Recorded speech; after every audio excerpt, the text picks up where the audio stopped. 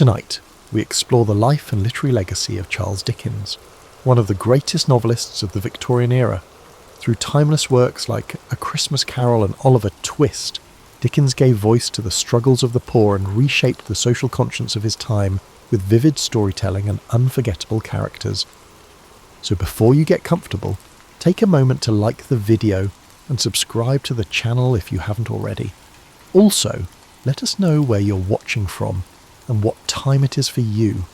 Soon we will be dropping an ad-free membership to help our friends out who don't have YouTube Premium, so stay tuned for that. I think you'll love this story here tonight and achieve a perfect amount of rest. Go ahead and turn those lights off, grab a cold blanket and let's begin. Charles John Huffam Dickens entered the world on February 7th, 1812, in Portsmouth, England, an unassuming coastal city whose naval docks were alive with shipyard clamour. His father, John Dickens, was a clerk in the Navy Pay Office, and his mother, Elizabeth Barrow, juggled household duties with literary aspirations of her own. Though future readers might picture Dickens's early years brimming with quaint scenes, his youth was less storybook and more precarious. In many accounts, Dickens first emerges as a child forced to work in a bootblacking warehouse after his father's imprisonment. While that humiliating episode is well known, less noted is how Dickens' sense of betrayal took root during that time. He felt cast off by parents who placed him in a grimy riverside factory, scraping labels from bottles for hours on end. That sense of abandonment left scars. Years later, he'd disguised the trauma in comedic passages or heartbreak in novels, but the sting of childhood adversity was never fully exorcised. Before that warehouse ordeal, Dickens spent a short span in a school in Chatham. Teachers found him bright and observant. He devoured cheap adventure tales and occasionally wrote small sketches. If not for financial mismanagement, perhaps he would have continued this schooling unabated. Instead, money troubles spiralled. The father's easygoing nature plus a love of small luxuries spelled doom. When John Dickens fell behind on bills, local bailiffs eventually hauled him to Marshalsea debtors' prison in Salebuck. Young Charles felt pride battered by this scandal. Imprisonment for debt carried a social stigma. Elizabeth Dickens, struggling outside the prison walls, insisted that Charles keep labouring at the blacking factory to support the family. This parental stance deepened his sense of injustice. Dickens found small consolation in nighttime strolls by the Thames, where he observed the chaos of London's underworld, including tavern brawls, children selling goods, and ragged porters carrying crates. Such experiences fueled the observational acuity that would one day saturate his novels with authenticity. He saw how easily fate could tip honest families into squalor, a theme that would recur in his narratives about orphans, outcasts, and fallen gentry. As time passed, John Dickens managed to secure his release by settling partial debts. Charles was allowed to return to schooling, an abrupt shift that left him grateful but conflicted. He had tasted the indignities of labouring among older workers who teased him for his middle-class airs. Back at a desk, he aimed to catch up academically, though funds remained tight. A thirst for knowledge defined his after-hours, rummaging through second-hand bookstalls, studying the language of newspapers, or eavesdropping on city gossip. By the age of 15, he had completed his formal education and found himself back in the working world, this time as a junior clerk in a solicitor's office. Despite its mundane nature, Dickens's job exposed him to the intricacies of legal bureaucracy. Dickens observed lawyers taking advantage of outdated processes, petty lawsuits lasting months, and fees draining families. It seemed a heartless machine. Meanwhile, Dickens itched to write. He taught himself shorthand, a skill in demand for courtroom or parliamentary reporting. With that tool, he pivoted to freelance journalism. He roamed London's streets after his clerk hours, forging a double life as an amateur reporter, penning observations about social ills or comedic mishaps. Soon enough, he earned small commissions, capturing parliamentary debates for local papers. This exposure sharpened his sense of London's political theatric, a stage of pomp, cunning, and sweeping rhetoric that seldom solved the plight of the poor. In these formative years, Dickens rarely confided his deeper ambitions to family. He was polite, energetic, but also guarded. It's said that the warehouse humiliation bred secrecy. Publicly, he projected wit and warmth. Privately, he seethed at injustice. He began drafting sketches of everyday characters, bustling office messengers, crusty paralegals, street vendors with melodic cries. These glimpses shaped the core of his early style. He recognised that the city teemed with stories just waiting to be told, stories of ambition, heartbreak, and improbable comedy. For Dickens, the line between real life and fiction thinned daily. Thus, by age 20, Charles Dickens was a restless spirit, armed with bitter memories and a natural gift for observation. Though not yet the famed novelist, he was planting seeds for the empathy and social critique that would soon bloom. He'd glimpsed the cruelty of circumstance and the fragility of fortunes. That awareness, fused with irrepressible humour and sympathy for the downtrodden, would guide him as he waded deeper into the journalistic realm, then soared into the literary spotlight.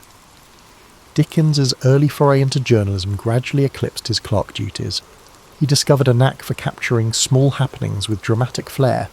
Employed first as a shorthand reporter at Doctors' Commons, where maritime and probate cases were heard, Dickens gleaned odd legal details, comedic rivalries, and labyrinthine procedures that later informed his novels about the law's absurdities. Meanwhile, his coverage of parliamentary debates demanded swift, accurate shorthand. That discipline sharpened his memory and attention to nuance. He soon ventured into writing sketches, brief, witty observations on London life. For periodicals, using the pen name Boz, Dickens portrayed bus conductors cracking jokes, fussy spinsters in their cramped parlours, or rowdy coach passengers headed to the suburbs. These pieces, collected later as sketches by Boz, revealed a gift for conjuring comedic snapshots tinged with empathy. Readers laughed at his gentle satire of human foibles. Editors noticed the fresh voice. The public wanted more. At the same time, Dickens navigated a personal milestone. He became engaged to Catherine Hogarth, daughter of a newspaper colleague.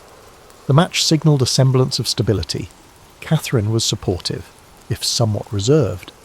Their courtship led Dickens to refine his sense of domestic security, something he'd lacked in youth. Although not known for confessional writing about romance, Dickens's letters hinted at genuine affection. They married in 1836, soon renting a modest home as Dickens juggled journalism, sketches, and incipient novel projects. Opportunity knocked unexpectedly when a publisher approached him for a serialised comedic novel to accompany illustrations by a well-known artist. The result, initially planned as a set of light-hearted sporting adventures, evolved into The Pickwick Papers. Dickens's comedic energy, combined with whimsical characters, turned it into a literary phenomenon. Through Mr. Pickwick's misadventures and the Cockney charm of Sam Weller, Dickens found a vast audience. Circulation soared. Readers devoured each monthly instalment. Dickens, at 24, became a household name, yet behind the success, he sweated over deadlines, rewriting chapters at the last moment. The serial format demanded constant invention. He discovered that comedic set pieces like a misread will or an accidental infiltration of a lady's costume party tickled popular taste. He also experimented with poignant moments, such as the plight of a downtrodden servant or a debtor, infusing the narrative with moral undertones. This blend of humour and pathos would define Dickens's brand. He recognised that laughter softened readers for deeper empathy. Money finally poured in, letting Dickens move to a better residence. Catherine bore children in rapid succession, turning their home into a bustling nest. Dickens, though loving, found that fatherhood demanded time he often spent writing. A private tension brewed. He was the affectionate patriarch, but also a restless creator who craved quiet hours for brainstorming new tales. Despite paternal duties, he scoured London's back alleys for inspiration. Venturing to slums at odd times, eavesdropping on pub chatter, he believed authenticity hinged on direct observation, not second-hand accounts. Following Pickwick, Dickens leapt to more serious themes in Oliver Twist, 1837 to 1839. No longer content to dwell solely on comedic escapades, he painted the bleakness of workhouses and child exploitation, partly echoing his own teenage anguish. Readers reeled at the raw depiction of criminals, though Dickens leavened the gloom with comedic minor characters. Critically, Oliver Twist ran concurrently with Dickens's other obligations. He was editing magazines, finishing shorter works, and beginning new serials. The pace was relentless. He thrived on the excitement, yet it risked exhaustion. Public acclaim soared. His name now graced invitations to dinner parties with aristocrats who craved proximity to the sensational Boz. Dickens appreciated the chance to expand his network, though he sometimes mocked upper-class pretensions. He never forgot his working-class brushes with hardship, refusing to let polished society lull him.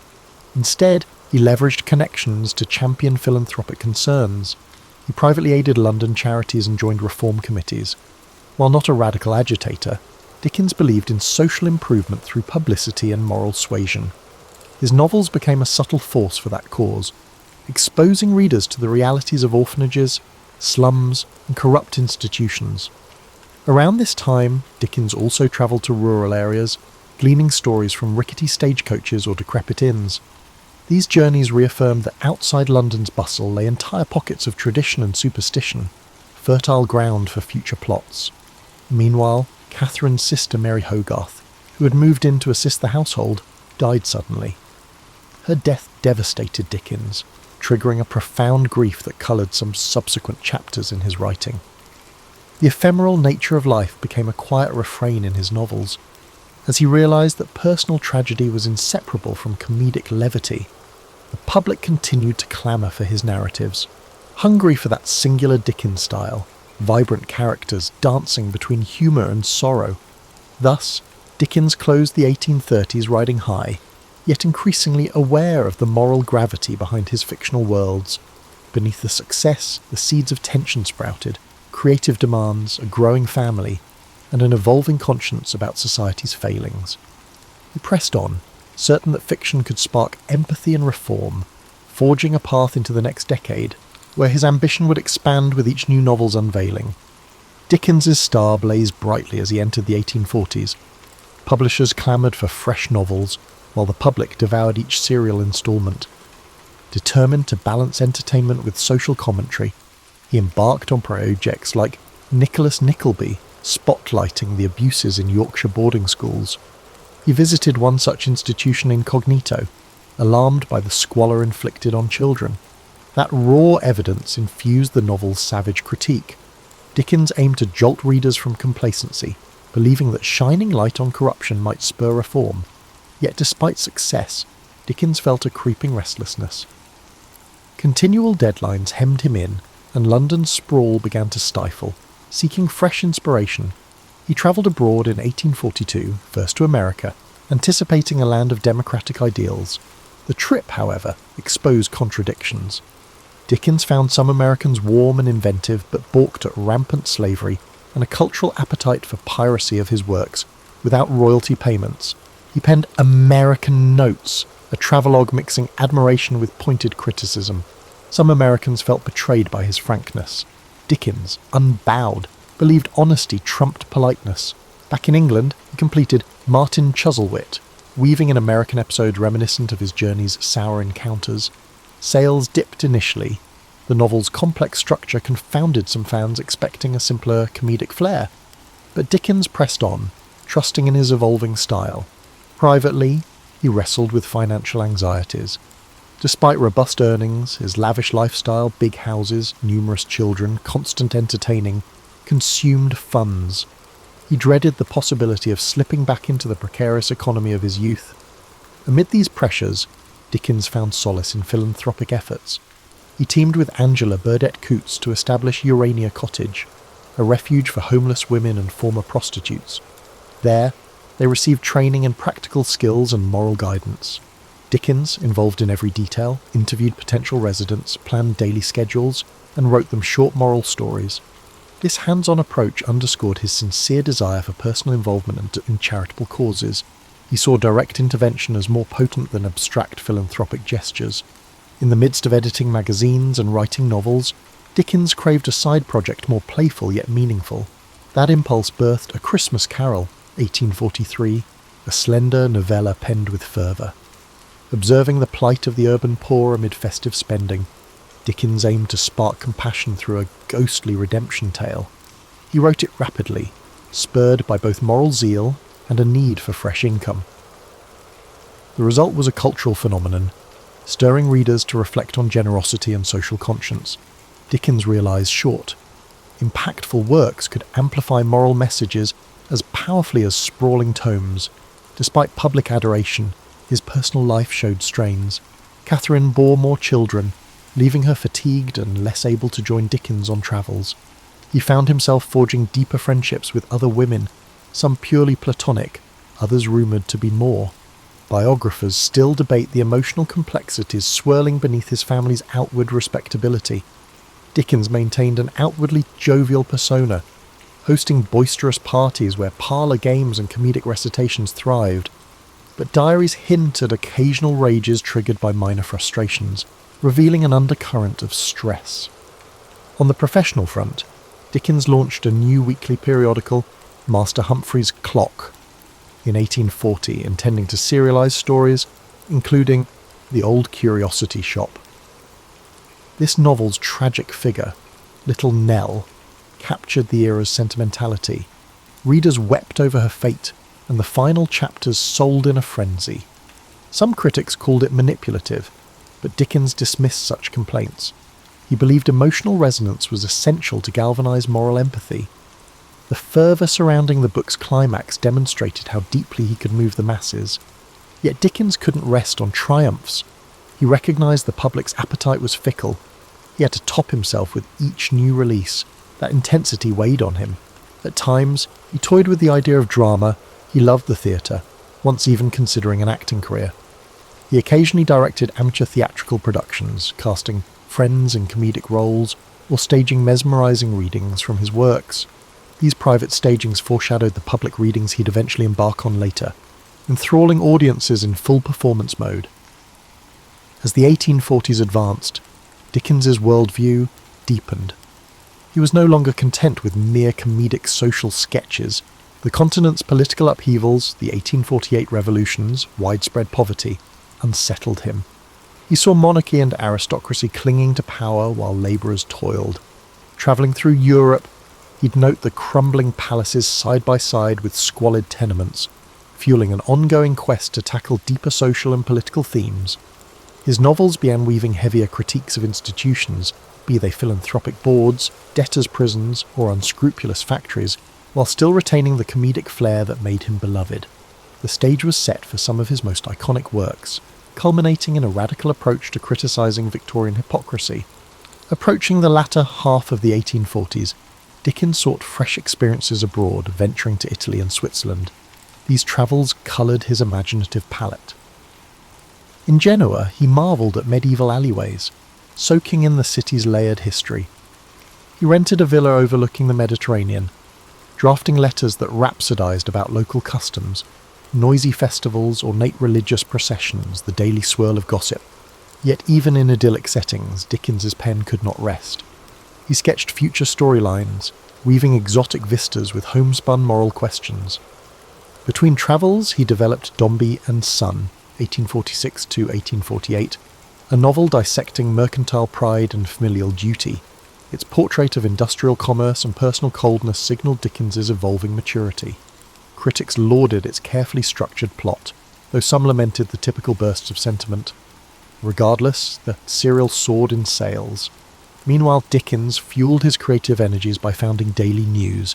In 1846, a liberal newspaper intended to champion progressive ideas. Dickens took on the role of the newspaper's first editor, but resigned within a few weeks due to the stifling nature of editorial politics and the excessive strain of daily work. Still, the foray indicated his thirst to shape public discourse beyond fiction.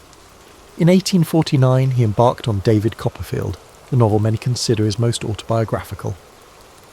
Through David's journey from mistreated childhood to authorship, Dickens exorcised the ghost of the blacking factory years. He transmuted humiliations into comedic episodes. Mr. Murdstone's cruelty mirrored real paternal failings Dickens had observed, while Mr. Micawber's eternal optimism recalled Dickens's own father. This personal closeness gave the novel an intimate warmth. Serialization built momentum. Readers recognised the luminous sincerity. Dickens felt a special fondness for the project, referring to David as his favourite child. Despite success, family tensions escalated. Catherine bore 10 children in total, and Dickens, though affectionate, sometimes felt suffocated by domestic chaos. He retreated into creative sprints, locking himself away for hours or strolling city streets at night to brood over plot tangles. Sister-in-law Georgina Hogarth also lived with them, helping manage the household. Rumours swirled about Dickens's rapport with Georgina, though no definitive evidence of impropriety emerged. The mix of personalities living together intensified the tension. Dickens's diaries suggest mood swings, one day exultant after writing a brilliant chapter, next day furious over trivial household irritations. The passing of Dickens's longtime publisher, John Forster's close friend, also weighed on him. Grief sharpened his awareness of life's fragility. He doubled efforts on philanthropic projects, championing improved sanitation in London slums. In letters to local authorities, he argued that squalid conditions fostered crime and disease. He used novels to underscore the plight of the urban poor, trusting that emotional narratives could move the hearts of even complacent readers. The moral imperative behind his fiction grew more explicit, culminating in Bleak House, 1852 to 1853. With Bleak House, Dickens tackled legal malaise via a labyrinthine chancery case. Here he fused satire and tragedy, painting how sluggish court processes devoured fortunes and lives. The novel's dual narrative style, which alternates between a sardonic omniscient voice and the calm recollections of Esther Summerson, pioneered a new approach.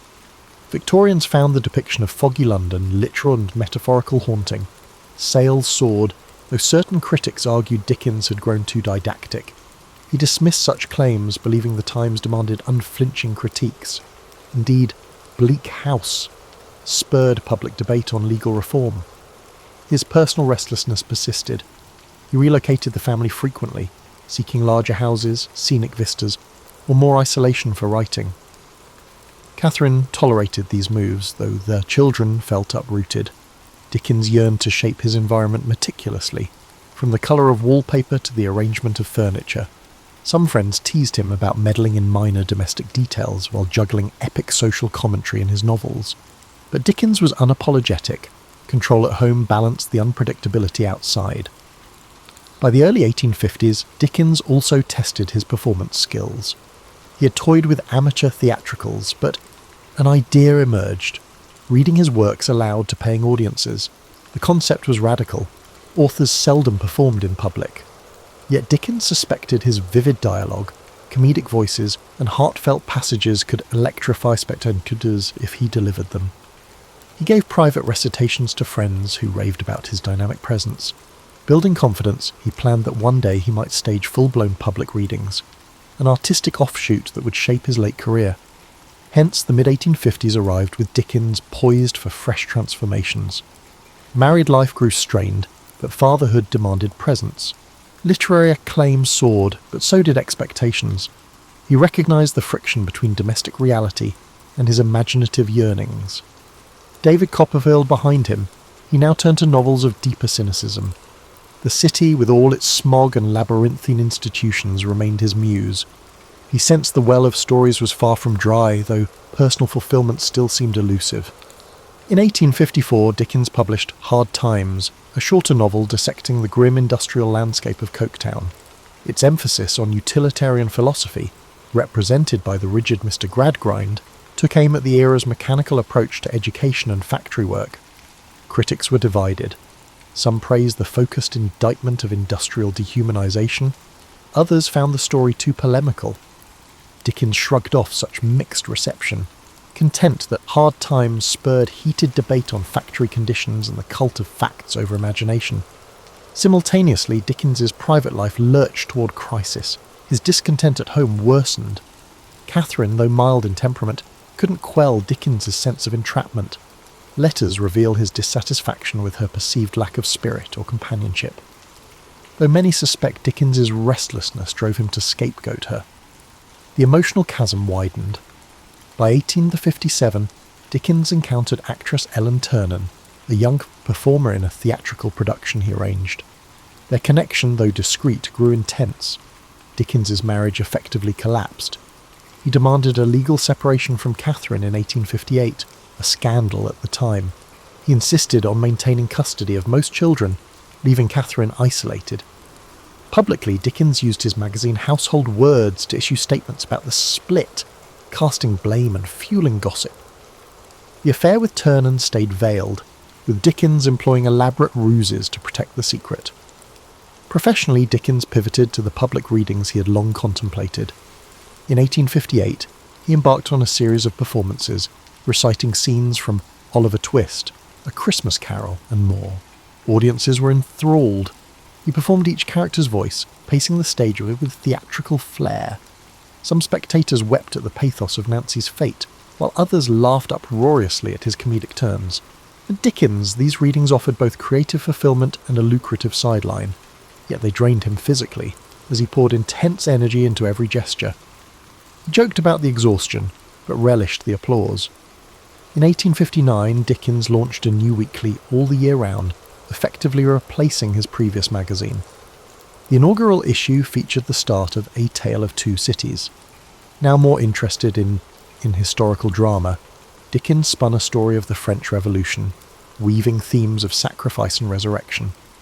The novel's style was more compact and less digressive than his earlier works. Perhaps personal upheaval had sharpened his narrative focus. The opening lines about the best and worst of times entered the cultural lexicon, capturing a duality that resonated with Victorian anxieties.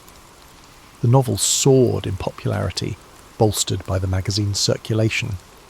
In parallel, Dickens found time to champion philanthropic innovations.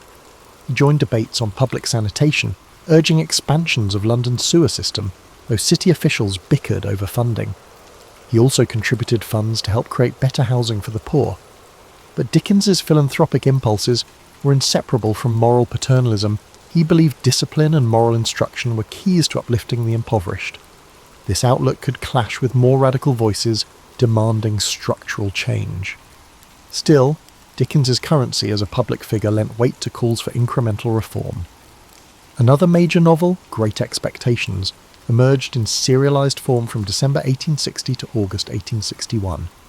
Written amid Dickens' separation scandal, it resonated with questions of identity, social ambition, and illusions. Pip's yearning for gentility paralleled Dickens's own drive to transcend humble origins. The moody atmosphere around Satis House mirrored Dickens's emotional state, a mix of regret, bitterness, and abiding compassion for flawed humanity. Readers embraced the story as a masterpiece, praising its taut plot and minimal sentimentality. Dickens cherished the success, yet behind the scenes, he struggled with heartbreak and a sense of personal failure. As the 1860s wore on, Dickens's health began to falter. He endured gout, swollen foot pains, and near constant fatigue. Relentless reading tours demanded travel by train, sometimes late at night. The 1865 Staplehurst rail crash nearly took his life. Dickens was in a first-class carriage that dangled over a destroyed track. Though he helped rescue fellow passengers, the psychological shock lingered, aggravating his ailments. Still, he persisted with public readings, forging new scripts from David Copperfield and Nicholas Nickleby. Audiences remained enthralled. Dickens, by then a venerable figure in a black frock coat, coughed through performances but refused to scale back. Meanwhile, rumours about Ellen Ternan continued swirling. Dickens confided only in a tight circle. He shielded her with cunning strategies, renting separate dwellings under assumed names. The moral climate of Victorian society demanded secrecy. Though some close acquaintances quietly pitied Catherine, few confronted Dickens. He pressed on, certain that his literary mission justified any personal complexities. Always craving momentum, he flung himself into each new project as if outrunning regret. That paradox, immense empathy for fictional sufferers but complicated empathy in private life, defined Dickens's twilight decade. The public saw the champion of social justice. His family endured the strains of his single-minded devotion. By the late 1860s, Charles Dickens' hectic schedule showed little let-up. I'm still editing all the year round, still unveiling novels in serial format. He also committed to more reading tours, travelling beyond London to the Midlands and Scotland. Each venue overflowed with admirers who yearned to see the outstanding novelist conjure Fagin, Scrooge, or other beloved characters live. Dickens refined his renditions, perfecting dramatic pauses and comedic timing. Ticket prices soared, yet spectators felt it worth the cost to witness that magnetic stage presence. Amid these tours, Dickens embarked on Our Mutual Friend, 1864 to 1865, which delved into themes of river dredging, inheritance mania, and social climbing. By weaving a plot around a mysterious drowned man and a dust-heap fortune, Dickens captured the macabre side of Victorian London. Critics found it dense and somewhat sprawling, though many admired its biting satire of wealth obsession. The novel's portrayal of moral corruption, ironically paralleled Dickens's own concerns about aging in a society he felt was losing moral vigour. The prolonged emotional stress took a heavier toll on Dickens's health. He often wrote letters complaining of headache spells, insomnia, and shortness of breath. Nevertheless, he refused to reduce his pace. Some historians argue that Dickens found frenetic activity a balm against introspection. The fracturing of his marriage, hidden personal relationships, and unrelenting public expectations all weighed on him. Plunging into labour kept darker reflections at bay. Meanwhile, Catherine lived quietly, seldom appearing in Dickens's social circles, resigned to the separate life Dickens had ordained. In 1867, Dickens accepted an invitation to revisit America for a major reading tour. Time had softened some American resentment from his earlier criticisms, and the appetite to see him on stage was massive. He landed in Boston to an exuberant welcome, complete with banquets and tributes. Dickens gave dozens of performances, each draining yet exhilarating. He earned substantial sums, helping him stabilise finances. However, he again encountered slavery's lingering scars in the post-Civil War landscape, along with the stark racial inequalities. Though Dickens seldom wrote extensively about American racial issues, he privately recognised the deep rifts that threatened the nation's reconstruction. The trip's punishing travel schedule further eroded his health, leading to collapses after certain readings. Yet the adoration of fans spurred him to persist. Upon returning to England in 1868, Dickens began what he called his farewell readings, touring provincial towns he had not yet visited. Some nights his voice faltered. He coughed violently, pressing a handkerchief to his lips, determined to complete each programme. Friends pleaded with him to rest. Still, Dickens believed his contract obligations, and the moral compulsion to connect with audiences, outweighed caution. Meanwhile, he launched a new novel, The Mystery of Edwin Drood, an unsettling murder mystery. Dickens considered it a fresh experiment, blending psychological undercurrents with the structure of a whodunit. He wrote notes about how the final solution would shock readers, enthralling them with hidden clues. But he never completed it. On June 9, 1870, Dickens suffered a stroke at his country home, Gad's Hill Place. He died the next day, aged 58, leaving Edwin Drood unfinished, a puzzle sealed into literary lore. The nation plunged into mourning. Queen Victoria noted her regret at never having met him. Memorials poured in, from everyday readers to luminaries. Against Dickens's personal wish for a simple funeral, he was interred in Poets' Corner at Westminster Abbey. Dickens's grand resting place symbolised the public's esteem for him, a stark contrast to the lonely hush of Marshalsea Prison, where his father had once languished. In the aftermath, speculation erupted about Edwin Drood, fans scrambling for rumoured outlines or concluding pages. None definitive surfaced, fueling a realm of Dickensian scholarship dedicated to solving that last riddle. More broadly, critics reappraised Dickens's oeuvre. Some pointed out his sentimentality, others praised his comedic genius, while reformers lauded his crusading lens on poverty. Over time, that kaleidoscopic legacy only broadened. His flair for unforgettable characters, be they cunning or saintly, shaped the global concept of the Victorian novel. Dickens left behind a tangle of personal contradictions, a champion of empathy who was sometimes harsh with intimates, a moral voice who concealed his private entanglements. Yet no one disputed his capacity to conjure life from the page, melding tragic undercurrents with comedic levity in a manner few have replicated. The muddy streets of Victorian London will forever carry his echo, a man whose childhood humiliations birthed compassion for the neglected, whose comedic brilliance coated savage indictments of social inequality, and whose busy pen never ceased describing the complicated labyrinth of the human heart. In the decades following Charles Dickens's death, his stature as a literary titan only grew. Biographers scrambled to gather letters, diaries, and reminiscences, yet they stumbled upon inconsistencies. Dickens had destroyed swathes of correspondence, anxious to mask certain personal affairs. Even his children offered varied perspectives on his moods, praising his creativity but recalling unpredictability at home. Over time, critics assembled a portrait that balanced the beloved national icon with a flawed, restless man. Dickens's cultural influence radiated across continents. Translations of his novels proliferated, from Russian to Japanese. Tolstoy admired how Dickens's pathos uncovered moral truths within daily existence. Meanwhile, in America, Mark Twain cited Dickens's comedic mastery as an inspiration. Stage adaptations thrived. Theatre troupes dramatised Oliver Twist or A Christmas Carol, enthralling audiences who experienced these moral tales live. Eventually, with the emergence of film, Dickens's episodic style lent itself to cinematic versions, hooking new generations on characters like Scrooge and David Copperfield. Yet beneath the general adoration lay deeper debates. In the early 20th century, the modernist movement dismissed Dickens as sentimental and structurally messy. Overshadowed by psychological realism from authors like James Joyce, they disdained Dickens's improbable coincidences and stark moral polarities. However, around mid-century, a scholarly reappraisal highlighted the purposeful craft in Dickens's narrative arcs and social critiques. Far from naive, his comedic touches often disguise sharp societal barbs, letting him slip radical criticisms past censors and readers unaccustomed to confrontation. Dickens also shaped philanthropic and social activism.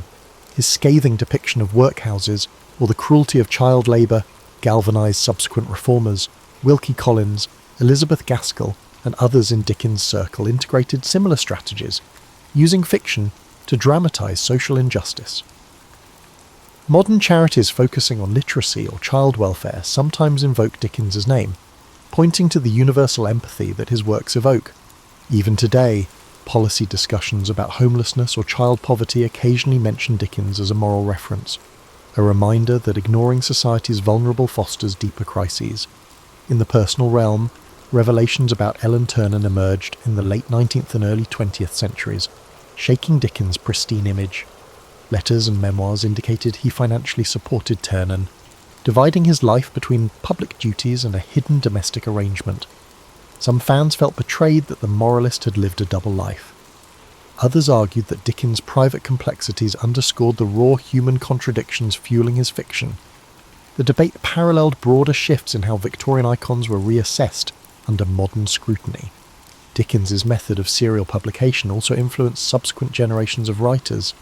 The concept of releasing stories in weekly or monthly segments, maintaining suspense, and forging a close bond with readers found echoes in everything from 20th century pulp magazines to today's online web serials. The interplay between real-time audience reaction and the writer's evolving plot shaped Dickens's approach. He adjusted character arcs mid-serialization if he sensed a shift in public sympathy. Contemporary authors who experiment with episodic storytelling owe a quiet debt to his pioneering structure. Tourists still flock to Dickensian landmarks in London, the Dickens Museum in Doughty Street, the blacking factory's location near the Thames, and the austere Marshalsea prison relic. At Christmas, especially, people revisit A Christmas Carol, with countless adaptations reinforcing generosity's victory over miserliness. The story's cultural resonance persists because Dickens tapped into elemental themes: regret, redemption, and communal warmth. The name Scrooge remains a byword for stinginess, a testament to Dickens's enduring hold on language itself. Dickens's life is reflected as an illustration of reinvention and unstoppable drive. From a traumatized boy polishing boots to an international celebrity juggling philanthropic causes and labyrinthine plots, he exemplified resilience fueled by moral impetus. Though times have changed, his emphasis on shining a spotlight on the marginalized rings contemporary. We see echoes in campaigns for social justice, echoing Dickens's call for empathy. Ultimately, Charles Dickens stands as both the comedic chronicler of Victorian quirks and the fierce critic of institutional failings. His labyrinthine plots, bursting with eccentric figures, overshadow none of the raw undercurrents of injustice. He remains a puzzle of contradictions, public moralist but private enigma, champion of familial warmth yet fracturer of his home, comedic entertainer yet scathing social commentator. That complexity, rather than undermining his legacy, enriches it.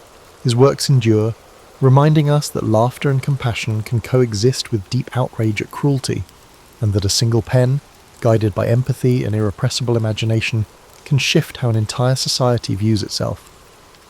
And just like that, we've come to the end of our story here tonight on Charles Dickens. Hopefully, you found this story appealing and have already fallen asleep. If not, don't worry, because we have plenty of different stories, from war stories to the Roman Empire or even just historical figures. Sleep will always be a priority. Sweet dreams, my friends, and as always, good night. desire to surpass it. Philip himself is not a particularly sentimental father. He loves Alexander in his own way, yet the kingdom demands more attention than his son. Under King Philip, Macedon has become stronger, more organised and more dangerous to neighbouring lands. Philip sees in Alexander the potential to carry on and expand his work. He pushes the boy to study with the best tutors in all of Greece, ensuring a potent blend of martial and intellectual preparation. Aristotle is one among many teachers, but uniquely revered. He nurtures Alexander's fascination with science, philosophy, and the fringes of knowledge. Lessons aren't rote memorization, but dialogues, full of debates that test logic and stoke curiosity. This mental discipline shapes Alexander's sense of strategy and cunning. The climate in the palace is complex. Every corner can hold a potential spy, and each dusty corridor might echo with rumours of betrayals and alliances. People talk in low tones about the tension between Philip and his wives. Alexander's mother, Olympias, is as formidable in her own right as any soldier. Devout worshipper of the god Dionysus, she's rumoured to participate in midnight rituals involving serpents, drums, and an ecstatic communion with the divine. Some say she is cunning, even a dangerous influence on Alexander. Yet to him, she is not the mysterious priestess, but the unwavering pillar of maternal warmth. Between Philip's stern discipline and Olympias's intense devotion, Alexander is shaped by a certain duality, logic wedded to the mystical, ambition guided by tradition but emboldened by dreams of grandeur. From an early age, Alexander's thirst for the glory finds its first real test in the stables of his father. Legend has it that when he encounters a spirited black stallion named Bucephalus, the horse refuses to be tamed by any of Philip's most capable men. They try, they fail, and the beast is ready to be dismissed. But young Alexander notices the animal's fear of its own shadow. Patiently, he coaxes Bucephalus to face the sun, away from the silhouette that spooked him. In minutes, the horse is calm, and Alexander rides him without protest. Observers watch, stunned, as the boy demonstrates a combination of empathy and ingenuity that even seasoned horsemen lack. From that moment, Bucephalus becomes a living extension of Alexander, a half-wild mirror to his own fierce spirit. In the Macedonian court, no virtue stands above the ability to wage war, an art requiring both brilliance and brute strength. Alexander's basic training begins, filled with the typical rigours, sprinting uphill, wrestling in dusty arenas, and drilling with weapons under the unrelenting heat of the summer sun. Yet his father insists he also master oratory. The skill to sway hearts with words is as valuable in forging alliances as a sharpened spear is in battle. Philip knows that to conquer new lands, you need to win people's faith or kindle their fear. Alexander, even as a teenager, shows promise in both realms before he ever lifts a sword in earnest combat. He has already convinced many of his peers he is destined for greatness. At night, after the strenuous training and political chatter, Alexander retreats to the palace library. He pores over scrolls describing the achievements of legendary heroes, Achilles most of all. When Alexander reads these stories, he doesn't see them as dusty relics, but as signposts of what is possible. Every triumph of Achilles, every cunning manoeuvre of Odysseus, becomes a clue to his own destiny. Yet he's not content to just mirror these heroes. He wants to eclipse them, to inscribe his own feats into the tapestry of myths. In his private moments, he contemplates the ephemeral nature of life. He wonders how many will remember him after centuries have passed. His conclusion is always the same: only through extraordinary deeds can one transcend mortality. So, from the vantage point of Pella's palace, we see the formative years of a conqueror in the making. The forces shaping Alexander's character are as varied as the lands he will one day traverse. The unwavering discipline from King Philip, the fierce spiritual intensity from Olympias, the philosophical grounding from Aristotle, and the burning ambition stoked by legends of warriors past. Already, he's begun forging a path that few in the Greek world, indeed, the entire known world, can envision. He's not simply an heir to a throne. He sees himself as the living manifestation of a myth destined to break the boundaries of what Macedon, or any kingdom, believes is possible. Life in Macedon, even for a prince, is precarious. The hallways of the palace buzz with potential treachery, assassins lurking in the shadows, and cunning allies who are only as loyal as their opportunities demand. Every so often, Tensions flare between Philip and the aristocracy. Some resent the king's bold military reforms, believing he is gradually dismantling old tribal structures that once defined Macedonian life. Others fear that while building alliances with Greek city-states, Philip risks losing the distinct identity of Macedon itself. Young Alexander, absorbing these concerns, learns early that power can be fickle. Even the mightiest monarchy can topple under the weight of ambition, both from within and beyond the palace walls. Beyond politics, Alexander wrestles with internal doubt. Yes, he is fearless on a charging horse, but the responsibilities overshadowing him loom far greater. There's a hidden conflict, often unspoken, between father and son. Philip expects gratitude for all he provides: training, a stable empire, connections. But Alexander yearns to chart his own course, unsatisfied by mere inheritance. He wants to carve out something unprecedented, an empire bridging cultures and continents.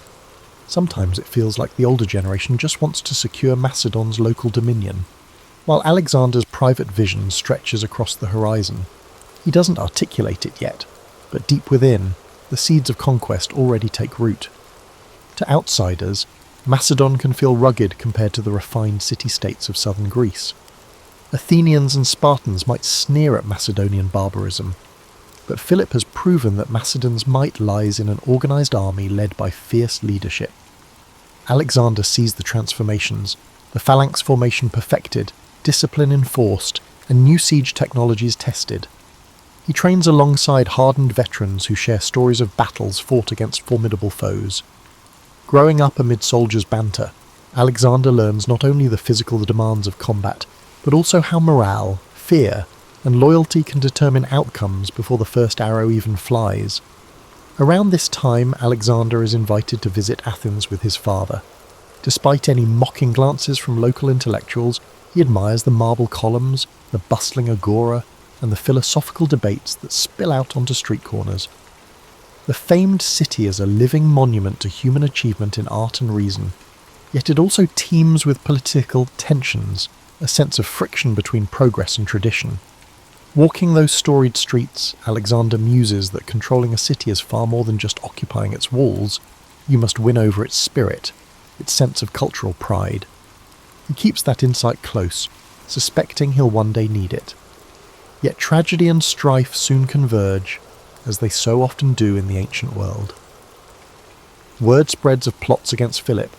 Some revolve around former allies who feel slighted by the king's conquests or suspect he's grown too bold.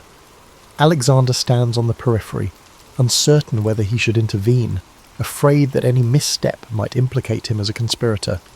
The tension boils over during a grand ceremony, one that should have been a pinnacle of Philip's prestige.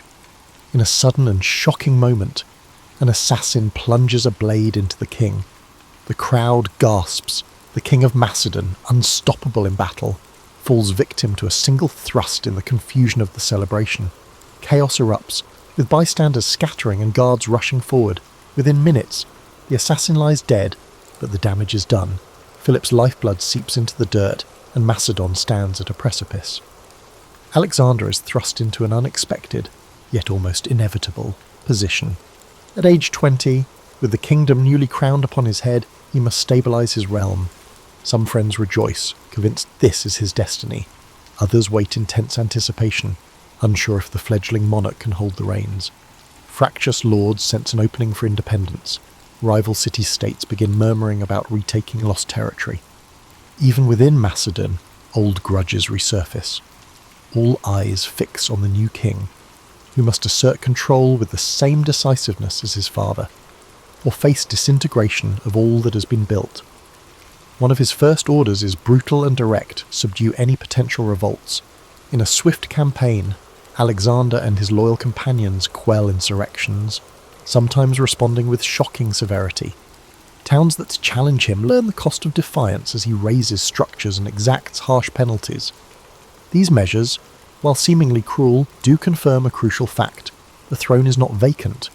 Alexander wields power with an iron determination that matches, and at times surpasses, Philip's. Yet behind the stern facade, there's a flicker of deeper purpose. Alexander doesn't want to be the typical monarch who rules merely out of fear. He yearns to unite, to be recognised not just as a conqueror, but as a visionary leader who can guide disparate peoples towards something grander. In the midst of stamping out rebellions, Alexander turns his eyes back to the Greek city-states. Many think him too young to command their respect, until he arrives at Thebes. The city had rebelled, perhaps assuming the new king was inexperienced. In an audacious move, Alexander's troops storm Thebes quickly, unleashing severe punishment. While horrific to watch, it cements a realization across Greece. This is no malleable successor. If Alexander is tested, he will respond forcefully. The punishment also sends a cautionary note to Athens and others tempted to break alliances. Diplomacy, Alexander understands, can be built on intimidation as well as flattery. By the time the dust settles, the name Alexander already rings with fear across rebellious enclaves and resonates with respect among loyal allies. In fewer than 2 years, he consolidates Macedonia's hold over Greece, earning recognition as the de facto hegemon of the region. Yet rather than rest on these laurels, Alexander looks east, where the vast Persian Empire sprawls. The memory of previous Greek-Persian conflicts looms large, but Alexander imagines more than a retaliatory strike. Rumours swirl that he sees an empire beyond the horizon, a chance to bring Greek culture into a new world, if he can muster the daring to seize it. And so, in the hush of late evening, he prepares to set in motion one of the most extraordinary military campaigns recorded in the annals of history. The war drums beat in the hearts of those who follow Alexander eastward. It's more than just ambition or revenge for past Persian aggression. For many, it feels like a holy cause to punish the empire that once threatened Greek freedom. But Alexander's goals surpass mere retribution. Standing at the Hellespont's edge, where Europe meets Asia, he performs symbolic rituals before crossing. Tossing a spear onto the Asian shore, he allegedly proclaims the land to be won by the spear. It's a blend of theatre and conviction, carefully calculated to unite his troops with the sense that destiny itself beckons them forward. The Persian Empire, stretching from the Aegean Sea to the Indus Valley, has wealth beyond imagination. Its roads, like lifelines, connect distant provinces governed by satraps. Alexander's army, though battle-hardened, pales in sheer numbers compared to the Persian forces, but he counts on something intangible, the belief that each Macedonian soldier is part of a historical quest. Logistics become the silent partner of this ambition.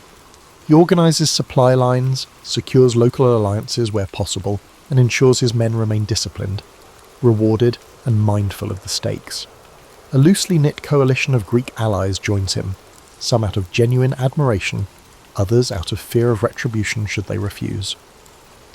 The first major engagement, a confrontation at the Granicus River, tests Alexander's mettle against Persian satraps. Cavalry charges, spears glinting in the sun, churn the muddy banks on the battlefield. Alexander fights at the forefront, disregarding the protective distance that many generals maintain. He trusts in his skill and the loyalty of the men around him. Though pinned down at one point, he narrowly escapes a fatal blow thanks to a timely intervention by a commander. The Macedonians push forward, turning the tide. The Persians, momentarily disorganized, retreat. Their swift defeat rattles the empire's western flank. The rumour spreads that Alexander's boldness on the battlefield is as fearsome as his father's had been in the realm of politics. Victories follow in rapid succession.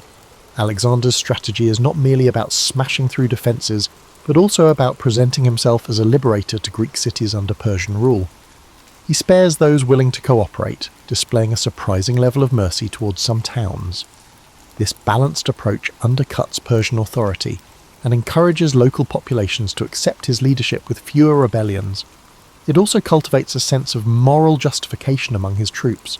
They aren't mere invaders, others. They are freeing these territories. At least that's the story told in Macedonian campfires and official proclamations. Still, there are instances of calculated cruelty. When a city defies him, he doesn't hesitate to unleash the terror of siege warfare, employing advanced siege engines learned from Philip's campaigns. Walls crumble, families flee. If the defenders still refuse to surrender, the aftermath is dire. The memory of Thebes resonates.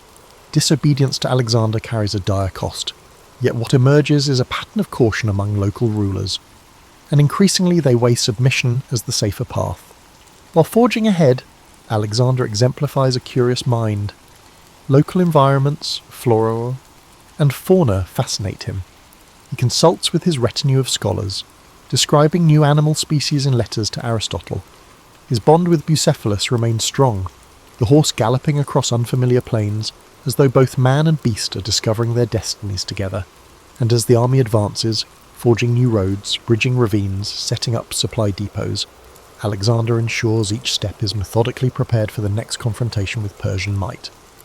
The turning point looms in an expansive plain near the city of Issus. Here, Darius III, the Persian king of kings, personally leads a massive force. The disparity in numbers is staggering. Alexander must rely on the disciplined Macedonian phalanx and cunning cavalry maneuvers. Before the battle, tension grips his soldiers. They face an emperor whose domain and army dwarf their own. Alexander, never missing an opportunity for theatre, walks through his camp, greeting individual soldiers, sharing a brief word of confidence. He underscores that they fight not just for Macedon, but for Greece and for a place in the annals of glory. Morale soars. It's said that a single warrior burning with faith in victory can fight like three, and Alexander aims to ensure that each soldier feels that hot flame. Once the horns signal the charge, dust clouds envelop the plain. Javelins fly, swords clash, and war cries mix with the clamour of shields. Alexander targets the heart of the Persian line, seeking to unnerve Darius himself. Rumour has it that during the most critical moments, Alexander and Darius lock eyes across the chaos. Darius, seeing the relentless approach, loses his nerve and flees the battlefield. Suddenly, the king's personal guard disperses, and the Persian ranks crumble. Victory belongs to Alexander, who captures not only the field, but also the family of Darius, his mother, wife, and children. Remarkably, he treats them with respect, a calculated move to demonstrate both magnanimity and his sense of kingship. If he is to succeed in ruling Persian lands, he must show that he can protect as well as conquer. After Issus, Alexander's star rises among his own troops, while the Persian Empire grapples with uncertainty. Cities open their gates more quickly, satraps weigh switching sides or forging secret deals, and the myth of Persian invincibility splinters. Still, Darius remains at large, and the empire endures. Like a hydra, cutting off one head doesn't necessarily kill the beast, but for Alexander, Issus is proof that no odds are too great when armed with discipline, daring, and a bit of destiny. The next chapters of his campaign will test him in deserts, on the high seas, and within the labyrinthine politics of an empire older than Macedon itself. Yet one fact emerges unmistakably. The young king from the rugged north is rewriting the map of the known world, and he has just begun. In the aftermath of the Battle of Issus, the Macedonian army marches southward, drawn toward the wealthy and strategic coastal cities of Phoenicia. The broad objective is clear: secure the eastern Mediterranean ports and deny the Persian fleet any safe harbours. City by city, Alexander negotiates or besieges, or fostering alliances with those who bow voluntarily and subduing those who resist. At the city of Tyre, perched on an island with towering walls, Alexander meets one of his most formidable sieges yet. Tyre's defenders mock the Macedonians, convinced that their fortress is impregnable, protected by the shimmering blue waters around it. Unfazed, Alexander orders the construction of a massive causeway stretching from the mainland to the island. Day by day, the land bridge inches forward, built from timber and rubble. Tyre's defenders hurl blazing projectiles and stage daring naval raids, inflicting casualties. Still, Alexander's men persist. The siege of Tyre drags on for months, an agonizing test of perseverance and engineering. To motivate his frustrated troops, Alexander personally joins them at the construction, shoulders loaded with materials as though he were an ordinary labourer, sweat mingling with dust on his brow. This spectacle of shared hardship stiffens their resolve, forging a deeper bond. Eventually, Macedonian siege engines batter Tyre's walls. The city falls, unleashing a bloody aftermath that once again underscores Alexander's ruthless approach when denied a swift victory. The causeway, left behind in the sea, stands as a testament to his unbending will to succeed. From Tyre, Alexander's gaze shifts to Egypt.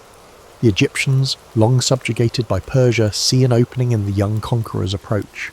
Upon arrival, Alexander is greeted less as an invader and more as a liberator, welcomed with processions and offerings.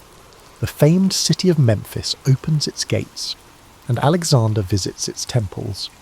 He's fascinated by the age-old rituals, the colossal statues of the gods, and the labyrinthine lore. For some, his admiration might seem an act, another shrewd political ploy to win hearts. But Alexander truly finds wonder in the cultural richness he encounters. Sensing the importance of Egyptian beliefs, he visits the oracle of Amun at Siwa, traversing desert expanses.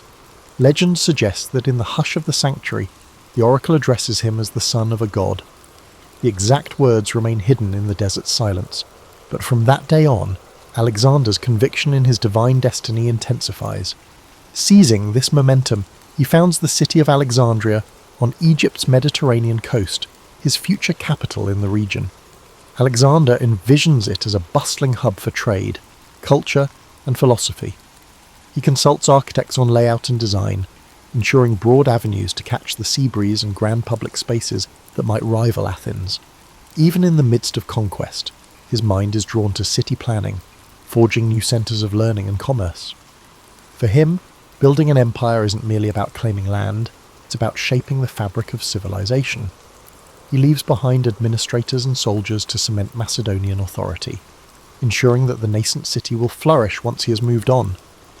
Returning to the broader campaign, Alexander heads back north and east to chase Darius into the heart of Persia. The next great confrontation comes at Gaugamela, a dusty plain where the Persian king assembles a massive army bolstered by scythes, chariots and war elephants. The sight intimidates, an ocean of Persian soldiers swirling with countless banners. Yet Alexander employs cunning tactics, encouraging his cavalry to feign retreats, luring enemy chariots into positions where they are easily targeted, and orchestrating the phalanx to hold firm against waves of attackers. Again, Darius flees. The Persian king's departure sends shockwaves through his ranks, inciting panic. Alexander's victory at Gaugamela effectively shatters the core of Persian military might. It's a triumph so decisive that historians later mark it as the downfall of the Achaemenid Empire. With no organised Persian resistance left, Alexander moves eastward into Babylon, a city of legendary splendour. Gold-laden temples, lush hanging gardens, and the labyrinth of ancient streets leave Alexander in awe. Babylon's populace yields to him without significant conflict, and he enters the city like a triumphant hero. Symbolic gestures follow. Alexander orders that the local temples be restored, presenting himself as a patron of Babylonian religion and traditions. Each region he conquers, he strives to affirm its culture and worship, forging an image of himself as a unifier rather than a mere plunderer. Beneath the spectacle, though, is a shrewd realization. To rule lands as vast as Persia, intimidation alone won't suffice. Understanding and respecting local customs will secure loyalty far more effectively than perpetuating fear. As he journeys further into Persia's heartland, Alexander takes possession of the Persian capital cities, Susa and Persepolis among them. At Persepolis, the seat of Achaemenid power, an iconic event unfolds. During a drunken revel, some Macedonian soldiers, possibly incited by Alexander or by a woman's vengeful suggestion, set fire to the royal palace. Flames dance across priceless reliefs and echo through the columns that once bore testament to Persian might. The devastation stands out as a moment of fiery revenge, avenging centuries of Persian aggression against Greece. Yet, as the embers fade, Alexander reportedly regrets the destruction of such a magnificent sight. Legend holds that the next day, he wanders the charred remains in sombre reflection, perhaps realizing that in a single night of triumphal fury, an irretrievable piece of human heritage was incinerated. By now, Alexander has all but dethroned Darius, who flees east with a few loyalists, yet the empire's total subjugation remains incomplete. Vast territories in Central Asia remain unconquered. Rebellious satraps and local warlords refuse to acknowledge Macedonian rule. The campaign that began with dreams of bridging Europe and Asia now stretches into a sprawling pursuit across deserts, mountains and unfamiliar realms. Alexander, undeterred, pushes onward. The once modest Macedonian force has evolved into a complex, multicultural army, incorporating Persians, Egyptians, and other peoples. Still, the spirit of Macedonia endures in the discipline of its core phalanx and the leadership of Alexander himself. No rumour of a hostile warlord or a rebellious city can quell his determination. The promised land lies yet further east, beckoning him to push the boundaries of the known world. As Alexander forges deeper into Central Asia, the terrain itself becomes an adversary. The rocky highlands, unpredictable winters, and scarce water supplies challenge his army in ways the open plains never did. Gone are the easy, show-stopping battles of earlier campaigns. Instead, Alexander and his men face guerrilla warfare. Local warlords retreat into fortresses high in the mountains, from which they launch ambushes on the Macedonian columns. Supplies strain under the demands of a longer-than-anticipated pursuit, and the troops grow weary. In these hostile environments, Alexander's formidable will must serve as a kind of compass for his men. He refuses to turn back. If he can't sway local leaders with diplomacy, he methodically besieges their strongholds, using a combination of siege towers, specialised climbers, and cavalry blockades. The Macedonians gradually wear down resistance. It's slow and gruelling, a war of attrition in which Alexander's famed speed and decisiveness are tested to the limit. Occasionally, entire communities vow loyalty, some out of awe, others out of exhaustion at resisting. Alexander seizes such opportunities to integrate them into his growing empire, placing local leaders in positions of governance if they pledge allegiance. He's discovered that a balanced approach of magnanimity and unrelenting force can be potent. Central Asia also introduces him to new customs and cultures. The region's vibrant tapestries, horse-breeding traditions, and local myths intrigue him. Even the architecture, mud brick fortresses perched on precipitous cliffs, provides lessons in resourceful building methods. Though the campaign is physically draining, Alexander seems mentally alive, soaking up every experience as if it might offer a clue to how worlds might merge under his rule. As the army trudges forward, Alexander's increasingly elaborate attire, sometimes blending Persian finery with Macedonian practicality, sparks disquiet among his veteran officers. They mutter that he's adopting foreign ways too eagerly. Alexander is aware of the whispers, but believes that to govern effectively, he must visibly embrace the cultures under his dominion. For the older Macedonians, though, these gestures threaten the very identity they fought to protect. Tension simmers. One controversy that ignites this tension is Alexander's adoption of the Persian court practice known as proskinesis, bowing or prostrating oneself before the king. Among Persians, it symbolizes respect for a ruler believed to be quasi-divine. However, for Macedonians and Greeks, bowing to another mortal man seems like servile flattery, even blasphemy. When Alexander begins expecting his courtiers to perform the gesture, he faces a quiet but potent backlash. It's not outright mutiny, but murmurs drift through the camp that their once-beloved leader is succumbing to arrogance, forgetting that the bond between commander and soldier in the Macedonian tradition was forged through a shared sense of mortal equality. Alexander, for his part, sees proskinesis as a means to unify the traditions of East and West under a single court protocol, but the friction underscores the growing distance between him and the rank and file who once found him so relatable. Adding to this strife is the case of Philotas, a high-ranking officer and son of Alexander's cherished general, Parmenion. Accusations arise that Philotas is embroiled in a conspiracy to assassinate Alexander. Whether real or fabricated, Alexander reacts swiftly. Philotas is tortured into confession and executed. Fearing Parmenion might seek vengeance, Alexander orders the older general's murder preemptively. The effect ripples through the army, striking fear and sowing doubt. Even close companions realize Alexander's paranoia has grown. No one is untouchable in the face of suspected betrayal. Rumours swirl that his mother, Olympias, had once warned him about trusting anyone too deeply. The triple blow of adoptive Persian customs, harsh punishment of perceived traitors, and the creeping sense that Alexander is evolving into a distant figure combine to erode some of the camaraderie that once fueled his men's devotion. Yet if the internal climate is fractious, the external campaign continues to expand Alexander's legend. In the region known as Bactria and Sogdiana, roughly modern Afghanistan and parts of Central Asia, Alexander marries Roxana, the daughter of a local noble. Historians debate his reasons. Is it genuine affection?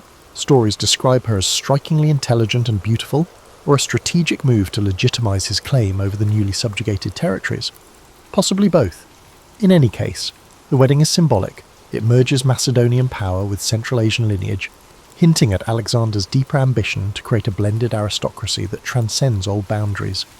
Eventually, the pursuit of Darius ends not with a climactic battle, but with the Persian king's murder at the hands of one of his own satraps, Bessus.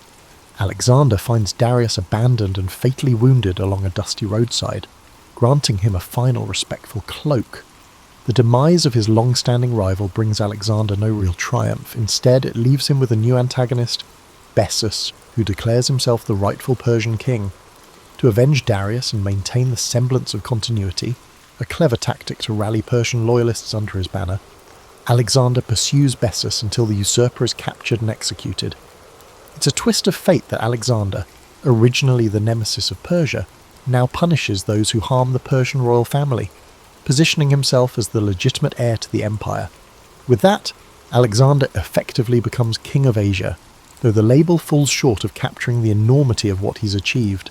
He's already governed territories from Greece to the eastern edges of the Iranian plateau, but the horizon beckons him yet again, this time toward the far-flung lands of the Indus Valley. Having extended his empire across deserts and mountains, he thirsts for new challenges. No ancient map fully satisfies him.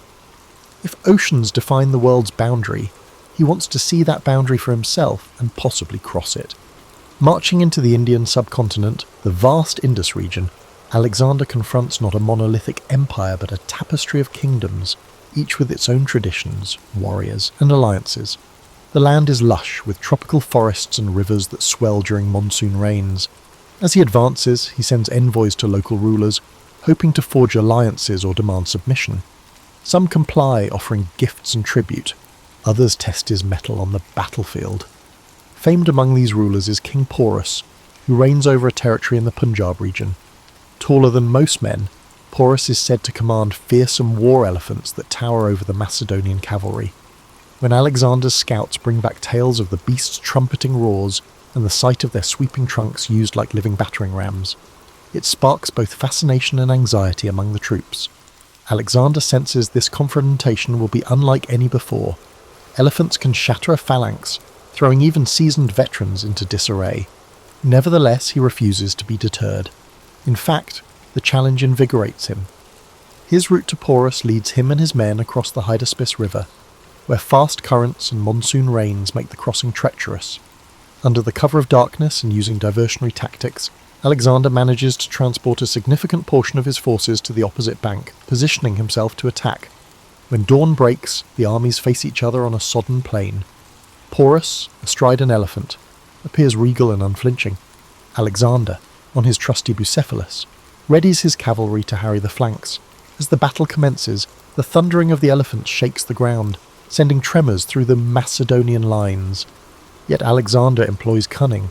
He directs archers to focus on the elephant mahouts, drivers, creating confusion among the beasts, and positions horsemen to strike from multiple angles.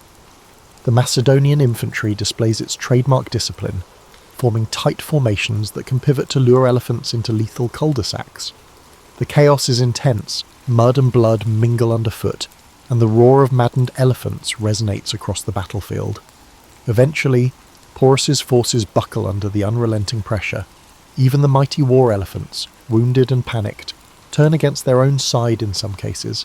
In the end, the Macedonians triumph. Rather than subjecting Porus to humiliation or execution, Alexander does something unexpected. Impressed by Porus's bravery, he restores him to his throne as a subordinate ruler, extending a policy of pragmatic statesmanship. This act leaves an enduring legacy in the region, capturing the idea that Alexander valued noble opponents and recognized the utility of local rulers who would maintain order in his name. A sense of admiration grows on both sides. Some of Alexander's men remark they've never seen him so openly respectful to a defeated foe. And in return, Porus becomes a loyal ally, at least for a time. Despite the victory, the Macedonians are battered by the tropical climate, monsoon rains, unfamiliar diseases, and the strain of campaigning so far from home. Some murmurs become open pleas to turn back. Many have marched for years, seldom seeing their families. Tales spread of monstrous rivers further east, of endless armies waiting, or of new elephant corps that dwarf Porus's. The men, once intoxicated by a continuous string of conquests, begin to waver. The bond between Alexander and his army is tested. He rallies them with talk of forging an empire that circles the entire known world. Yet even as he speaks, the weariness in their eyes is palpable. At the Ephasis River, they finally balk, refusing to go any further. Alexander is outraged. This is the first time his men openly defy him en masse. He tries all his powers of persuasion, calling upon their shared glory, reminding them of the unswerving loyalty they once showed under the scorching sun of Persian deserts. But the tired, homesick soldiers refuse to yield. The standoff is deeply emotional. At last, Alexander relents, perhaps realizing that an empire without an army to maintain it would collapse anyway. He constructs large altars at the boundary, symbolically marking the furthest point of his march and dedicating them to the gods. It's a gesture that provides him a sense of closure, even as frustration roils in his heart. The retreat begins. Though it's hardly a straightforward journey home, Alexander splits his forces, sending part by river while he leads the remainder through the harsh Gedrosian desert, modern-day southern Pakistan and Iran. This route is fraught with scorching heat, water scarcity, and sandstorms that obscure the sun. Many men succumb to thirst, exhaustion, and disease, leaving their bleached bones on the barren dunes. The retreat, in a way, becomes more of a trial than any of the battles waged. Alexander shares in the hardships. He famously pours out a helmet of offered water onto the sand rather than drinking it himself when his men have none. Such acts rekindle a measure of respect, though no one can forget the scale of the suffering they endure. At length, the battered army reunites near the Persian heartland. In place of triumphal parades, there is subdued relief. They have conquered more territory than any Greek or Macedonian ever dreamed possible. Yet the human toll is devastating. Alexander now stands at the apex of his power, in theory the ruler of everything from the Ionian Sea to the fringes of India. He has tested the boundaries of the world as known to him, but he can't escape an inevitable question. What does one do after conquering so much? There's an unease in the air, a sense that the unstoppable force of Alexander's ambition might have reached its outer limit. In the final years, Alexander's empire is vast yet fragile. He understands that simply conquering land doesn't guarantee permanence. Cracks appear among his generals, each harbouring personal ambitions. Ethnic tensions flare between Macedonians, who consider themselves the rightful rulers, and Persians, who resent foreign occupation, but also resent each other. Alexander attempts a radical solution. He pushes for a fusion of the races, encouraging mass marriages between Macedonian officers and Persian women, even presiding over a grand ceremony in Susa. Thousands of couples wed under lavish canopies, the event choreographed to signal unity. While it's a breathtaking spectacle, it doesn't fully ease the undercurrents of distrust. Many marriages end as soon as the official feasts conclude. The shift in Alexander's personal demeanour also causes unease. He drinks more heavily, at times losing the composure that once set him apart. Gone is the simplicity that marked his early campaigns. Now he's surrounded by an entourage of courtiers, many eager to flatter or manipulate. Some suspect that guilt over the killing of old friends haunts him, that the war-weary ghosts of campaigns past weigh on his conscience. Anger flares unpredictably. In one infamous episode, during a heated argument, he fatally stabs Clytus the Black, the same officer who once saved Alexander's life at the Battle of the Granicus. Immediately remorseful, Alexander is inconsolable for days, shutting himself away in anguish. But the damage is done. The old Macedonian veterans now see their king as a dangerous blend of paranoia and absolute power. Despite these tensions, Alexander doesn't abandon governance. He plans administrative reforms, carving the empire into provinces run by both Macedonian and local officials. He invests in roads, trade routes, and the expansion of cities. Alexandria in Egypt blossoms into a vibrant metropolis, a beacon of Hellenistic culture. Similar foundations or refoundations across Asia create a network of Alexandrias, each intended as a focal point of Greek influence entwined with local customs. Scholars travel these routes, exchanging knowledge from Athens, Babylon, and beyond. Alexander envisions a cosmopolitan tapestry, though whether such a vision can survive him remains uncertain. He even contemplates new campaigns. Rumours swirl that he wants to press into the Arabian Peninsula, that he might return to India with a fresh army, or sail around Africa to find a western sea route. The man who once stood restless in the courtyard of Pella still cannot resist the siren call of uncharted horizons, yet fate intervenes. While residing in Babylon, his chosen administrative centre, Alexander falls ill after a prolonged banquet. High fever grips him. Some whisper it's the result of poisoning. Others claim it's malaria, typhoid, or complications from old battle wounds. The unstoppable conqueror, only in his early 30s, finds himself bedridden. As his condition deteriorates, Alexander's high commanders gather anxiously. Each wonders who will inherit an empire so colossal that it defies any single heir. Roxana is pregnant, but an unborn child can't rule a realm in chaos. On his deathbed, voice rasping, Alexander is said to murmur cryptic statements about leaving his empire to the strongest. Or maybe he names no successor at all. The records vary, reflecting the swirling confusion of that moment. He offers his signet ring to a trusted general, but the gesture's meaning is ambiguous. Was it a personal bequest or a declaration of succession? In the humid Babylonian nights, the mighty conqueror succumbs. Soldiers gather outside the palace gates, refusing to believe the rumours. They beg to see him one last time. Legend says the dying Alexander is carried to an antechamber, where he silently acknowledges his troops with his eyes, too weak to speak. Sorrow envelops them. The man who led them across oceans, deserts, and countless battlefields is now leaving them, with no clear directive for tomorrow. With Alexander's death, the empire he created trembles on the brink of fragmentation. Generals, later called the Diadochi, will carve the territories into separate kingdoms, forging their own dynasties in Egypt, Asia Minor, and beyond. Many of the cities Alexander founded remain, cultural crossroads that spin out new fusions of art, philosophy, and religion. Hellenistic influence spreads further than any purely Greek city-state ever could have imagined, shaping centuries of development in lands as far as the Indus Valley. And what of Alexander's legacy?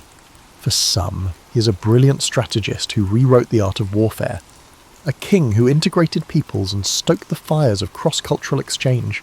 To others, he is a figure of tragic hubris, dragging thousands into a long, bloody march fueled by personal ambition. Stories from the Indus to the Nile, from the Oxus River to the Aegean Sea, carry fragments of his legend. Over centuries, the raw details morph into myths. Poets transform him into a demigod. Historians debate his virtues and vices, and explorers invoke his name when embarking on perilous quests. But above all, Alexander remains the restless soul of antiquity, a leader who, from his first steps on Macedonian soil, dreamed not of limiting horizons but of breaking them. His life stands as a testament to the sheer, and sometimes terrifying, force of will, forever leaving questions about how one man's drive can alter the course of nations for good or ill. Thus concludes our tapestry of Alexander the Great, a story woven from dusty paths, rivers of conflict, lavish banquets, and fleeting triumphs. He was shaped by powerful parents, guided by philosophers, tested on countless battlefields, and enthralled by the promise of immortality through conquest. Whether or not he had achieved that immortality remains for us to judge. As long as human curiosity thrives, his name echoes. Alexander, the man who sought to see, to rule, and to understand the edge of the known world, only to find that the world is always larger than we dare imagine. It was more impressionable, perhaps because they were eager to leapfrog over rivals in the exploration race.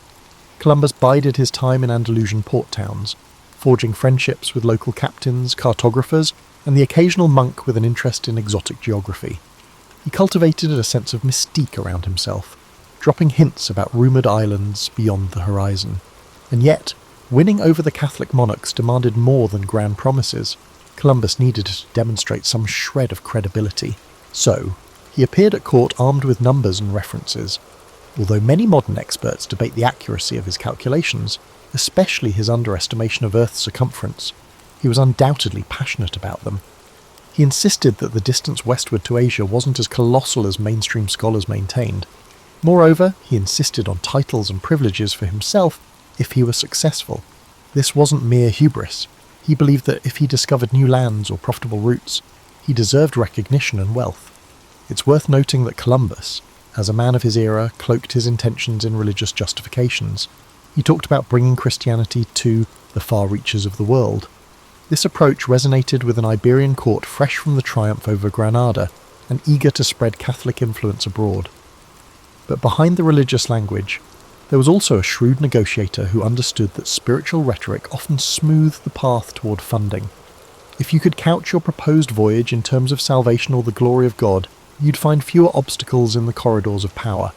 What followed were months, some say years, of haggling. Advisors to the crown debated whether Columbus was an inspired savant or a fool. Traditional geographers scoffed, referencing ancient authorities who argued that the Atlantic was vast, filled with unknown dangers. A few murmured that even if Columbus did find land, it could be an inhospitable wilderness unworthy of the trouble. Columbus, however, radiated a calm sense of certainty. He occasionally flashed a map, though how detailed these charts were remains a mystery. Scholars have speculated for centuries about the source of his unwavering assurance. Some posit hidden documents or secret knowledge gleaned from seafarers who stumbled upon unknown islets. Others assume it was sheer stubbornness, an unshakable conviction that a western sea route must exist. Eventually, the Catholic monarchs took a calculated risk. They granted Columbus the funds for 3 ships, a modest investment from their perspective. The arrangement was that if he found nothing, the loss would be brushed aside by the Spanish treasury, but if he succeeded, Spain would catapult ahead in the scramble for new lands and trading routes. The recollection of Portugal's prosperity from gold and spices weighed heavily on their minds. Nobody wanted to miss out on the next wave of riches. Columbus, exultant with the royal nod, hurried to assemble a crew. People often overlook the question of how Columbus gathered those men. It's true many were from modest backgrounds, with some rumoured to be on the run from the law, hoping to escape their past in the expanse of the ocean. But it wasn't just desperados who signed up. Skilled navigators from Palos, Huelva, and beyond joined, intrigued by the potential for fortune. The ships, commonly referred to in simplified form as the Nina, the Pinta, and the Santa Maria, were repurposed commercial vessels, not the grand, specialised craft of some modern imagination. In those final days before departure, Columbus prayed publicly at small monasteries and confided in a handful of confidants. The air crackled with anticipation. Coastal communities whispered about the boldness of it all. Some saw it as an act of madness or vanity. Others felt the giddiness of perhaps witnessing the dawn of a new era, though they likely didn't phrase it that way.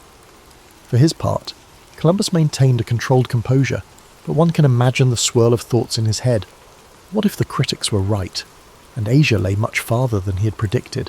What if the currents were too treacherous, or the men mutinied out of fear? Despite the swirling uncertainty, Columbus pressed on. In the context of the times, caution often yielded smaller gains, while boldness, especially in exploration, could reshape kingdoms and redefine maps.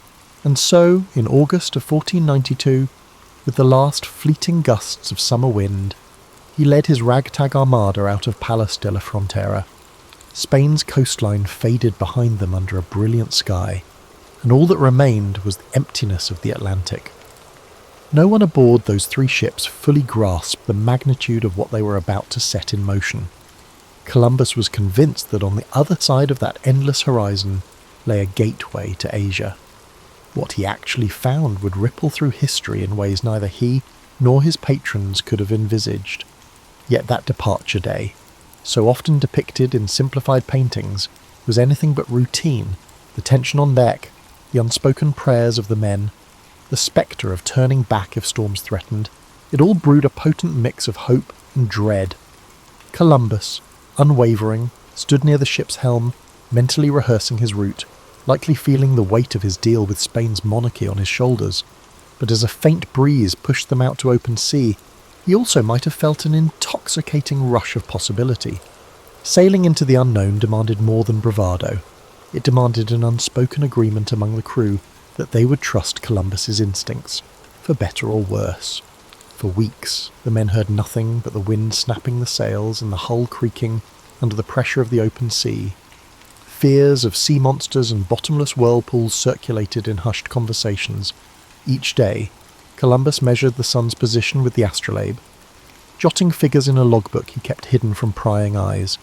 Rumour has it he maintained 2 sets of records, one genuine, one skewed to soothe anxious sailors. As time wore on, their diet, initially bread, onions, salted meat, became stale and monotonous. Water turned brackish, tempers flared as frustrations boiled over.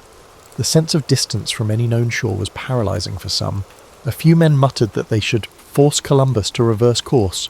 Yet each evening, Columbus delivered a kind of pep talk, reminding them of the wealth rumoured to be waiting just beyond the horizon, of the possibility that each day's sail brought them closer to Asia's spice markets. From a modern perspective, such promises might seem manipulative, but within their historical context, Columbus was playing the necessary role of morale builder.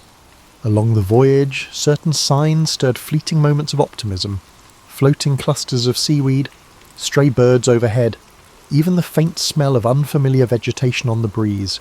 Sailors latched onto these clues like lifelines, interpreting them as evidence that land must be near. Some historians argue that these were the crucial threads holding the expedition together when minds threatened to unravel. Columbus, however, rarely displayed his own doubts. His journals hint at the internal turmoil he felt when days stretched into weeks and no solid coastline materialised.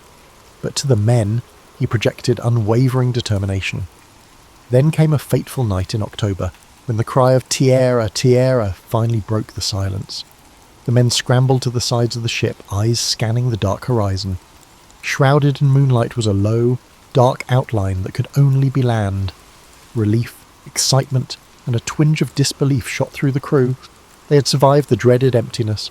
When morning came, they saw a lush island, beaches gleaming under the sun. Columbus, convinced he was near Asia, unfurled the Spanish flag and claimed the land for the crown.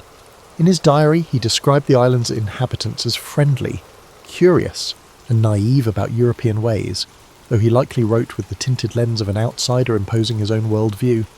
The early interactions between Columbus and the indigenous people, often referred to as the Taino, began with gestures of goodwill. Small gifts of glass beads and trinkets were exchanged for parrots, cotton, and rudimentary gold ornaments. Columbus interpreted these gestures in a context shaped by centuries of European feudal and mercantile culture. He wrote excitedly about the potential for future riches and the ease with which Spain might extend its reach across these lands. That initial moment of wonder, two distinct worlds meeting for the first time, held a fragile promise of mutual discovery. Yet history shows us how illusions can fracture under the weight of greed and cultural misunderstanding. Columbus recorded that some of the islanders directed him farther to the south and west, mentioning places with greater wealth. So, he pressed on, navigating among the islands of what we now call the Caribbean. The further he travelled, the more he convinced himself that the Grand Khan's palaces might lie just around the next coastline. He heard stories, interpreted them through his own lens, and wrote letters back to Spain brimming with excitement. However, the land was not the Asia of silks and spices he had imagined. The mistake was largely geographical. The world was far bigger than he had presumed. Unwittingly, Columbus had stumbled upon a separate continent that was new only to Europeans, though not to the millions who already lived there. The seeds of future conflict were sown in these early encounters. The Spanish crown's policy was expansionist, steeped in an ideology of superiority, and Columbus's reports about malleable islanders only fueled the monarch's ambitions. He built a makeshift fort on Hispaniola, leaving some men behind while he returned to Spain with captured islanders as evidence of his discoveries. In modern eyes, that action signals a grim foreshadowing of how the New World's inhabitants would be treated, as curiosities, labour sources, or impediments to colonial aims. But in Columbus's time, such manoeuvres were considered strategic. He wanted to ensure further funding by demonstrating tangible results. Returning with natives, though entirely unethical by contemporary standards, served as proof that he wasn't just spinning tall tales. As he sailed back, Columbus already envisioned subsequent expeditions, likely anticipated wealth, honours, and a permanent place in the aristocracy. He had entered the islands as an emissary of a new empire in the making. Much like a businessman presenting a prototype to investors, he came back with enough evidence to secure additional patronage from Spain. Royal receptions greeted him upon his return, and he responded by describing the islands as paradises brimming with potential for Christian conversion and resource extraction. The tale of first contact is often romanticised, but the reality was more complex and ominous. Suspicion lurked beneath the surface. both from the Spanish who found less gold than rumoured, and from the indigenous peoples who now witnessed the arrival of more foreigners seeking land and labour. Columbus's navigational victory had unknowingly unlocked a door that would soon see waves of conquistadors, missionaries and fortune seekers flood these shores. For now, though, in the immediate aftermath of that first voyage, Europe saw Columbus as a triumphant discoverer who validated the westward route. The next chapters would unveil the consequences of that discovery. For a brief flickering moment, there existed an in-between time when Europeans and native landers engaged without fully understanding what was at stake. The aura of curiosity pervaded their interactions, but behind the curiosity lay a chasm of cultural difference and the looming possibility of violence. Columbus, for all his zeal and cunning, remained somewhat oblivious to the Pandora's box he had pried open. His mind was fixed on proving to the Spanish crown that he was the man to lead the next wave of expeditions into these unfamiliar waters, confident that wealth and glory lay just over the horizon. Not long after Columbus's celebrated return to Spain, word spread throughout Europe about the new lands. The name Indies stuck, reflecting Columbus's ongoing misbelief that he had neared the outskirts of Asia. In response, the Spanish crown organised a second expedition on a much grander scale. Columbus would no longer command a modest trio of ships, but rather a flotilla aimed at establishing a permanent foothold. Soldiers, settlers, and clergy accompanied him, each with their own agenda. What was the ultimate objective? Transform these islands into profitable colonies for the Spanish realm. The spectacle of this second voyage contrasted sharply with the tentative nature of the first.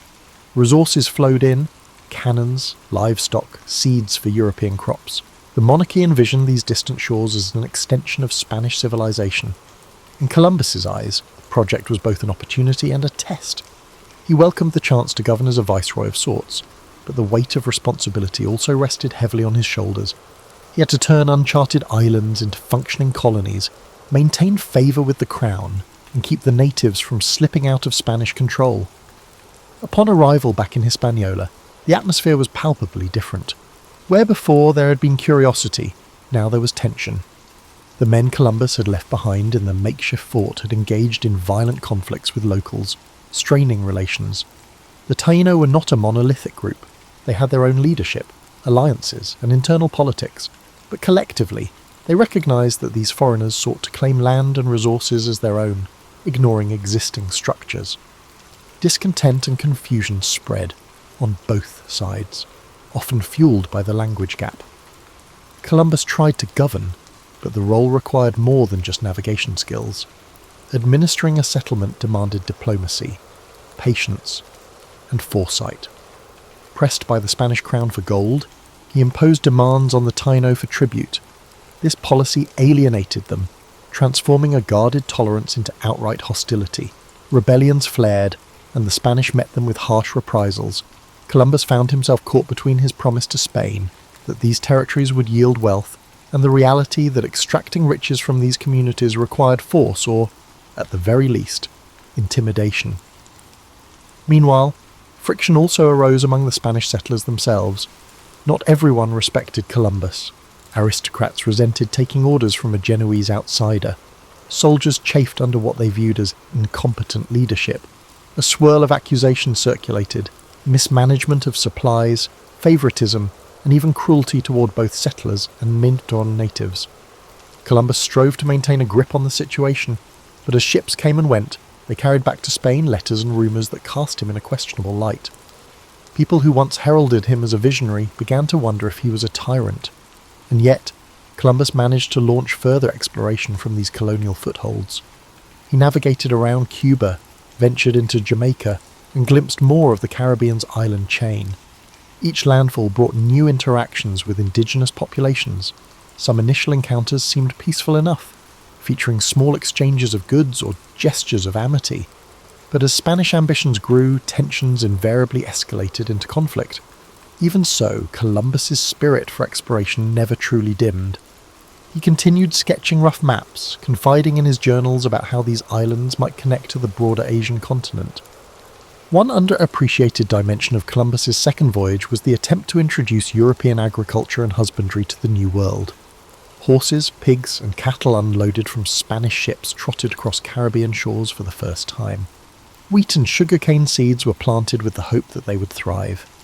These experiments would eventually reshape local ecosystems, though Columbus and his contemporaries didn't foresee how foreign plants and animals could disrupt native habitats. They also didn't foresee the profound demographic collapse that would befall the Taino due to disease, forced labour, and armed confrontation. Amid the daily swirl of colonial administration, Columbus also wrestled with personal disappointment. Precious metals seemed less abundant than he had hinted in his early letters. The dream of easy gold faded, forcing him to tighten the screws on both colonists and native populations to meet Spain's expectations. This pressure fueled further discontent. Some settlers plotted against him, drafting scathing reports to royal officials. Columbus responded with imprisonments and strict measures, hoping to maintain order and prove he could handle the responsibilities vested in him. He was not entirely oblivious to the unravelling situation.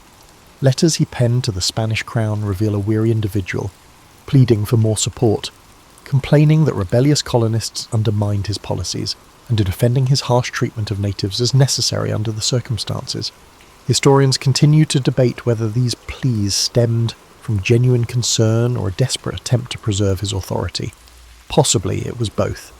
By this stage, Columbus was no longer just the triumphant mariner who had revealed unknown islands to Europe. He was an embattled governor, pinned between colonial demands, rebellious factions, and indigenous resistance. Eventually, the tensions reached a point where the Spanish crown could no longer ignore the colonial chaos. The Spanish crown dispatched officials across the Atlantic to conduct an investigation. Columbus's name, once applauded in royal halls, started to be whispered with skepticism. The monarchy needed order and profit, not unending complaints and allegations of brutality. Columbus, for his part, insisted he remained steadfast in his loyalty, that his measures were misrepresented, that others were sowing discord against him. But the drumbeat of criticism was relentless. These were pivotal years in which the promise of new lands collided with the practical realities of conquest. The idea of finding a paradise was replaced by the harsh realities of colonization. Columbus's navigational achievements could not shield him from the complexities of trying to rule a far-flung colony under the watchful, profit-hungry eyes of the Spanish crown, and so, amid fractious settlers and indigenous communities on the brink, the stage was set for a reckoning. The once celebrated admiral, whose unwavering conviction had brought him so far, found himself ensnared in the bureaucracy and violence of empire building, an empire that demanded more than a dreamer's spirit could easily deliver. When people talk about Christopher Columbus today, they often reduce him to a single act, that of discovering America. In that narrative, the nuance of his multiple voyages and the complexities of his tenure as a colonial administrator often vanish. Yet it's precisely in the aftermath of these voyages that the full dimensions of his influence and his failures come into stark relief. As Columbus initiated further journeys, some leading him toward the coasts of Central and South America, he found himself increasingly marginalized by Spanish bureaucracy. This shift manifested most dramatically in the arrival of Francisco de Bobadilla, a royal commissioner tasked with investigating complaints about Columbus's governorship. The new bureaucrat, carrying the weight of royal authority, wasted little time in gathering testimony. Both Spaniards and local islanders recounted episodes of cruelty, nepotism, and questionable decisions. Bobadilla was apparently so appalled that he arrested Columbus and his brothers, sending them back to Spain in chains. Legend has it that Columbus wore his shackles defiantly, even when given the chance to remove them on the ship. He saw them as a symbol of injustice, proof that his loyalty and service were being repaid with humiliation. It was a potent image for someone who once stood triumphant before the same crown that now authorized his imprisonment. The question of guilt remains tangled in historical debate. Some accounts suggest that Columbus, overwhelmed by the labyrinth of colonial politics and the pressure for gold, resorted to extreme measures. Others argue Bobadilla's actions were also politically motivated, using Columbus as a scapegoat to appease the crown's dissatisfaction with the colony's performance. Upon returning to Spain in disgrace, Columbus managed to secure an audience with Queen Isabella. Accounts from the time suggest that he pleaded his case with tears in his eyes, lamenting how he had been treated. The Queen, who once supported him so fervently, was moved enough to release him. However, his authority over the New World territories would never be fully restored. The monarchy recognised his contributions as an explorer, but deemed his administrative methods unacceptable, or at least too fraught with controversy to continue under his leadership. Despite these setbacks, Columbus managed to mount a fourth voyage, albeit with far fewer resources and a more modest mission, to find a passage to the Indian Ocean. He skirted the coasts of Central America, enduring hurricanes, shipwrecks, and near mutinies. This journey carried a distinct sense of desperation. Columbus remained convinced he could unstumble upon a maritime strait that would vindicate his original thesis, that these lands were indeed part of Asia's outskirts. He found no such passage, of course, and ended up stranded in Jamaica for a time, relying on the uneasy goodwill of local communities to survive. During that ordeal, Columbus famously exploited his knowledge of an upcoming lunar eclipse to secure provisions from the indigenous people. By predicting the moon would turn dark as a sign of divine displeasure if they withheld supplies, he manipulated the local population. This episode underscores the lengths he would go to maintain authority in precarious circumstances, and it also points to the lopsided power dynamics at play. Even when cut off from Spanish support, Columbus found ways to leverage advanced European knowledge like astronomy for short-term advantage. Eventually he managed to return to Spain in failing health, battered by the years at sea.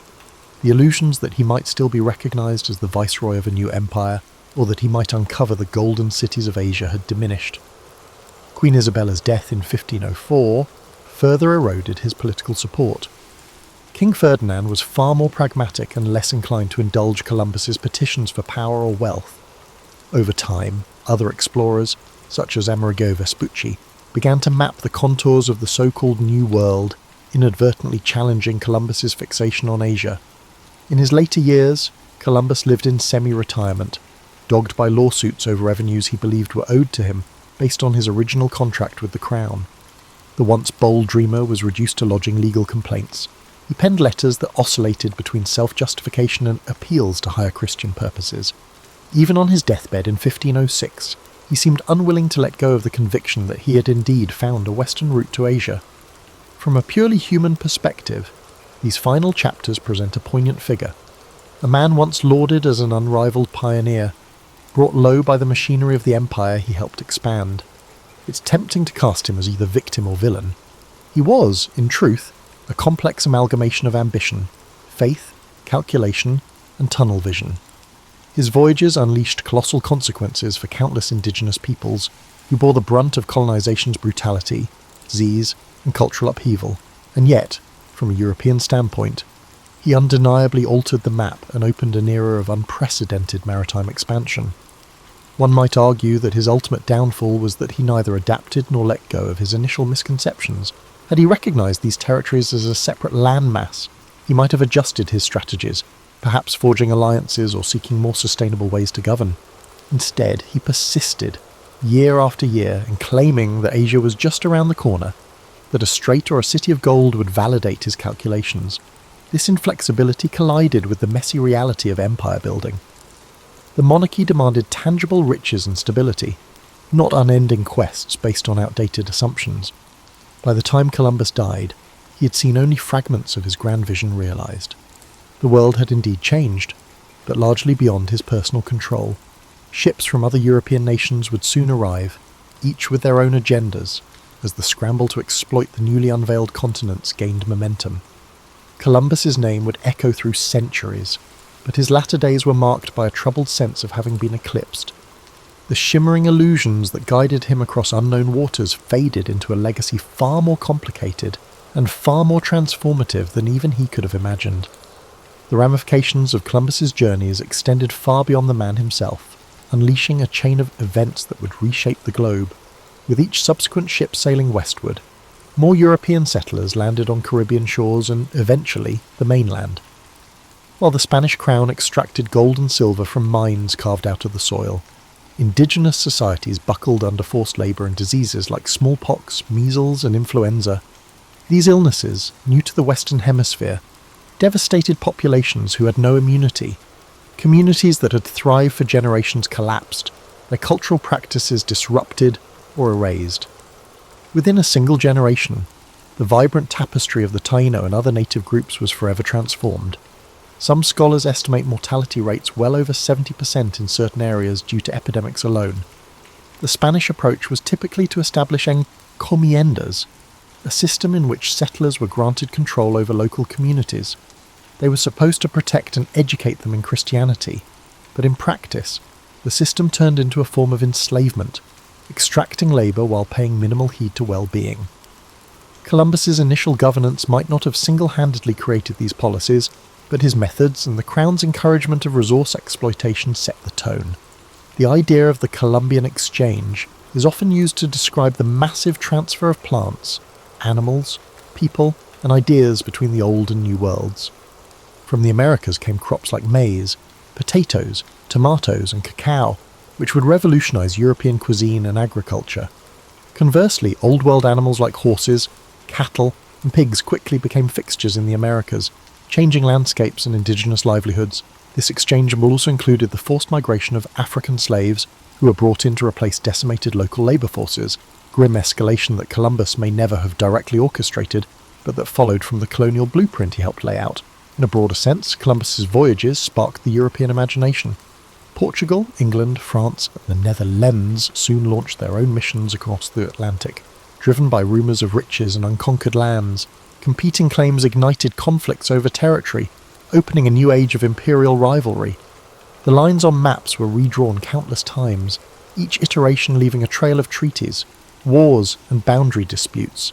And so, the impetus that began with Columbus's belief in a westward path to Asia spiralled into a global upheaval that reached far beyond the Caribbean.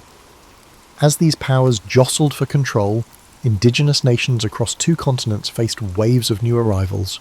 Some groups formed alliances with Europeans, leveraging firearms and trade relationships to gain regional advantages. Others resisted colonization with every means at their disposal, whether through warfare or diplomatic negotiation.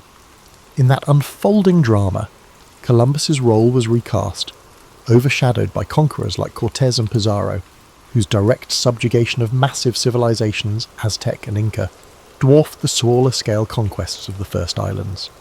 Yet the initial spark, the template for claiming land under royal charters, traced back to Columbus's insistence that these lands belonged to Spain. Over the centuries, his reputation waxed and waned. In Spain, he was intermittently lionized as a national hero, though he was Italian-born. In the emerging United States, Columbus was mythologized as an emblem of pioneering spirit, particularly during the 19th century, when a young nation sought founding myths disconnected from British colonial rule. Monuments sprouted in his name. Poets and chroniclers polished away the unseemly details, painting him as a visionary chosen by fate. But as the modern era approached, historians began to piece together the darker facets, the enslavement of native peoples, the ruthless tactics to extract tribute, and the catastrophic demographic collapse that accompanied European arrival. Within academic circles, Columbus's identity has been dissected with increasing rigour. Was he a brilliant, if flawed, mariner caught in the unstoppable tide of empire? A cunning opportunist who used royal favour to pursue his quest for personal glory? Or a tragic figure who stumbled into a continent he never understood, living long enough to see his illusion crumble? The man's diaries, the letters he exchanged with monarchs, and the records of those who travelled with him reveal contradictions and complexities that defy easy categorization. Social movements in the late 20th and early 21st centuries further heightened scrutiny.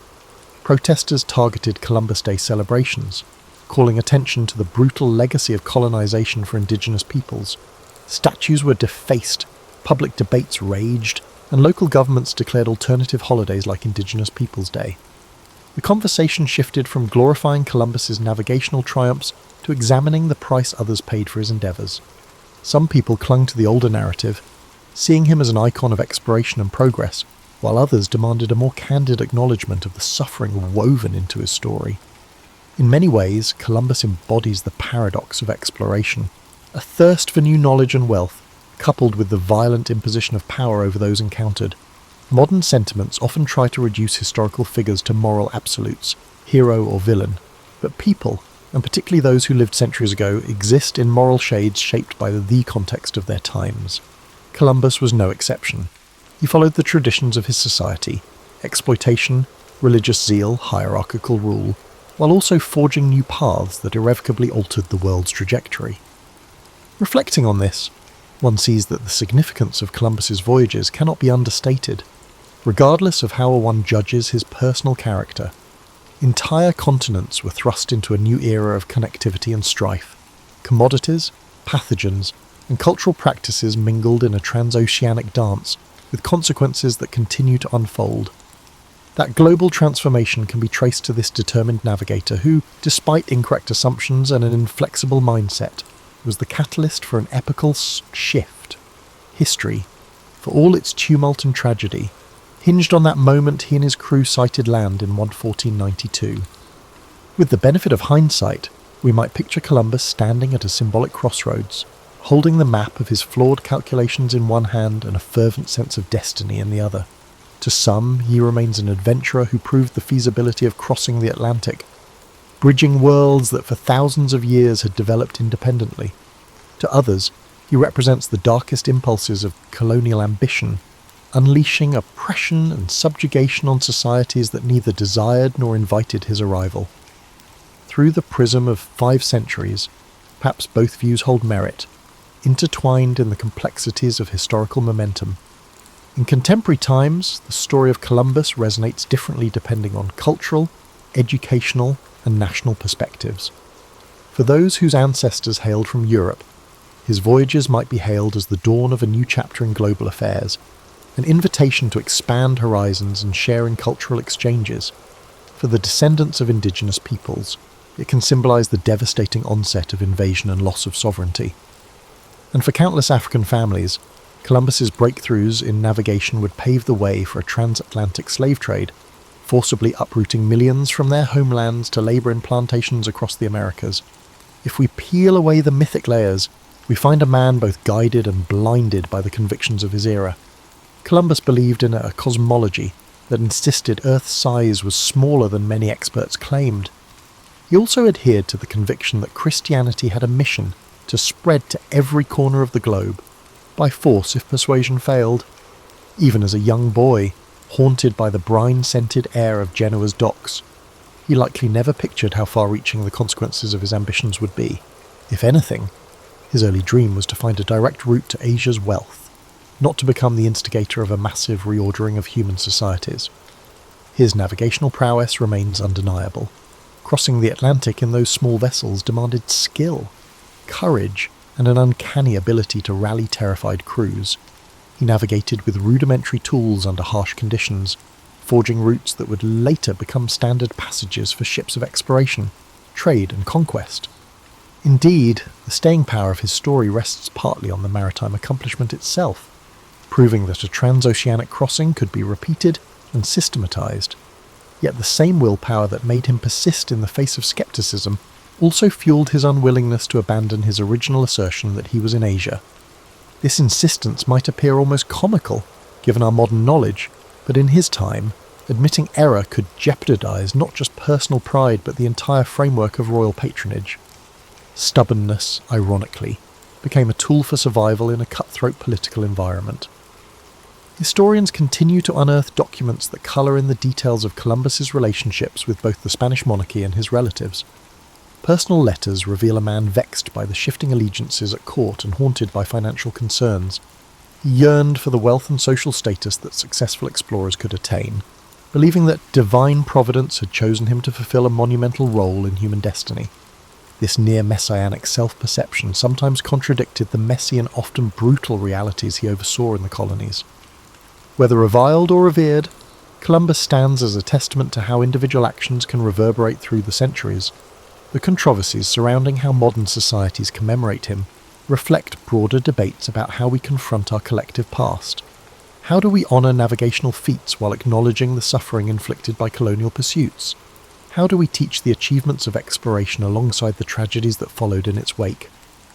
The question of where Columbus fits within the moral landscape of history has no simple answer. For people in their middle years, like those between 45 and 54, revisiting Columbus can be a striking exercise in re-evaluation. Many of us learned a sanitized version in our youth, a simplistic epic of heroic discovery. Over time, reading more broadly or hearing stories from descendants of colonized communities might challenge those old narratives. The hallmark of historical awareness in one's middle years often involves reconciling childhood lessons with a more nuanced and frequently uncomfortable truth. Columbus's story exemplifies this process. Today, as technology allows us near-instant access to the world's knowledge, it's sobering to recall the day Columbus ventured into the unknown with only sails and unwavering belief. That leap, underpinned by flawed assumptions, still gave birth to our interconnected modern world. A world where the ripple effects of his crossing shape our politics, cultures, and environment. Whether we choose to cast him as a visionary, a reckless conqueror, or both, the fact remains, his voyages forever altered the course of history. And in contemplating his legacy, we peer into this broader quandary of how explorations, well-intentioned or not, can unleash forces that transcend the visions of those who first set them in motion.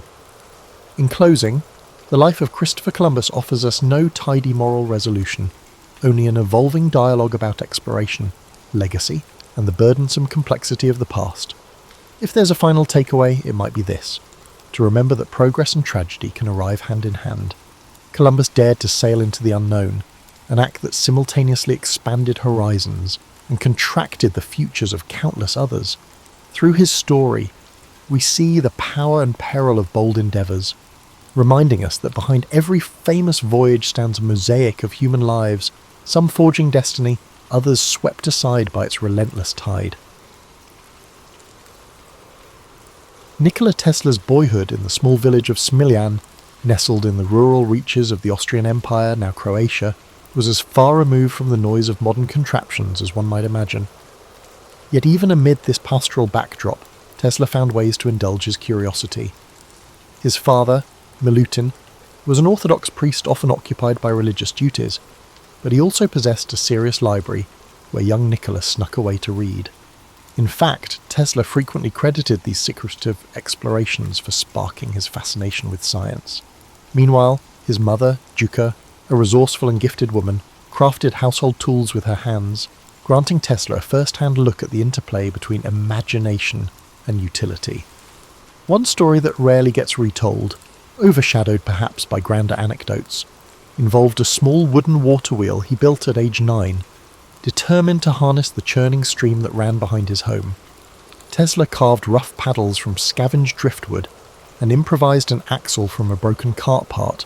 While the contrivance was crude, it worked, sort of. It sputtered and jammed more often than it spun, but this half-success taught him the power of redirecting natural forces. Even as a child, he recognised that nature housed tremendous energy, just waiting to be tapped. It was also during these early years that Tesla started experiencing acute visualizations. Later, he described how bright flashes before his eyes would conjure vivid images of objects he hadn't even witnessed before. This phenomenon, which he called his mind's eye, sometimes unsettled people around him, but it had a silver lining. Whenever an idea flickered through his consciousness, he could examine its details in these mental pictures, rotating and refining them before he ever set pen to paper. This unique ability, often minimized in popular accounts, shaped his inventive process. Of course, not all was idyllic. As a schoolboy, Tesla nursed a rebellious streak and loathed rote memorization. His teacher once scolded him for insisting that the Earth was a giant magnet, telling the class that Tesla was letting his imagination run wild. The teacher was unaware of how close Tesla was to the truth, nor how that minor humiliation inspired him to study magnetism more thoroughly. Some say the seeds of his future AC motor began here, in the tension between authority and Tesla's unwavering self-belief. In spare moments, the young Tesla found camaraderie with friends who joined in his experiments, like building hand-cranked contraptions or trying to talk through tin can telephones. Yet, if a contraption failed, Tesla vanished into introspection, recalculating every step in his mind. In those hours, no one could pry him away from his reflections. It was as if he was lost in that luminous inner workshop. Despite bouts of quiet withdrawal, Tesla still lived in a household that valued performance, especially rhetorical flair. His father believed in the power of eloquence and would often deliver stirring orations. Perhaps this is how Tesla learned to present radical ideas with poise. He also gleaned from his mother the virtue of patient tinkering, an aspect overshadowed by stories of his brilliant flashes of insight. Though untrained formally, Duca's improvisational skill showed him that great inventions need not come from grand laboratories. They could begin at a humble table or by the riverside, as long as one had the drive to see them through. By the time he reached adolescence, Tesla had devoured nearly every science book in his father's library. He immersed himself in electricity, magnetism, and mechanical wonders, his fascination growing with each page. Late at night, when the household slept and a single kerosene lamp flickered in the corridor, Tesla mulled over new concepts, making mental notes on how to apply them. He never just read, he scouted for clues, each bit of knowledge layering onto his mental designs. These experiences in Smiljan formed the bedrock of a lifetime of invention. While the world would one day witness Tesla's theatrical experiments and transformative discoveries, it all began beside a murmuring creek and within the hush of a modest library. There, free from urban clamour, Tesla learned the value of curiosity, observation, and sustained determination. It was in this unassuming domain, where wooden water wheels sputtered and a boy's imagination soared, that the seeds of an extraordinary destiny first took root. Perhaps most telling, these formative years cemented in Tesla a lifelong pattern of introspection and experimentation. The young inventor not only absorbed knowledge, he reinvented it in his imagination. For him, Smiljan was not a backwater. It was a secluded incubator for unexplored possibilities. Tesla's departure from home was spurred by academic pursuits that beckoned him to larger arenas, eventually landing him at the Austrian Polytechnic in Graz. The environment there demanded rigour, which suited Tesla's capacity for total immersion. He sank his teeth into mathematics, physics, and mechanics with a feverish intensity. Professors noted his uncanny ability to answer complex theoretical questions without referencing textbooks, a result of his extraordinary mental visualization. However, the spark that truly lit his imagination was the direct current, DC, electrical machinery in the school's labs. Conventional wisdom suggested DC was the future of power, but Tesla found its inefficiencies maddening. Observing how DC motors generated sparks and wasted energy, he questioned how nobody noticed a better pathway. When one professor pronounced that harnessing alternating current, AC, at scale, was an impossibility, Tesla resisted the urge to argue. Instead, he spent late nights in his boarding room, sketching out rotating magnetic fields in his head. If he dozed off at all, it was with diagrams dancing across his eyelids. Despite his academic prowess, Tesla's stint in Graz did not end smoothly. Exhaustion, and perhaps an underlying rebellious streak, contributed to friction with university administrators. He once rigged an experiment to demonstrate a refined method for measuring electric resistance. When the apparatus short-circuited, Tesla found himself facing the wrath of a professor outraged by unorthodox experimentation. Feeling unwelcome, Tesla walked out, leaving conventional academia behind. From Graz, Tesla moved to other opportunities, including a brief and often overlooked period in Marburg, now Maribor, Slovenia. There, a shadow seemed to fall over him. Separated from the camaraderie of classmates, he grappled with bouts of anxiety. Without structured lab access, Tesla turned to solitary experiments, tinkering with leftover scraps of metal and wire. Yet the gloom of isolation gnawed at him, and he eventually returned home for a spell. His confidence rattled, but not shattered. It was in Budapest, while working at the Budapest Telephone Exchange, that Tesla began to regain his footing. In that frenetic workspace, he was tasked with improving the nascent telephone system's design. One lesser circulated story details how Tesla once clambered onto a rooftop to adjust overhead lines, the lightning flashes giving him new ideas about high-frequency current. Colleagues regarded him as eccentric competent. Crucially, it was during a routine walk through Budapest's city park that the notion of the rotating magnetic field crystallized in his mind. Inspired by a poem he recited aloud, Tesla abruptly stopped, drew a stick from the ground, and began tracing swirling diagrams in the dirt.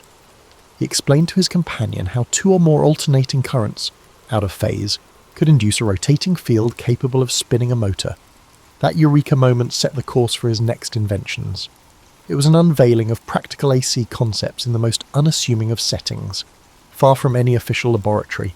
Shortly after, Tesla found himself with an opportunity in Paris, working for the Continental Edison Company. His tasks involved troubleshooting installations of Edison's DC systems, the very technology that had vexed him back at Graz. Even so, the job introduced him to real-world engineering challenges, from power outages to generator malfunctions. By day, Tesla tackled these issues, becoming something of a specialist in diagnosing electrical breakdowns. By night, he refined sketches of his AC motor, desperately wishing for the chance to build a prototype. The interplay between the daily grind of DC hardware maintenance and the nightly pursuit of AC innovation lent Tesla's life a peculiar duality, an unresolved tension between the present and what he believed the future should be, although overshadowed by the high drama of later years. These formative experiences taught Tesla resilience.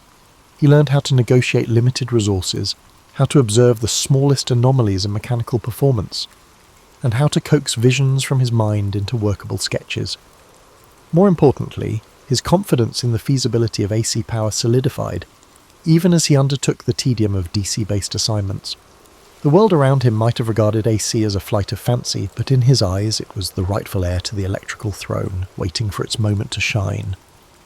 Tesla's fateful journey to the United States in 1884 has often been romanticised, yet a host of lesser-known details enrich that narrative. He arrived in New York with next to nothing, carrying a letter of introduction to Thomas Edison from his former employer in Paris. The letter supposedly claimed Tesla was an exceptional engineer who would produce wonders. In popular retellings, this encounter frames Tesla and Edison as instant rivals. But in truth, their relationship began with cautious respect. Edison recognized Tesla's competence right away and put him to work on projects deemed too intricate or menial for others. There's a story, one not widely circulated, that Tesla fixed a defective shipboard lighting system, saving Edison's company from contract penalties. Tesla never used it as leverage. Still, Edison noticed. Intrigued by Tesla's meticulous approach, he assigned him to redesign DC generators. Tesla toiled day and night, confident his improvements would prove their worth. And they did, but when he sought remuneration, misunderstandings piled up. It wasn't a single dispute over a massive bonus, more a pattern of unkept promises and blurred expectations. By early 1885, the veneer of cordiality evaporated, and Tesla left Edison's employ. That was the genesis of a rivalry later amplified by newspapers, driven more by conflicting technologies than personal hatred. Financial troubles beset Tesla almost immediately. With few acquaintances in New York, he found himself digging ditches for $2 a day. Yet it might have been that physical labour, under a harsh sun, that sharpened his resolve. He told a friend that while his body dug ditches, his mind was far away, describing elliptical arcs of thought. Where some might have fallen into despair, Tesla saw an interval to refine his intended path. That path led to the formation of Tesla Electric Light and Manufacturing, his first entrepreneurial venture in America. He secured backers who, at first, promised to let him develop arc lighting systems and eventually his prized AC motors. However, once Tesla delivered an efficient arc lighting solution, those investors showed no interest in AC. Capital wanted quick returns, not imaginative leaps. Frustrated, Tesla found himself pushed out of the very company bearing his name. This episode left him wary of business partnerships and taught him that investors valued immediate profit over long-term vision. Undeterred, Tesla began to demonstrate his AC motor concept in small lecture halls around the city. One venue, the back room of a modest Manhattan building, had an audience of barely 20 people. But among them was Alfred S. Brown, a Western Union superintendent who recognized Tesla's potential. Another backer, Charles Peck, also attended. Together, they formed a partnership with Tesla, pledging to support his AC technology.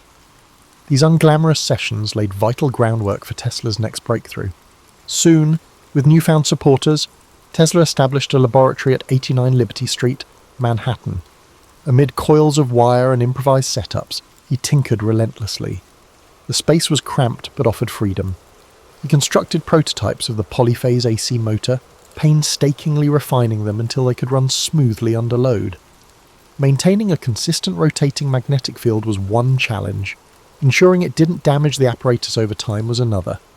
Tesla tackled each obstacle systematically, relying on mental simulations before any real-world tests. One anecdote from this period recounts Tesla experimenting with high-speed turbines that let out unnerving whines. Passers-by grew wary, prompting multiple visits from the local fire brigade after neighbours complained of sparks. Tesla, oblivious to the fuss, would apologise earnestly, then resume his adjustments the moment they left. Such episodes highlight his tendency to live almost entirely in his realm of ideas, paying little heed to outside alarm. While public fascination with electricity was on the rise, spurred by the novelty of electric lights, most industrialists still viewed AC with caution. Tesla's goal was not simply to make AC motors feasible, but to persuade key players that this technology was reliable, safe, and profitable. Each small success in his lab bolstered his resolve, inching him closer to a grand future shaped by alternating current, truly unstoppable. By 1888, Tesla was ready to unveil his AC motor to the world, and the venue was the American Institute of Electrical Engineers. While typical accounts highlight the significance of this event, few explore the hushed excitement that filled that lecture hall. Attendees included professors, journalists, and industrial titans, all abuzz with talk of a new era in electrical distribution. Some were openly skeptical, others arrived hoping to witness the demise of what they considered an impossible dream. Tesla walked onto the stage with a calm demeanour, unveiling his motor and discussing its principles with methodical precision. Crucially in the audience sat George Westinghouse, who had embraced AC for power transmission. Impressed by Tesla's clarity and the elegant simplicity of his motor, Westinghouse quickly reached out. In negotiations, he purchased Tesla's patents for a substantial sum and promised royalties for every horsepower generated by his inventions. While mainstream retellings mention the deal, the nuance of their discussions, shaped by Tesla's vision for future expansions of AC, often remains overlooked.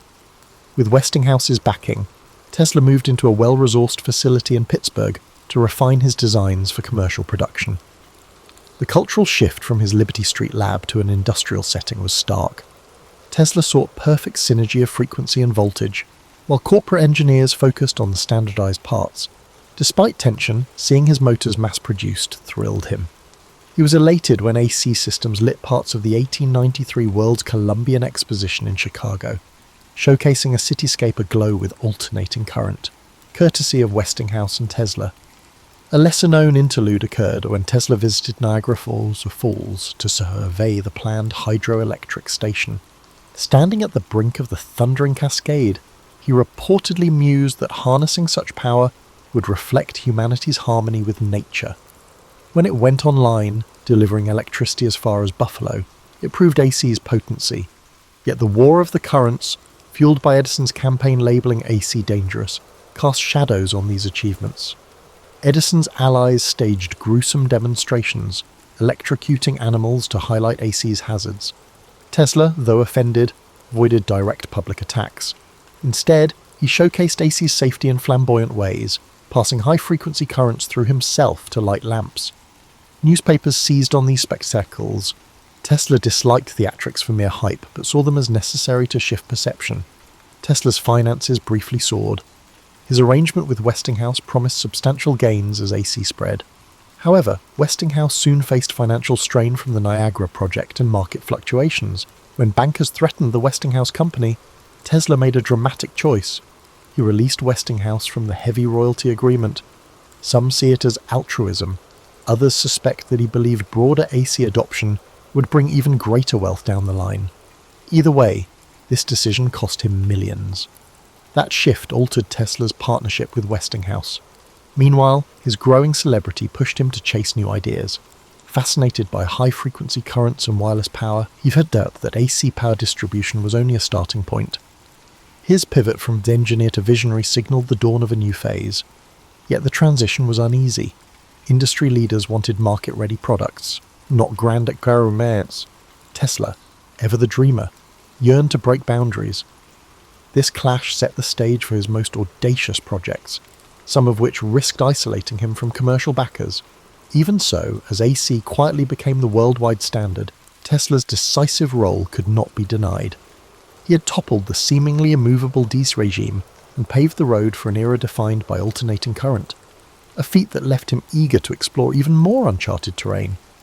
These wins fueled Tesla's restless imagination, propelling further innovation.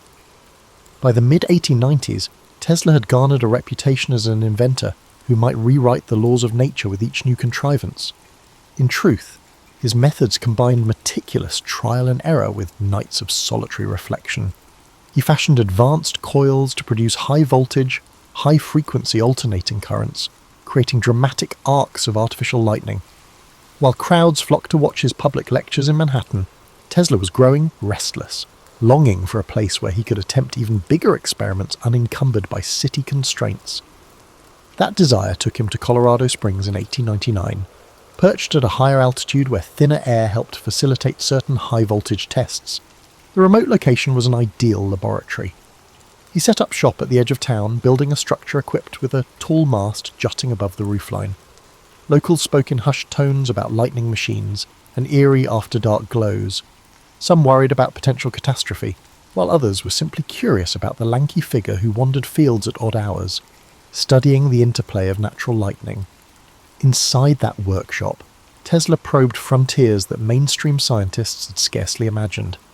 He fixated on the resonance of Earth's ionosphere, believing signals could be beamed wirelessly across vast distances if properly tuned. According to diary entries, he meticulously recorded every spark, every flash, every ear-splitting crack of artificial thunder. On occasion, he produced such intense discharges that the crackle could be heard for miles. One account claims that he caused the local power station's generator to overheat, prompting a short-lived blackout. Ever the polite guest, Tesla apologized, then resumed tinkering. In Colorado, Tesla crystallized his grand vision, a system of global wireless communication and power distribution. The townspeople, hearing rumors of free electricity, speculated he might supply power at no cost. Tesla's goals, however, were subtler. He pictured networks of towers resonating with the Earth's natural electrical charge, carrying voice or energy anywhere. This concept was a precursor to technologies that would surface decades later, from radio transmissions to radar and beyond. Yet life in Colorado was more than just experiments and thunderous arcs. Tesla occasionally mingled with the locals, regaling them with tales of Europe and his earlier exploits in New York. Despite his eccentric schedule, he possessed impeccable manners. One story recounts how he gave a personal demo of wireless lamps to a bewildered blacksmith, who later insisted Tesla was pulling electricity from thin air. Such encounters spurred legends of Tesla as a wizard, blending science with something like sorcery. Still, financing these colossal tests drained Tesla's resources.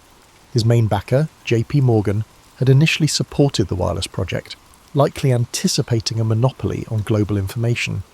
But once Morgan realized Tesla's schemes were far more ambitious and riskier than mere wireless telegraphy, his enthusiasm cooled. Tesla pressed on, convinced one decisive demonstration would open funding floodgates. That breakthrough, however, remained elusive. Newspapers amplified rumors about Tesla's activities, some claiming he was attempting to signal distant planets.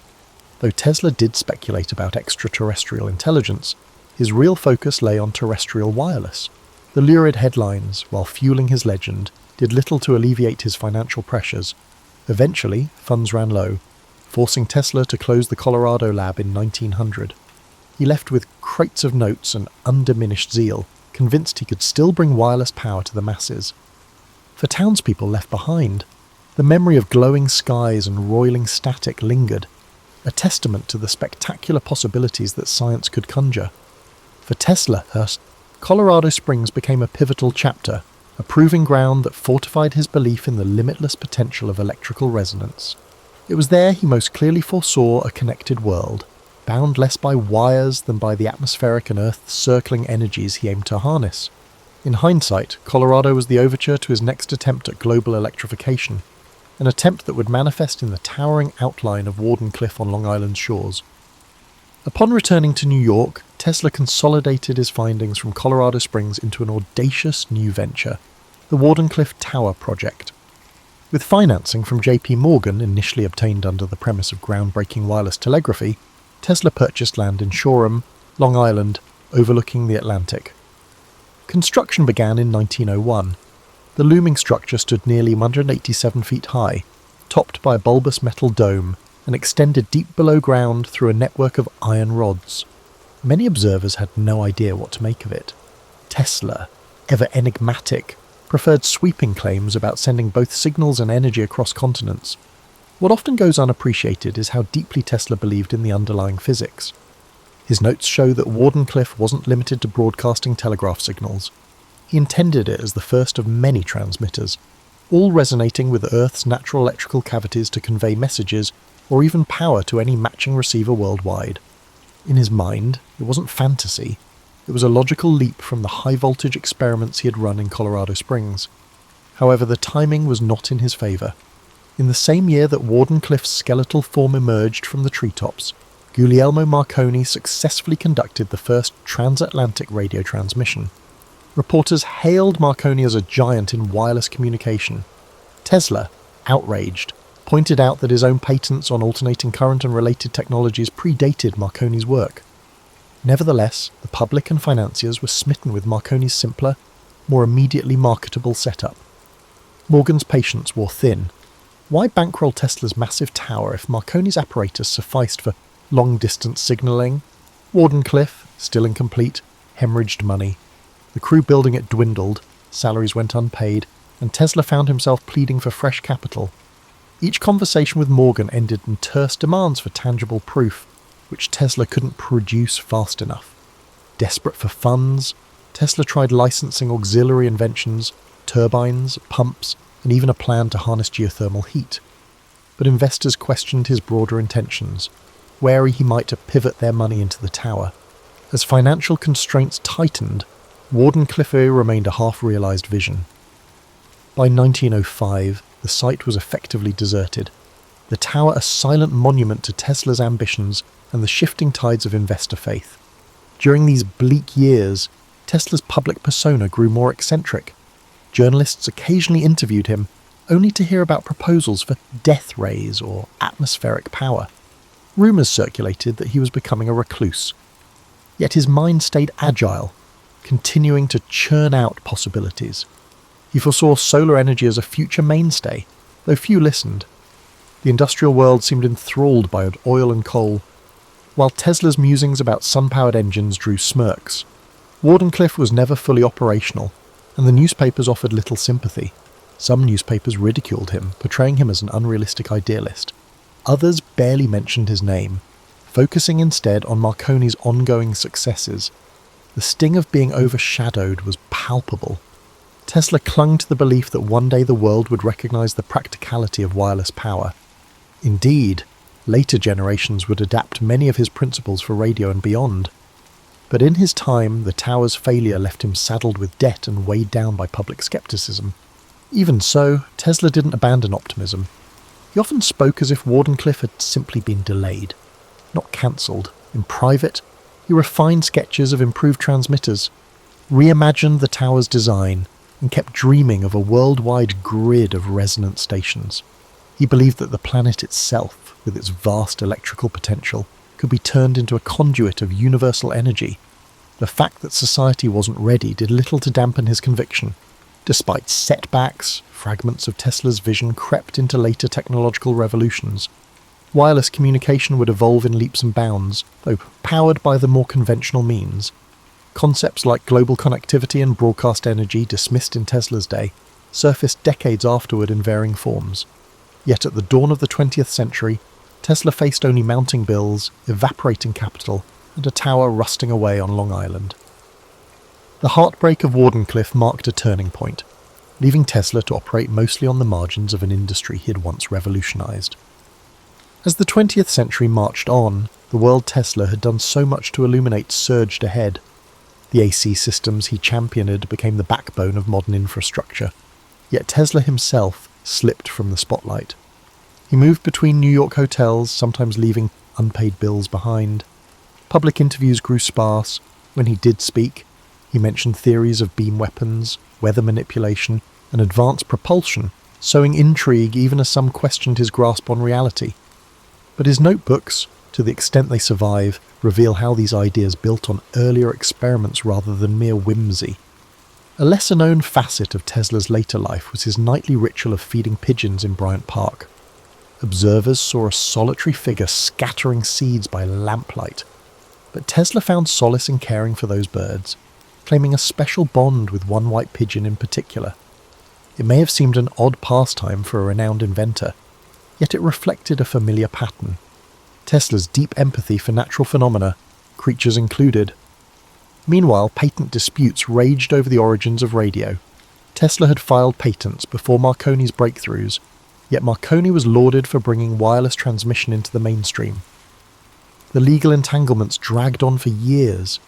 In 1943, the US Supreme Court finally recognized Tesla's priority for certain critical radio patents, though this vindication arrived too late to alter his financial straits.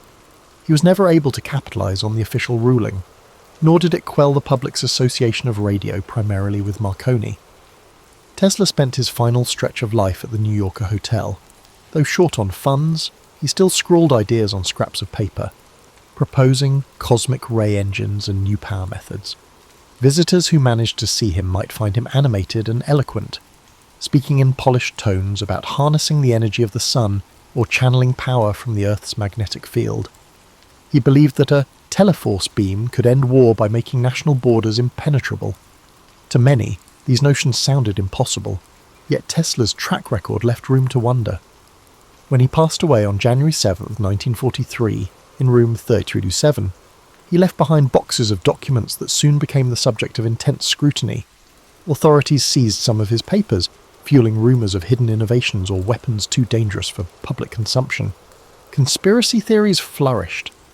While the reality likely involved routine security concerns, the secrecy lent mystique to Tesla's legacy. It became hard to disentangle fact from folklore over the decades. Tesla's standing in popular consciousness swung wildly. Edison's name overshadowed his for a time, especially in school textbooks.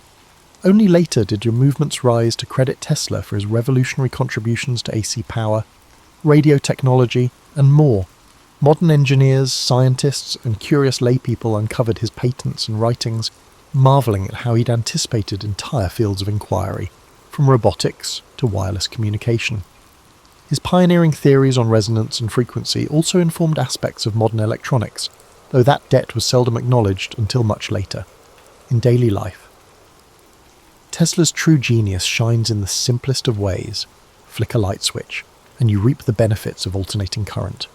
Use wireless devices, and you operate on a principle Tesla believed could reach across the planet.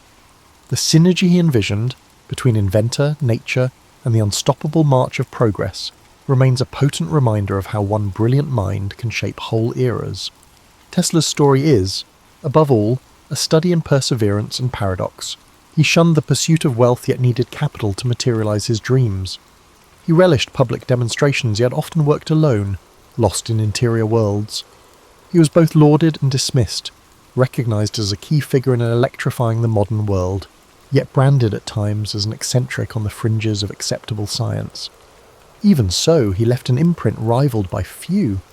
Long after his death, the hum of AC power lines, the glow of electric lamps, and the chirp of wireless signals echo Tesla's influence. He never saw the breadth of his triumph in person, yet the future he glimpsed was not mere fantasy. It was an inevitable extension of the forces he harnessed so elegantly. And though the man himself passed in relative obscurity, his ideas still crackle with a vitality that defies the boundaries of time and imagination.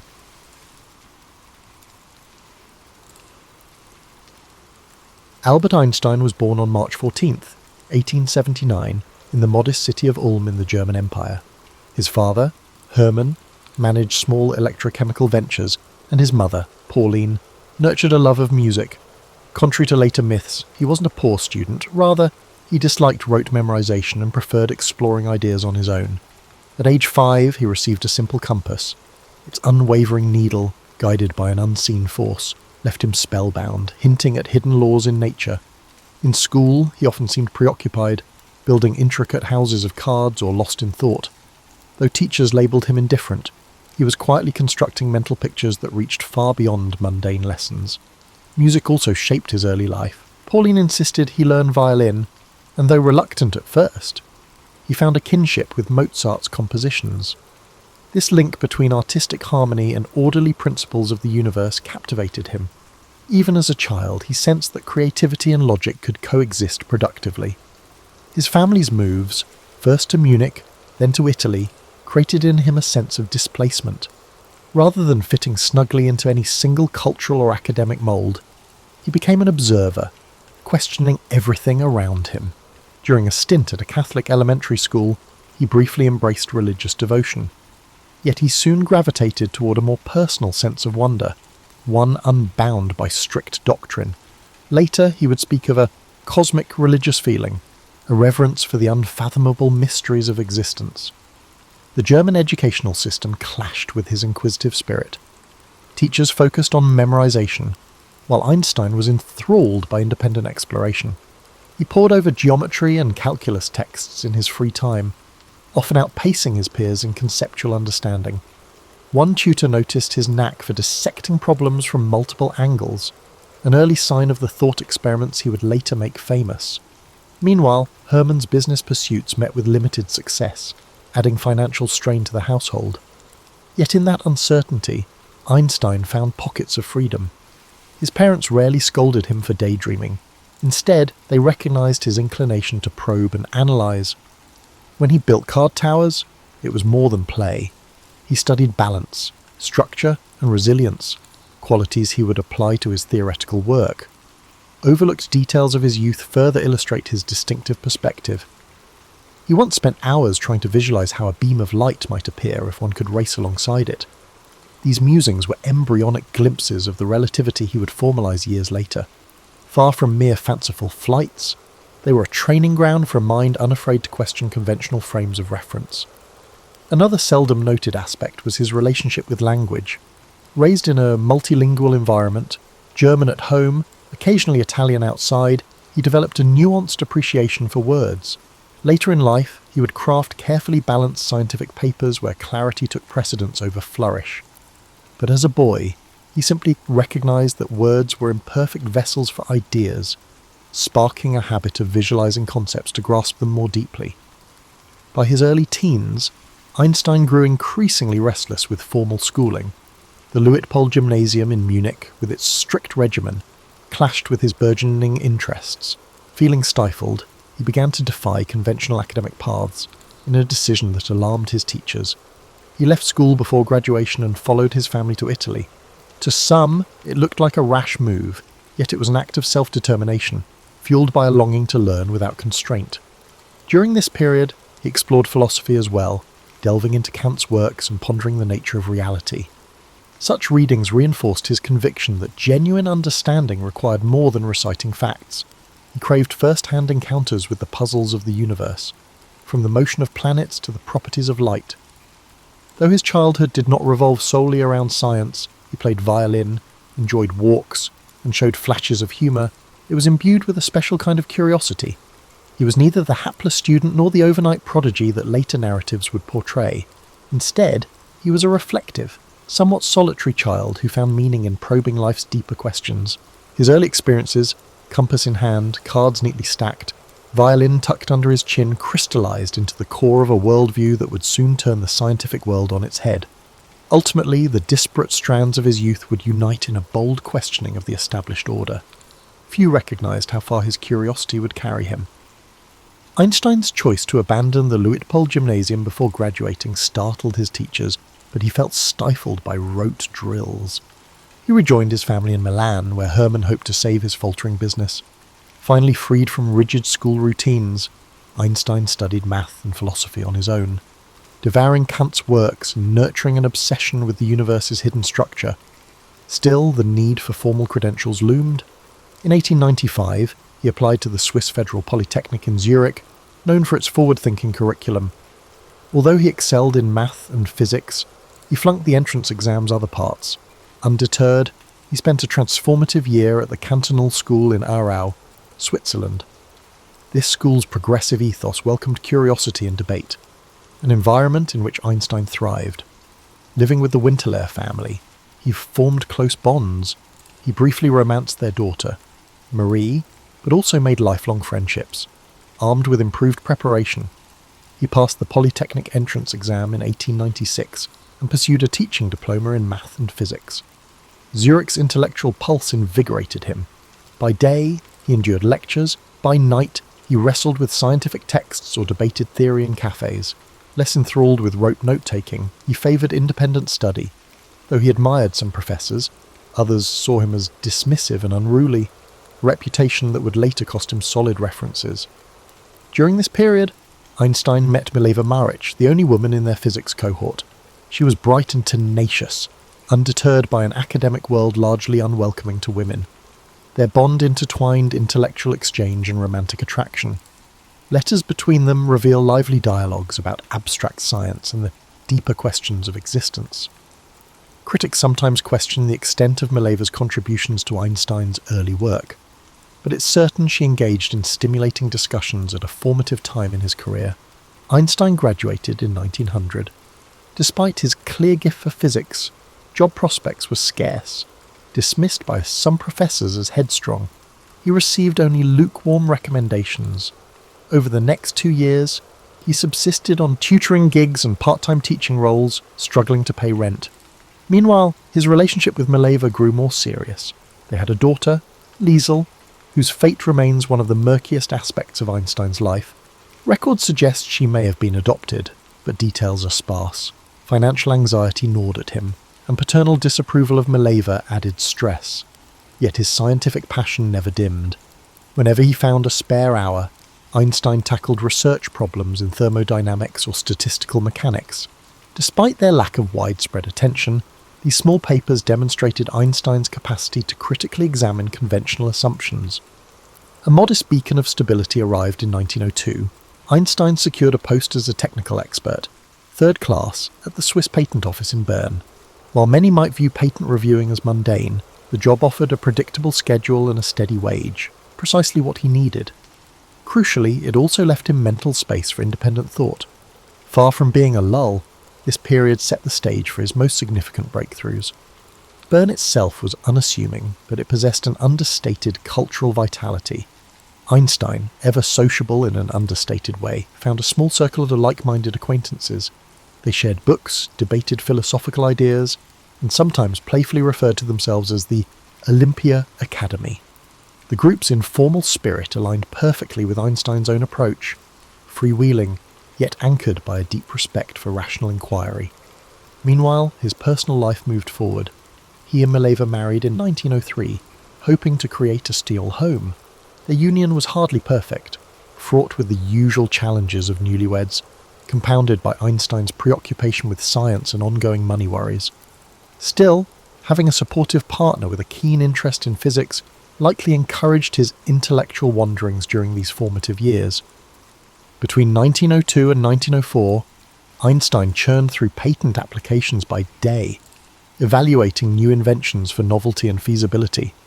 At night, he scribbled equations and chased the big questions that had haunted him since childhood: the nature of light, the structure of time, and whether the cosmos had fundamental certainties.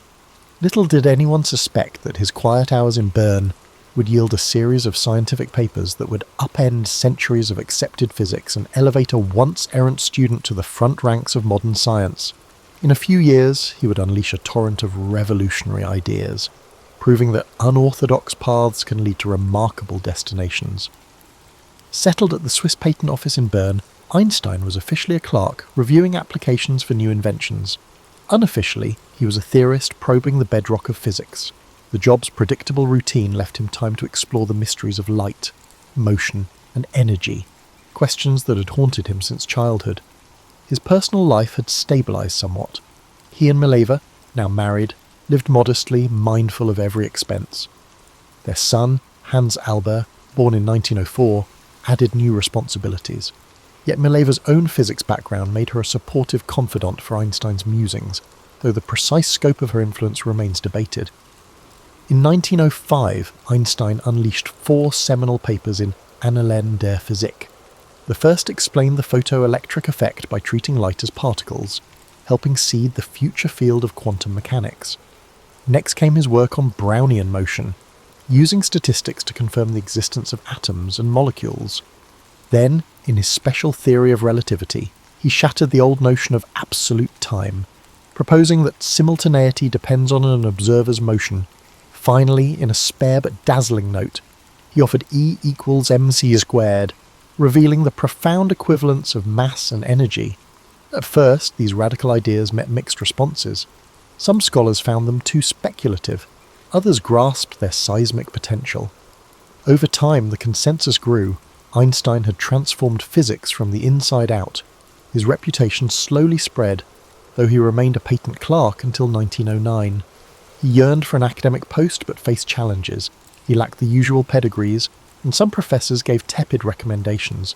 Eventually, the University of Zurich appointed him as a lecturer, opening the door to a more formal scientific community. Mileva managed their growing family, which now included a second son, Eduard, while Einstein wrestled with teaching duties and ongoing research. But their marriage started to show cracks, strained by the financial pressures and Einstein's single-minded devotion to work. Despite domestic tension, his scientific profile rose swiftly. Younger physicists marvelled at his knack for taking earlier insights, such as those from Hendrik Lorentz and Henri Poincaré, and unifying them into a cohesive vision. The outcome was more than a patchwork of theories. It was a radical recasting of how energy, space, and time interlock. He left Bern for Zurich in 1909, then moved to Prague in 1911 for another professorship. Mileva followed, but the demands of uprooting and the complexities of raising children chipped away at their partnership. In Prague, Einstein refined his thoughts on gravity, hinting at a broader framework to come.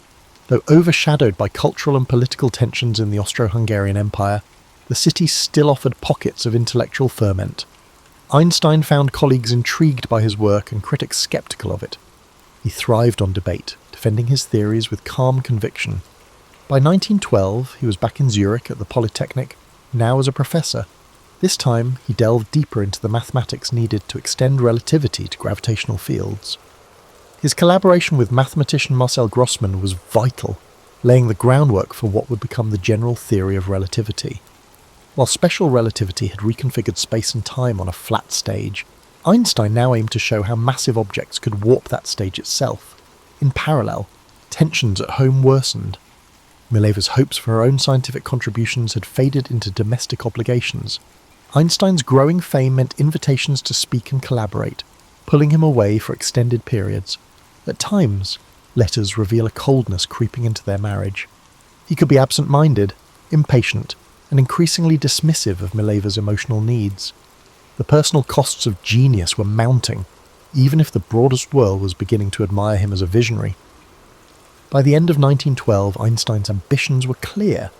He had cemented a reputation as the mind behind special relativity, and he was on the cusp of unveiling a more comprehensive framework to explain gravity. Universities courted him, and scientific societies began to laud his insights. Yet beneath this rise lay private discord.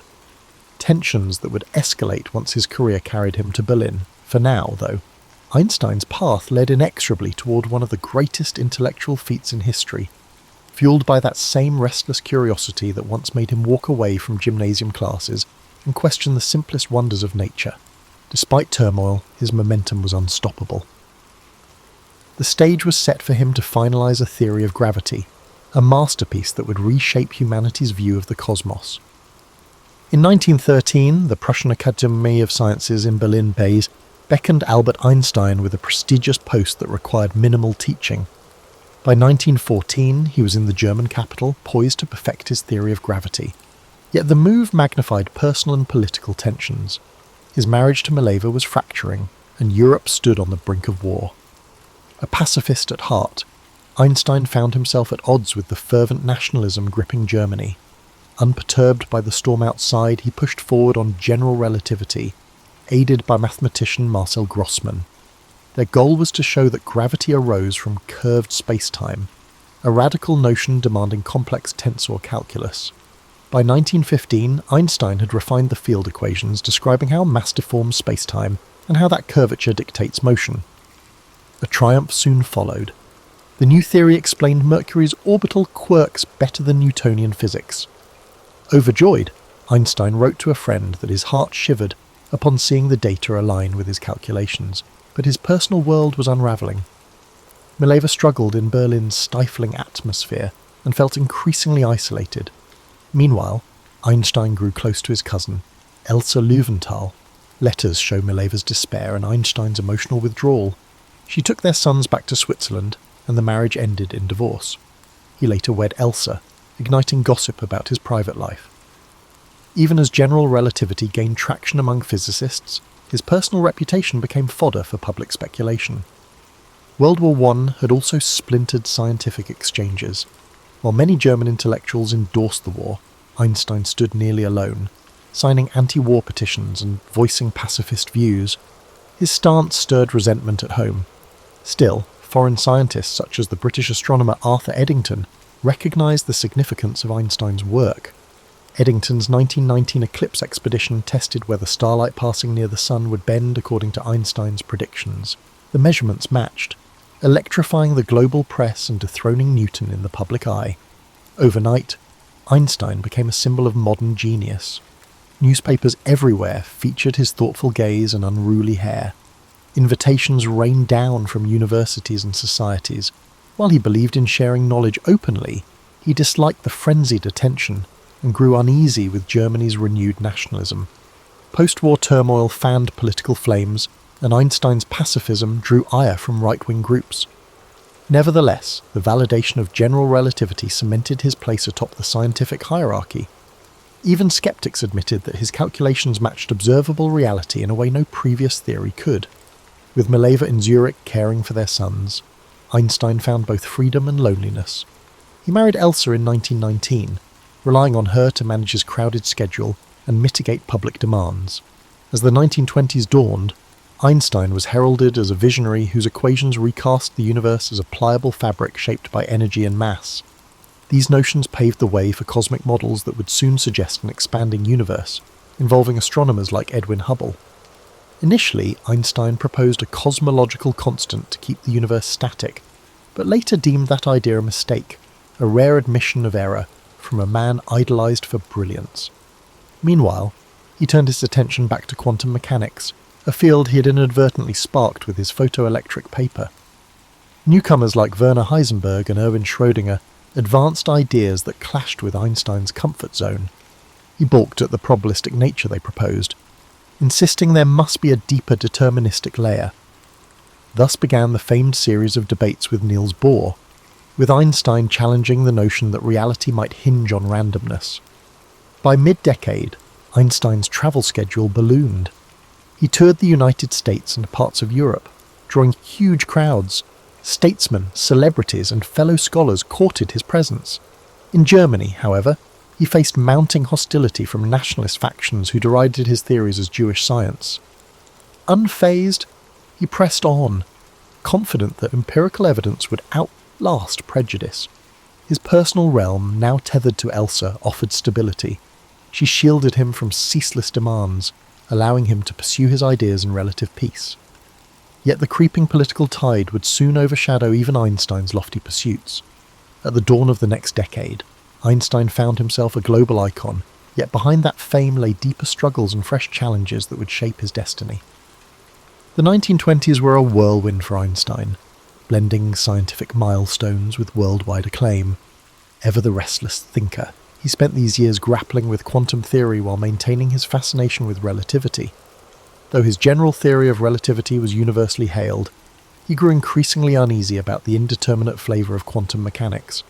To him, the idea that fundamental processes could be governed by pure chance seemed incomplete. Einstein's public image soared. As he toured Europe and North America, lecture halls overflowed. Audiences were drawn not just to his ideas, but also to his persona, rumpled suits, mischievous humour, and an aura of introspective brilliance. Journalists clamoured for interviews, often distorting his words into simplistic soundbites. Despite Elsa's best efforts to safeguard his privacy, the cult of personality grew. Politicians hoped his presence would lend prestige to their events, and luminaries from other fields sought his endorsement. Beneath the accolades, Einstein remained wary of fame. He believed that genuine discovery flourished in quiet reflection, not in the spotlight. Whenever possible, he escaped to the Alps or the countryside, revelling in mountain walks and violin practice.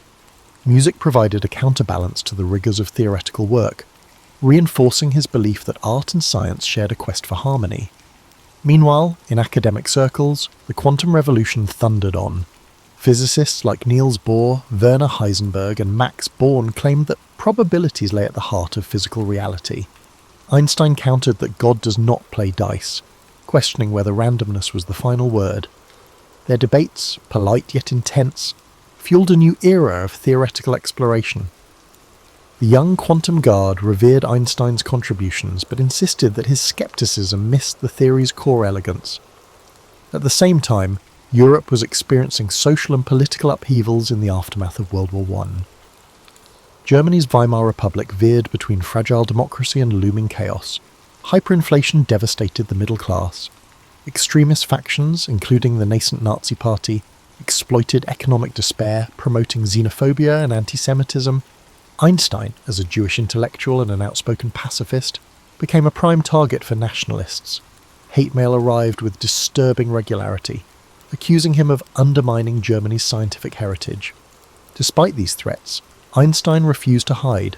He rallied for disarmament and international cooperation, endorsing pacifist causes that were deeply unpopular among nationalist circles.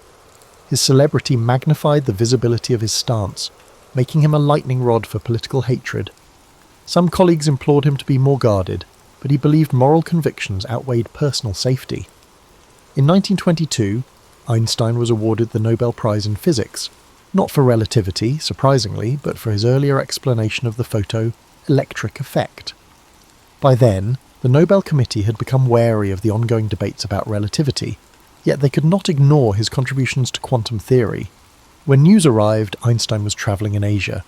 He embarked on a tour that took him to Japan, where he was met by enthralled crowds and showered with gifts. Notes from that trip reveal a man torn between gratitude for the adulation and a desire for solitude. Upon returning to Germany, Einstein found the political climate darker. The early stirrings of Nazi ideology were creeping into universities and public discourse. Although he tried to remain above petty bickering, vicious attacks on his un-German physics intensified. Right-wing publications branded relativity a hoax.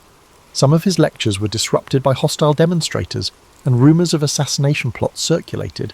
Elsa, deeply concerned, urged him to consider emigrating. Yet Einstein hesitated. He felt a profound connection to German-speaking intellectual life, despite recognising its dangerous currents. He also clung to the hope that reason and goodwill might prevail. When not entangled in politics, he continued refining his approach to quantum puzzles. He developed thought experiments aimed at exposing hidden variables or revealing contradictions in the quantum framework. Each new exchange with Bohr underscored the chasm between Einstein's quest for determinism and the Copenhagen school's acceptance of uncertainty. By the late 1920s, Einstein's stature had grown colossal, but so had his disillusionment with Europe's volatile mood. Whispers of an eventual departure grew louder. In public, he spoke calmly about the spiritual crisis afflicting the continent. Privately, he pondered where his future lay. The man who had once roamed Italy in his youth, yearning for free thought, again stood at a crossroads. When Adolf Hitler rose to power in 1933, Einstein's predicament crystallized. The Nazis targeted Jewish scientists as scapegoats, accusing them of corrupting German culture. For Einstein, an internationally admired thinker yet domestic pariah, remaining in Germany became untenable. Acting on Elsa's urgings and his own sense of imminent danger, he left Berlin for what would become a permanent exile. Stopping briefly in Europe, he announced his resignation from the Prussian Academy. The move was both symbolic and pragmatic. He refused to serve an institution bent on persecuting him. Although his name still commanded respect abroad, in Germany his books were publicly burned and officials seized his assets. Nazi propaganda labelled him the arch-enemy of true science. Unfazed by personal attacks, Einstein worried about friends and colleagues trapped in a regime that suppressed free thought. He soon found refuge in the United States, accepting an appointment at the newly established Institute for Advanced Study in Princeton, New Jersey. Princeton offered serenity and intellectual autonomy, with no formal teaching duties. The Institute's wooded campus and quiet community reminded Einstein of the tranquility he once treasured in Switzerland. He took up residence in a modest house on Mercer Street, where curious townsfolk would spot him on daily walks, unruly hair, pipe in hand, lost in reflection. Yet exile weighed on him. Though grateful for safety, he missed the vibrant cafes of Europe and lamented the plight of Jewish refugees barred from many countries.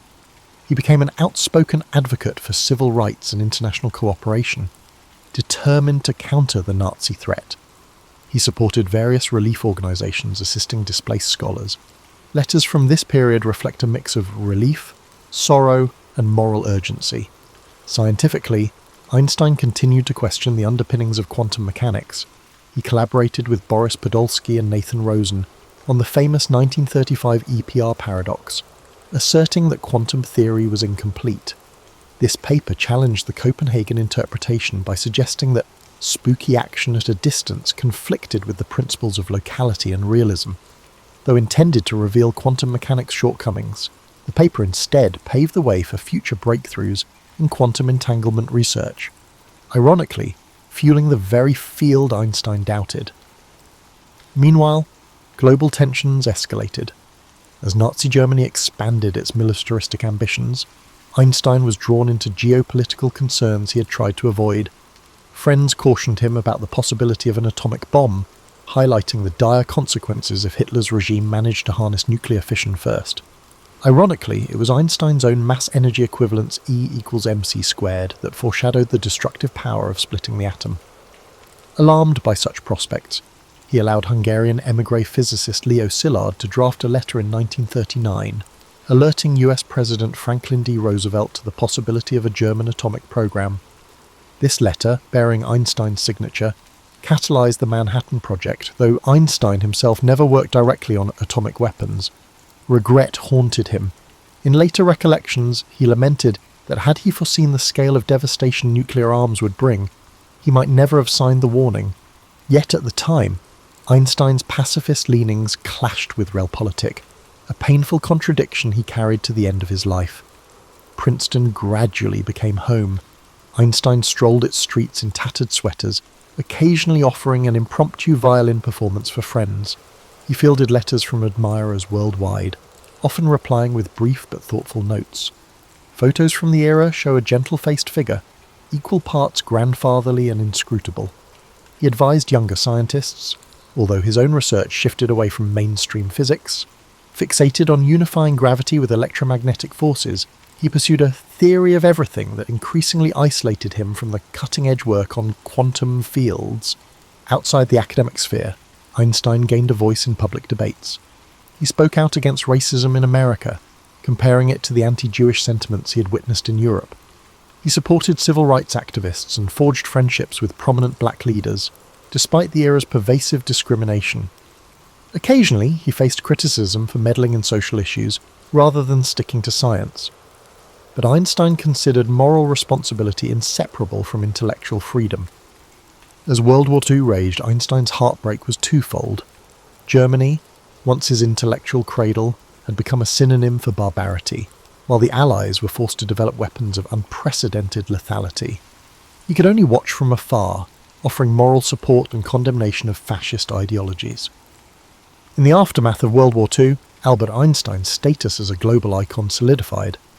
Yet his latter years were marked by reflection and a sense of unresolved questions. Despite pushing physics towards quantum theory, he remained resistant to its probabilistic core. Though the Manhattan Project had validated the destructive potential of E equals mc squared, it also weighed heavily on his conscience.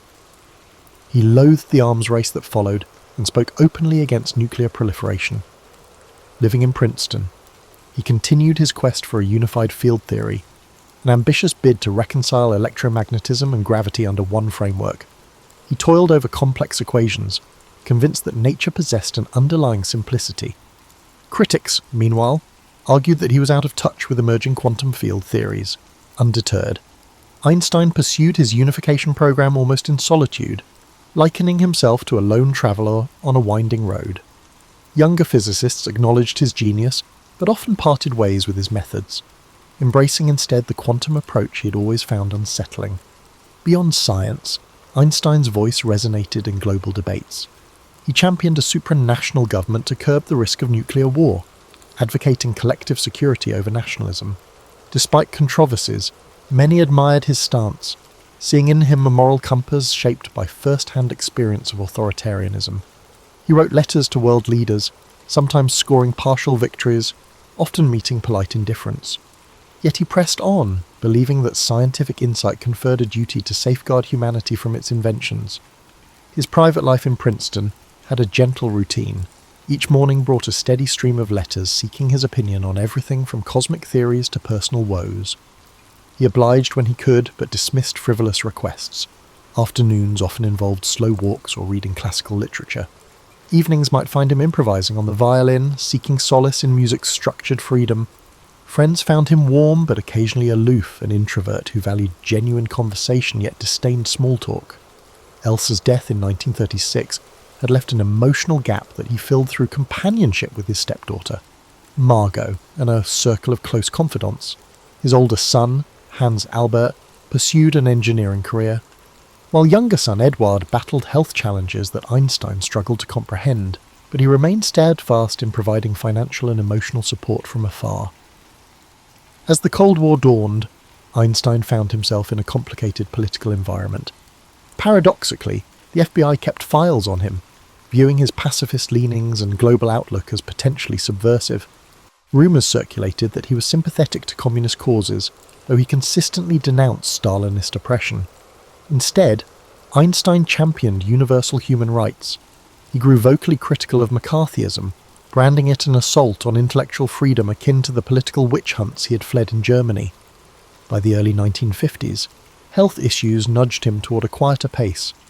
Yet his mind remained agile, and he sometimes engaged in public letters urging scientists to unite for peaceful endeavours.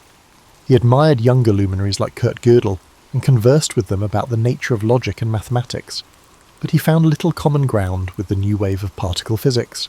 Students worldwide still saw him as an emblem of pure genius, while Einstein himself downplayed personal accolades, insisting he had simply followed his curiosity wherever it led. In 1955, Einstein experienced internal bleeding from an abdominal aneurysm. Though doctors recommended surgery, he refused, declaring that it was his time to go with dignity. True to form, he spent his final days revising a speech he intended to deliver for Israel's 7th anniversary, reflecting his long-standing support for Jewish communities while advocating peaceful coexistence.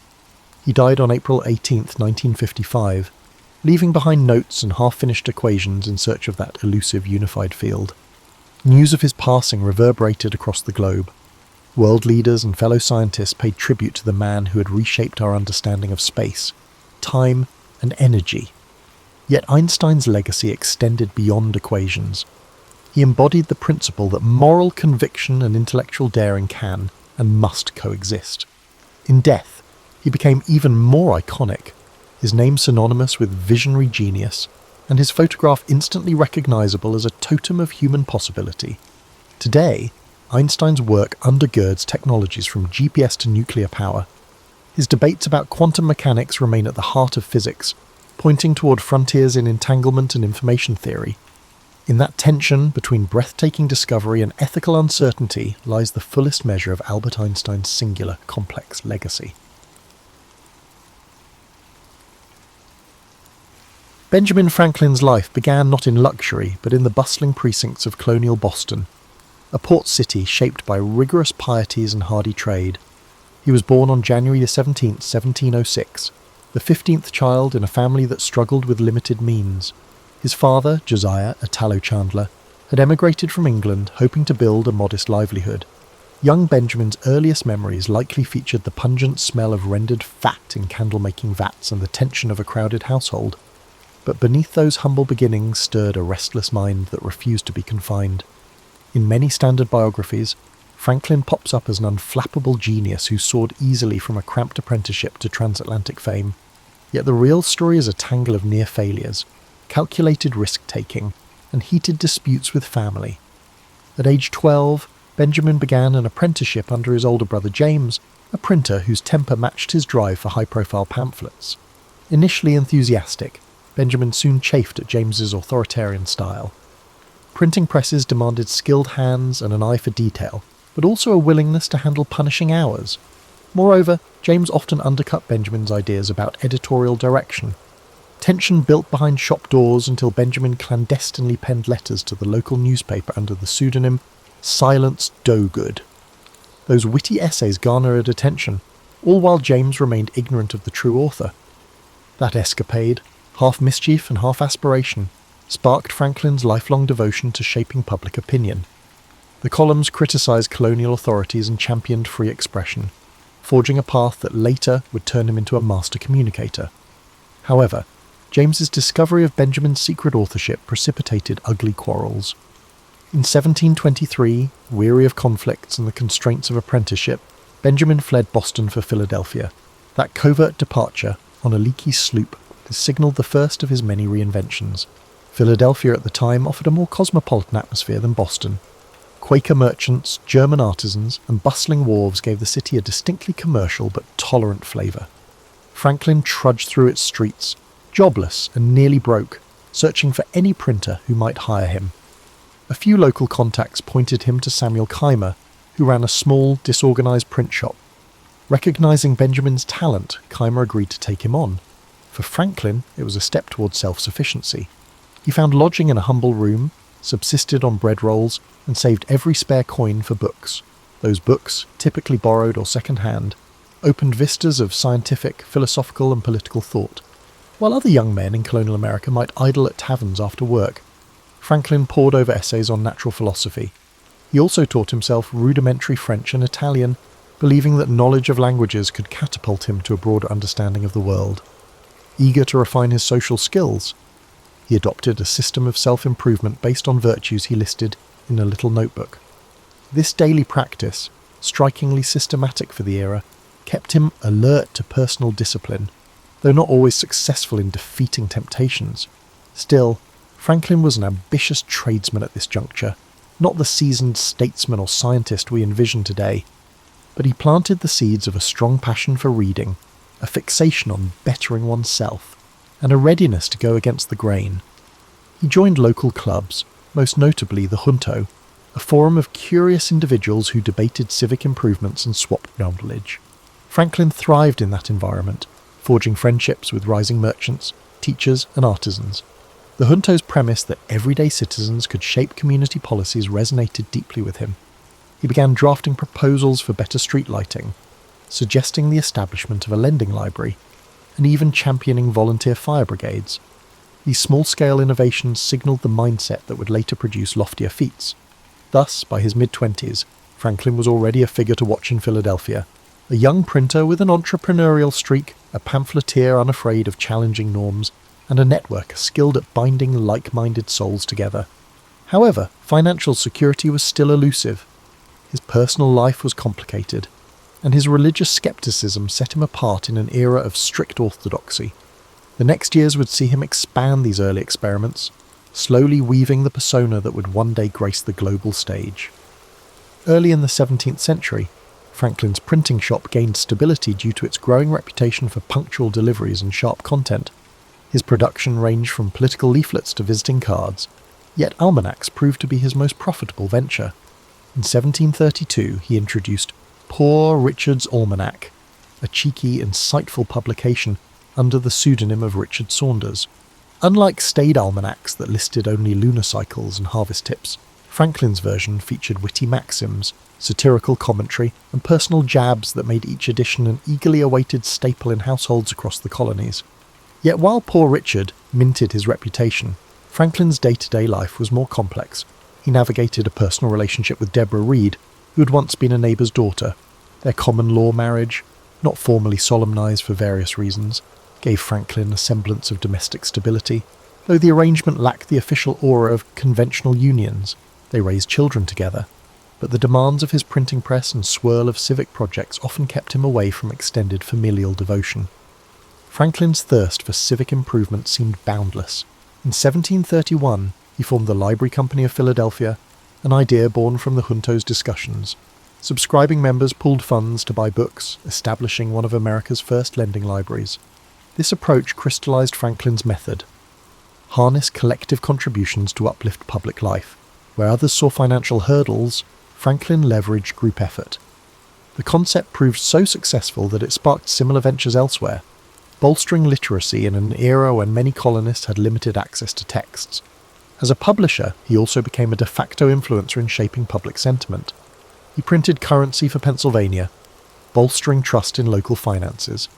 He took up the cause of paper money, arguing that a stable local currency could invigorate commerce.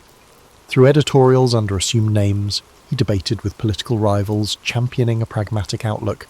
If a policy boosted trade and enriched community resources, it merited consideration, irrespective of dogmatic leanings. This flexibility would later mark his diplomatic engagements, yet it sometimes riled staunch partisans. Beyond the printing realm, Franklin dabbled in volunteer projects like establishing Philadelphia's Union Fire Company in 1736. Fire disasters had plagued the city, wiping out blocks of wooden structures. Franklin's brigade, staffed by volunteers, offered a semblance of organised response where previously chaos reigned. This forward-thinking approach spread, birthing additional fire companies that cooperated instead of competing. Ever the organiser, Franklin helped shape guidelines for equipment sharing and mutual aid, forging a model admired in other colonies. Yet successes alone didn't insulate him from adversity. The colonial landscape could be unforgiving to those who ventured unpopular opinions. Franklin sometimes rankled conservative church leaders by printing texts that veered too secular or criticised certain dogmas. He also faced tension with other printers, who resented his rapid ascension and willingness to mock rivals. Still, his knack for bridging differences often prevailed. When rumours of a severe smallpox outbreak loomed, he used his press to advocate for inoculation, though he personally endured heartbreak when one of his sons died of the disease. The tragedy deepened Franklin's resolve to promote evidence-based solutions over superstition or fear. Simultaneously, Franklin's scientific curiosity blossomed. He embarked on rudimentary experiments observing local weather patterns, speculating that storms and winds might follow distinct trajectories across the colonies. At dinner gatherings, he speculated about electricity, an obscure phenomenon rarely studied in depth outside Europe's learned societies. While his main energies still lay in publishing and civic activism, that spark of interest hinted at future breakthroughs. He collected glass tubes and rods from ships arriving from England, quietly testing ways to generate static charges. It was uncharted territory in the North American context. Through these endeavours, Franklin cultivated an image as a problem solver unafraid of multiple hats: publisher, social entrepreneur, proto-scientist. His approach remained anchored in practicality. He believed knowledge mattered chiefly when applied to real-life challenges, whether refining printing techniques or organising communities to fight fires. Meanwhile, Poor Richard's Almanac soared in popularity, its aphorisms turning into everyday proverbs. Phrases like "early to bed and early to rise makes a man healthy, wealthy, and wise" laced casual speech, shaping the moral tenor of the day. Many readers had no idea that Franklin, behind the comedic mask of Richard Saunders, orchestrated each aphorism with a shrewd sense of what the public would embrace. By the mid-1730s, he was no longer just a scrappy printer. He was emerging as a civic figure recognised for bridging the divides of a fractious colonial society. His illusions of grandeur were subdued, though. He remained humble enough to realise that the bigger the stage, the steeper the criticisms. Nevertheless, the path ahead beckoned him to new realms, both scientific and political, that would redefine his standing in the colonies and beyond. As the 1740s unfolded, Franklin expanded his repertoire of ventures, moving beyond the realm of printing presses and local libraries. He began a foray into public office, first as clerk of the Pennsylvania Assembly, then as a justice of the peace. Though these roles brought little direct power, they introduced him to the mechanics of governance and legislative procedures. Franklin quickly grasped that influence often arose not from formal titles, but from credibility and discourse. Whether drafting petitions or speaking softly behind the scenes, he proved adept at galvanizing votes around pragmatic solutions. His philanthropic instincts also guided him to found what he called an academy. Conceived in the mid-1740s, this initiative eventually evolved into the University of Pennsylvania. Dissatisfied with narrow classical curricula, Franklin yearned for an institution that melded theoretical knowledge with practical arts. He envisioned courses in modern languages, commerce, and applied sciences, strikingly progressive when many were still clung to Latin and Greek as the backbone of learning. Gathering donations from merchants and mild support from local leaders, he opened the academy in 1751. Students arrived from various colonial towns, forging a new generation steeped in the synergy of classical ideals and real-world problem-solving. Meanwhile, Franklin's fascination with electricity escalated. News reached him of European experiments generating sparks from friction machines. Intrigued, he improvised his apparatus. He discovered that after rubbing a glass tube, bits of cork or paper jumped toward it, revealing hidden charges. He took copious notes, meticulously describing how certain materials attracted or repelled. Over time, he concluded that electricity involved a single fluid that could move from one object to another, a revolutionary concept for the era. He even coined terms like battery positive and negative charges. These insights, published in pamphlets, reached the Royal Society in London, catapulting Franklin into the realm of serious science. His legendary kite experiment, while dramatised in modern retellings, indeed occurred around 1752. Concerned that Europe's official experimenters might beat him to proof that lightning was electric, Franklin prepared a kite made from silk and a conductive metal wire, planning to fly it during a thunderstorm. Observers often imagine dramatic flashes, but Franklin took precautions. He stood under shelter, holding the kite string only through a key attached near the bottom. The moment the kite soared into stormy clouds, the strands of the string grew bristly, signalling that electric charge was travelling downward. A small spark from the key to his knuckle affirmed his hypothesis. This demonstration led him to propose the lightning rod, an iron rod placed atop buildings to direct lightning's destructive force safely into the ground. His success in explaining lightning's nature elevated his reputation overseas. Soon, letters from eminent European savants poured in, praising the ingenious Mr. Franklin of Philadelphia. Yet at home, his daily responsibilities continued unabated, running a busy print shop, publishing a newspaper, and encouraging local improvements. He scarcely had time to revel in his scientific achievements. Indeed, Franklin expressed surprise that his experiments won him so much acclaim abroad, while many neighbours remained unimpressed or simply confused by his lightning games. As if science and commerce weren't enough, Franklin became increasingly involved in frontier politics. Tensions flared between Pennsylvania's Quaker-dominated assembly and the Penn-Family proprietors of the colony. Franklin believed in fair taxation, including taxes on the proprietors' vast estates, a view that had put him at odds with the privileged few. Additionally, British-French competition in North America was heating up, culminating in the French and Indian War. Franklin, convinced that defence required unity among colonies, proposed his famous Join or Die cartoon, a segmented snake representing the separate colonies. Though it spurred dialogue, intercolonial unity remained elusive.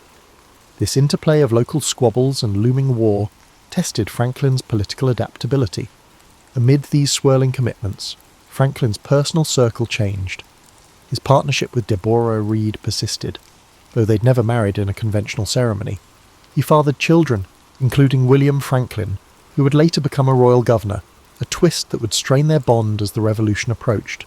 Franklin, for all his rational thinking, faced heartbreak and family tensions. He also enjoyed comedic relief, hosting gatherings where brandy-laced conversation turned to improbable ideas like controlling storms or forging alliances with Iroquois confederacies.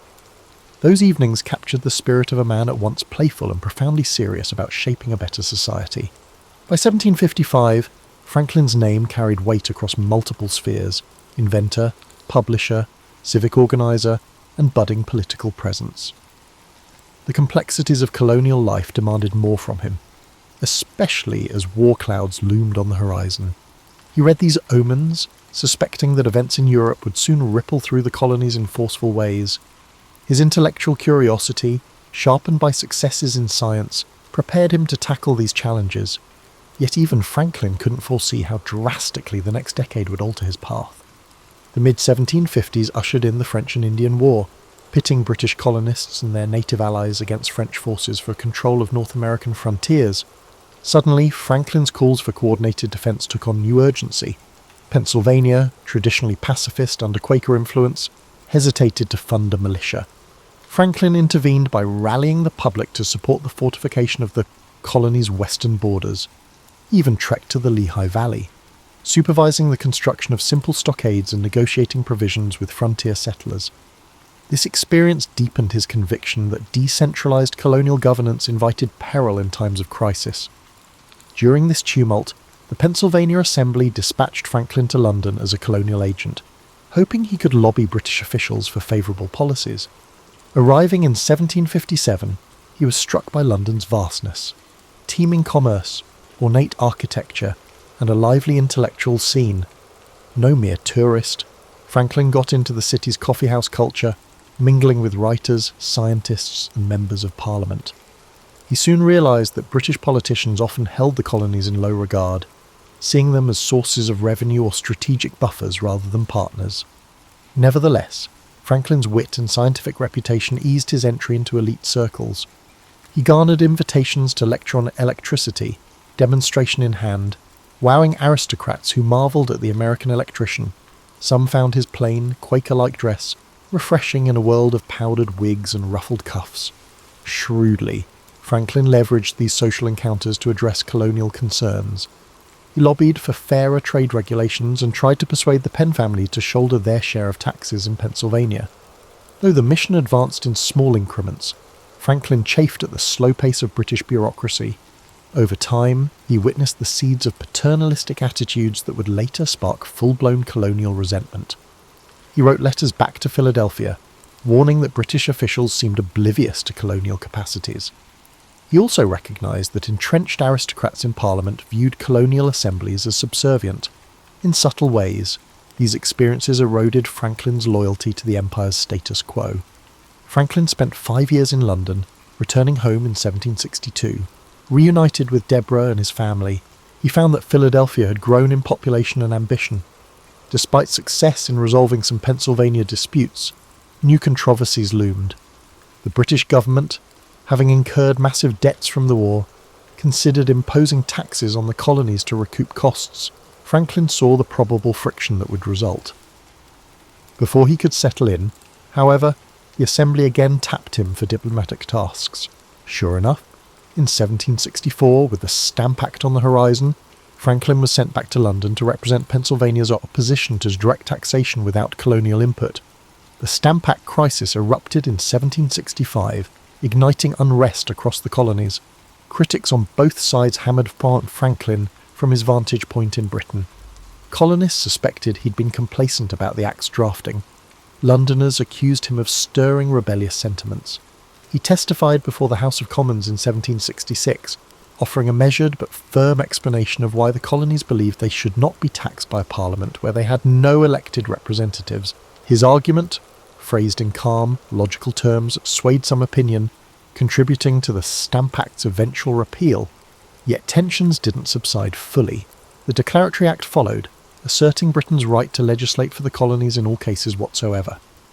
Franklin lingered in Britain, dividing his time between official negotiations and private scientific pursuits. He joined the Royal Society, forging friendships with luminaries like Joseph Priestley. They debated the nature of gases, the possibility of manned flight, and new mechanical devices. Franklin's adept mind roved freely in these circles, producing incremental contributions to fields like meteorology and oceanography. He mapped the Gulf Stream after hearing whaling captains discuss warm Atlantic currents, guiding ships to exploit faster routes across the ocean. Yet personal heartbreak struck. Deborah passed away in 1774. Franklin, who'd been abroad for years, felt deep regret at not seeing her in her final days. Meanwhile, political storms at home intensified. The Boston Tea Party erupted, prompting harsh British retaliation. Franklin found himself once more the target of criticism, even singled out by the British Privy Council for public censure in 1774 over leaked letters, slandered and humiliated in a humiliating hearing. He sensed that reconciliation might be doomed. In that humiliating moment, the cracks in his hope for a peaceful resolution to the imperial crisis widened into a chasm. When he finally sailed back to America in 1775, war seemed likely. Franklin had left the colonies as a patient mediator seeking compromise. He returned an embittered observer convinced that Britain's ministry would never treat the colonies fairly.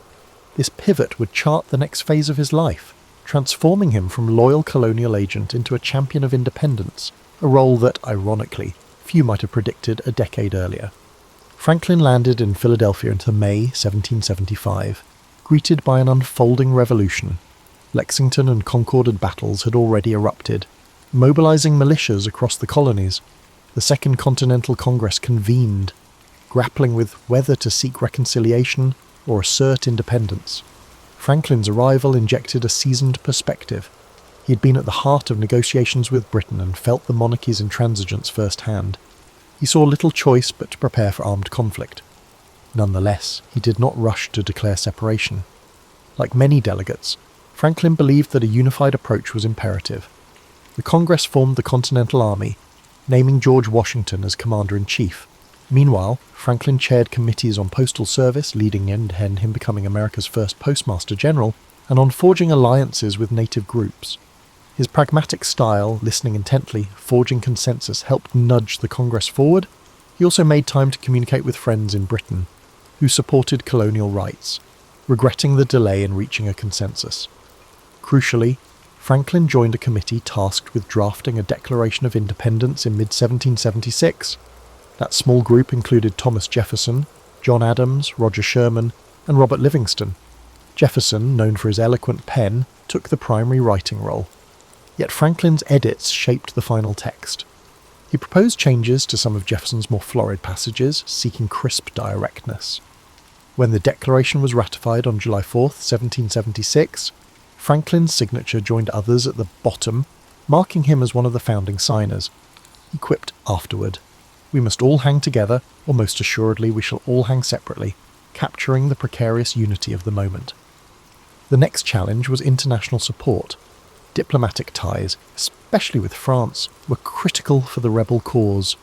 Having spent ample time in Europe and possessing a flair for interpersonal charm, Franklin was the natural envoy.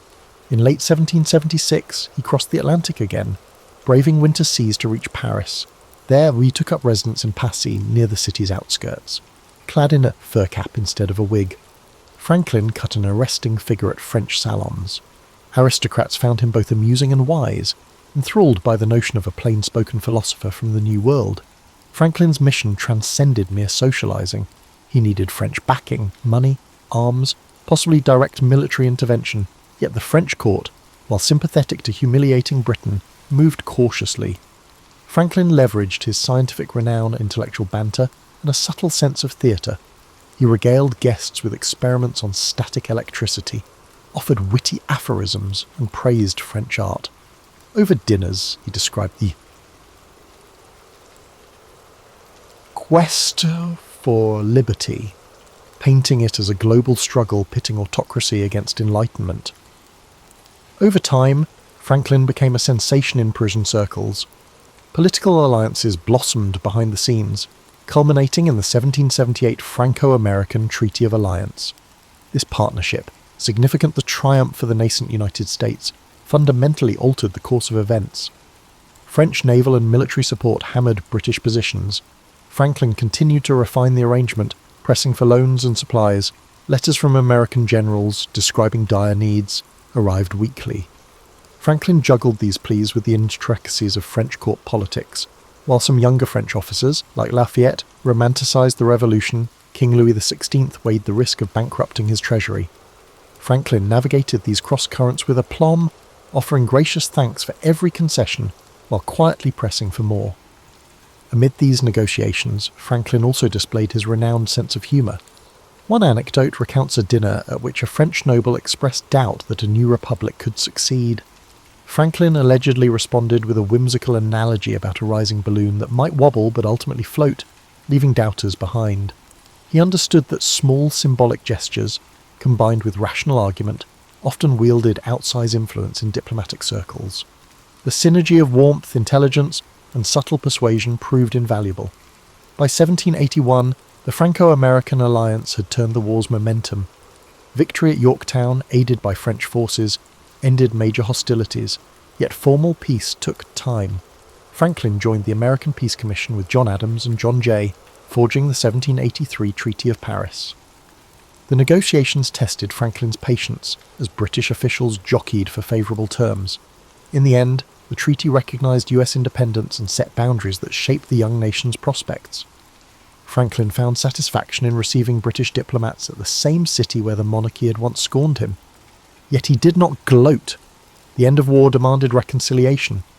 He believed that forging stable commerce between Britain and America would benefit both. Having secured independence, Franklin lingered in France as an unofficial cultural ambassador, relishing the city's intellectual ferment.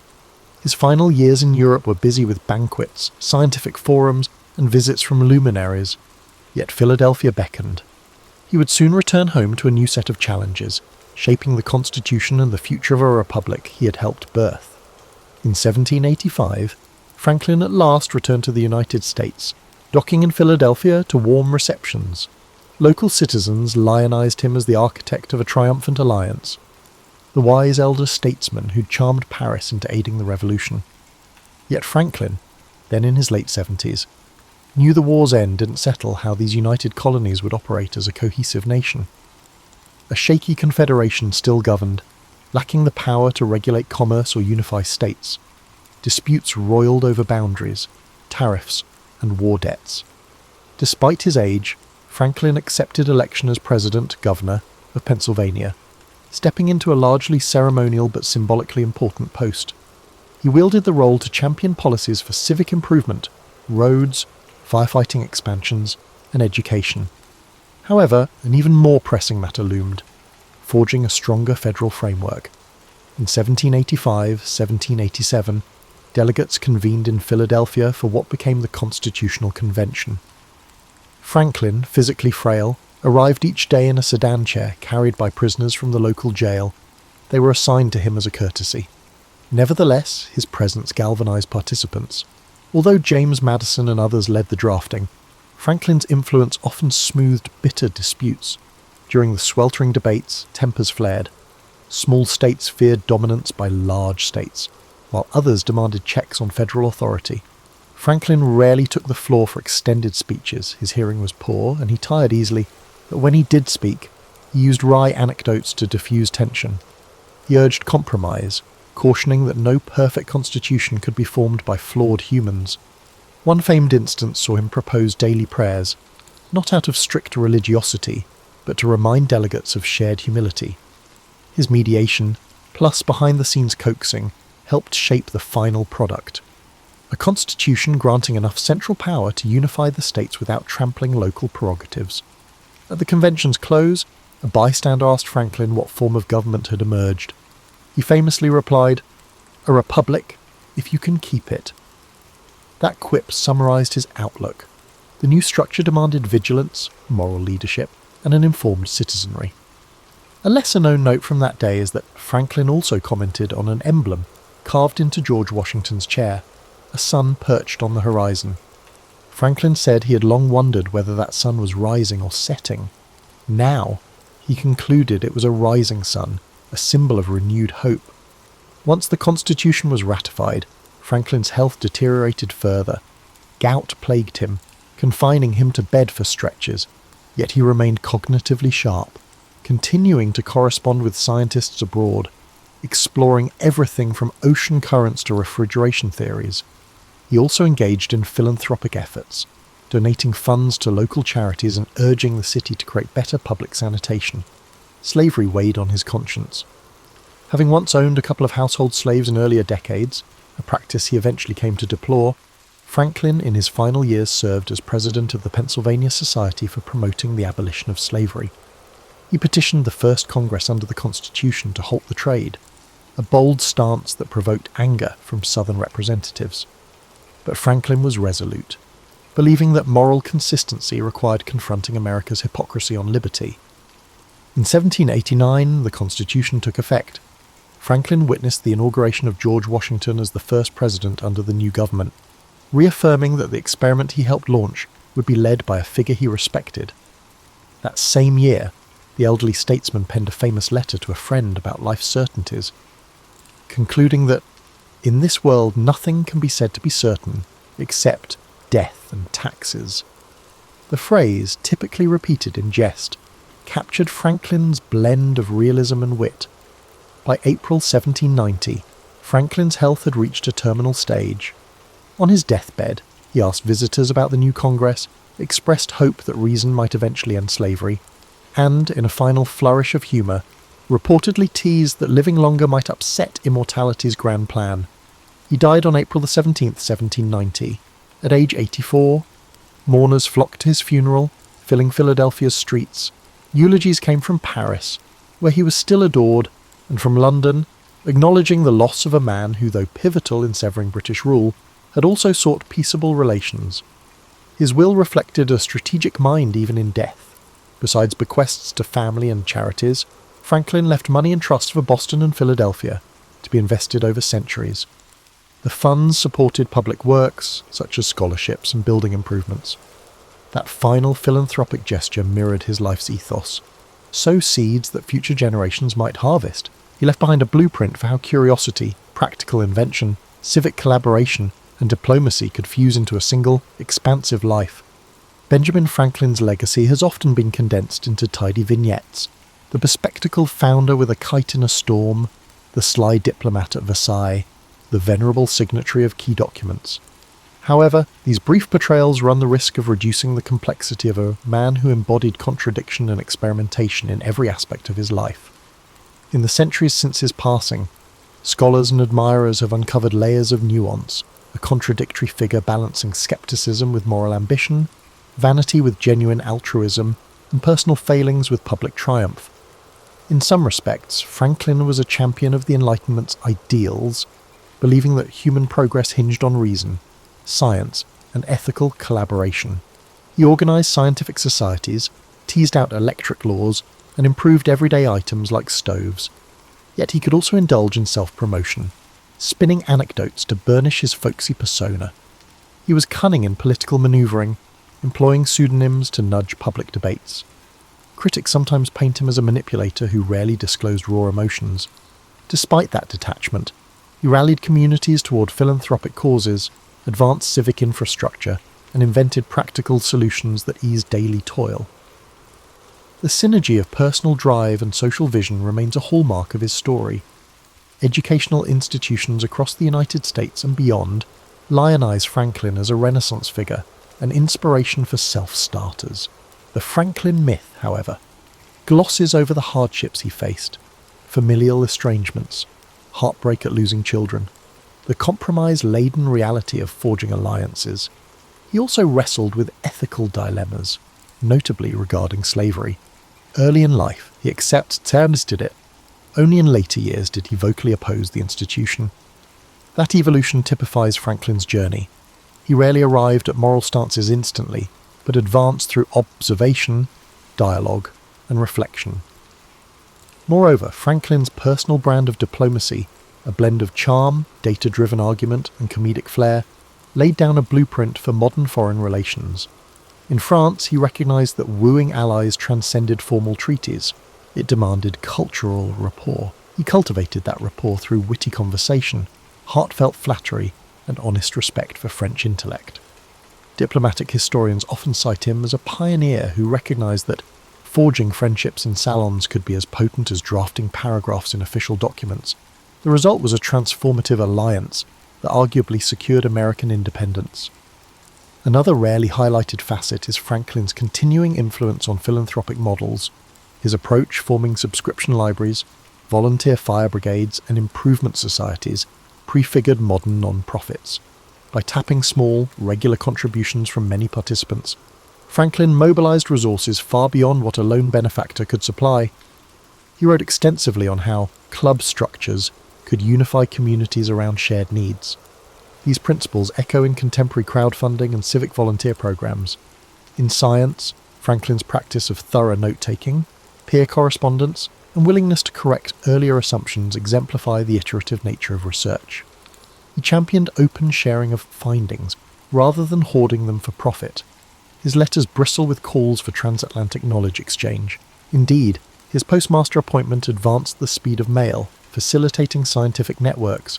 In that sense, Franklin's acted as a conduit for bridging Old World academies and New World experimenters, accelerating the Enlightenment's global momentum. Today's visitors to Philadelphia can trace Franklin's footprints at sites like Independence Hall, the Franklin Court Museum, or the Christ Church Burial Ground. They might see intangible marks, too. The ethos of civic collaboration and entrepreneurial zeal remains strong in the city's culture. Historians debate whether Franklin's legacy looms too large, overshadowing lesser-known but equally vital contributors to early American life. Yet few deny that his capacity to pivot from printing to invention, from local activism to grand diplomacy, stands as an extraordinary demonstration of adaptive genius. Franklin's example resonates with the possibility of reinvention at any stage. He pivoted careers, championed social improvements, and tackled new frontiers of science well into his senior years. His failures, like the fiasco at the British Privy Council or personal regrets about absent fatherhood, did not halt his momentum. Instead, they spurred reflection and course correction. That dynamic interplay of aspiration and humility undergirds his adult life, providing a refreshing contrast to rigid or dogmatic leadership styles. In summary, it is difficult to neatly categorize Benjamin Franklin's story. He was a printer who saw words as the foundation of public life, a scientist who harnessed the power of lightning, a statesman whose wit won the favour of a monarchy, and a moral innovator who, in his later years, struggled to balance the ideals of the new republic with its realities. His life in Corporasis encourages us to keep exploring, keep experimenting, and keep forging alliances. By harnessing curiosity and civic-mindedness, Franklin believed society could inch closer to enlightenment. That belief still pulses in the tale of a pragmatic dreamer whose footprints crossed oceans, courtyards, and the imagination of generations to come. A unique idea began to take shape within the US Army. This concept revolved around an unconventional approach to warfare, the use of deception as a primary strategy to mislead and confuse the enemy. Officially known as the 23rd Headquarters Special Troops, this unit would come to be famously known as the Ghost Army, a name as mysterious and evocative as its purpose. The idea for such a unit stemmed from earlier British successes with deception tactics during the North African campaign. Inspired by the British, the US military leadership decided to create a similar team of highly skilled individuals who could simulate entire divisions and manipulate enemy decision-making through illusions. It was a daring experiment that blurred the line between art and warfare. So, to bring this ambitious vision to life, the military sought out recruits with unique skill sets. Unlike typical soldiers, the Ghost Army was composed of artists, designers, engineers, sound technicians, and even actors. Many of these individuals had no prior combat experience, but were instead recruited from art schools, advertising agencies, and design firms. Their creativity and technical expertise would prove invaluable in crafting the elaborate ruses needed to deceive German forces. From the very beginning, the Ghost Army operated under a veil of secrecy. Its mission was to create diversions, feints, and false operations that would distract the enemy and protect Allied troops during key military campaigns. To achieve this, the unit relied on a combination of inflatable tanks, sound effects, fake radio transmissions, and carefully choreographed movements.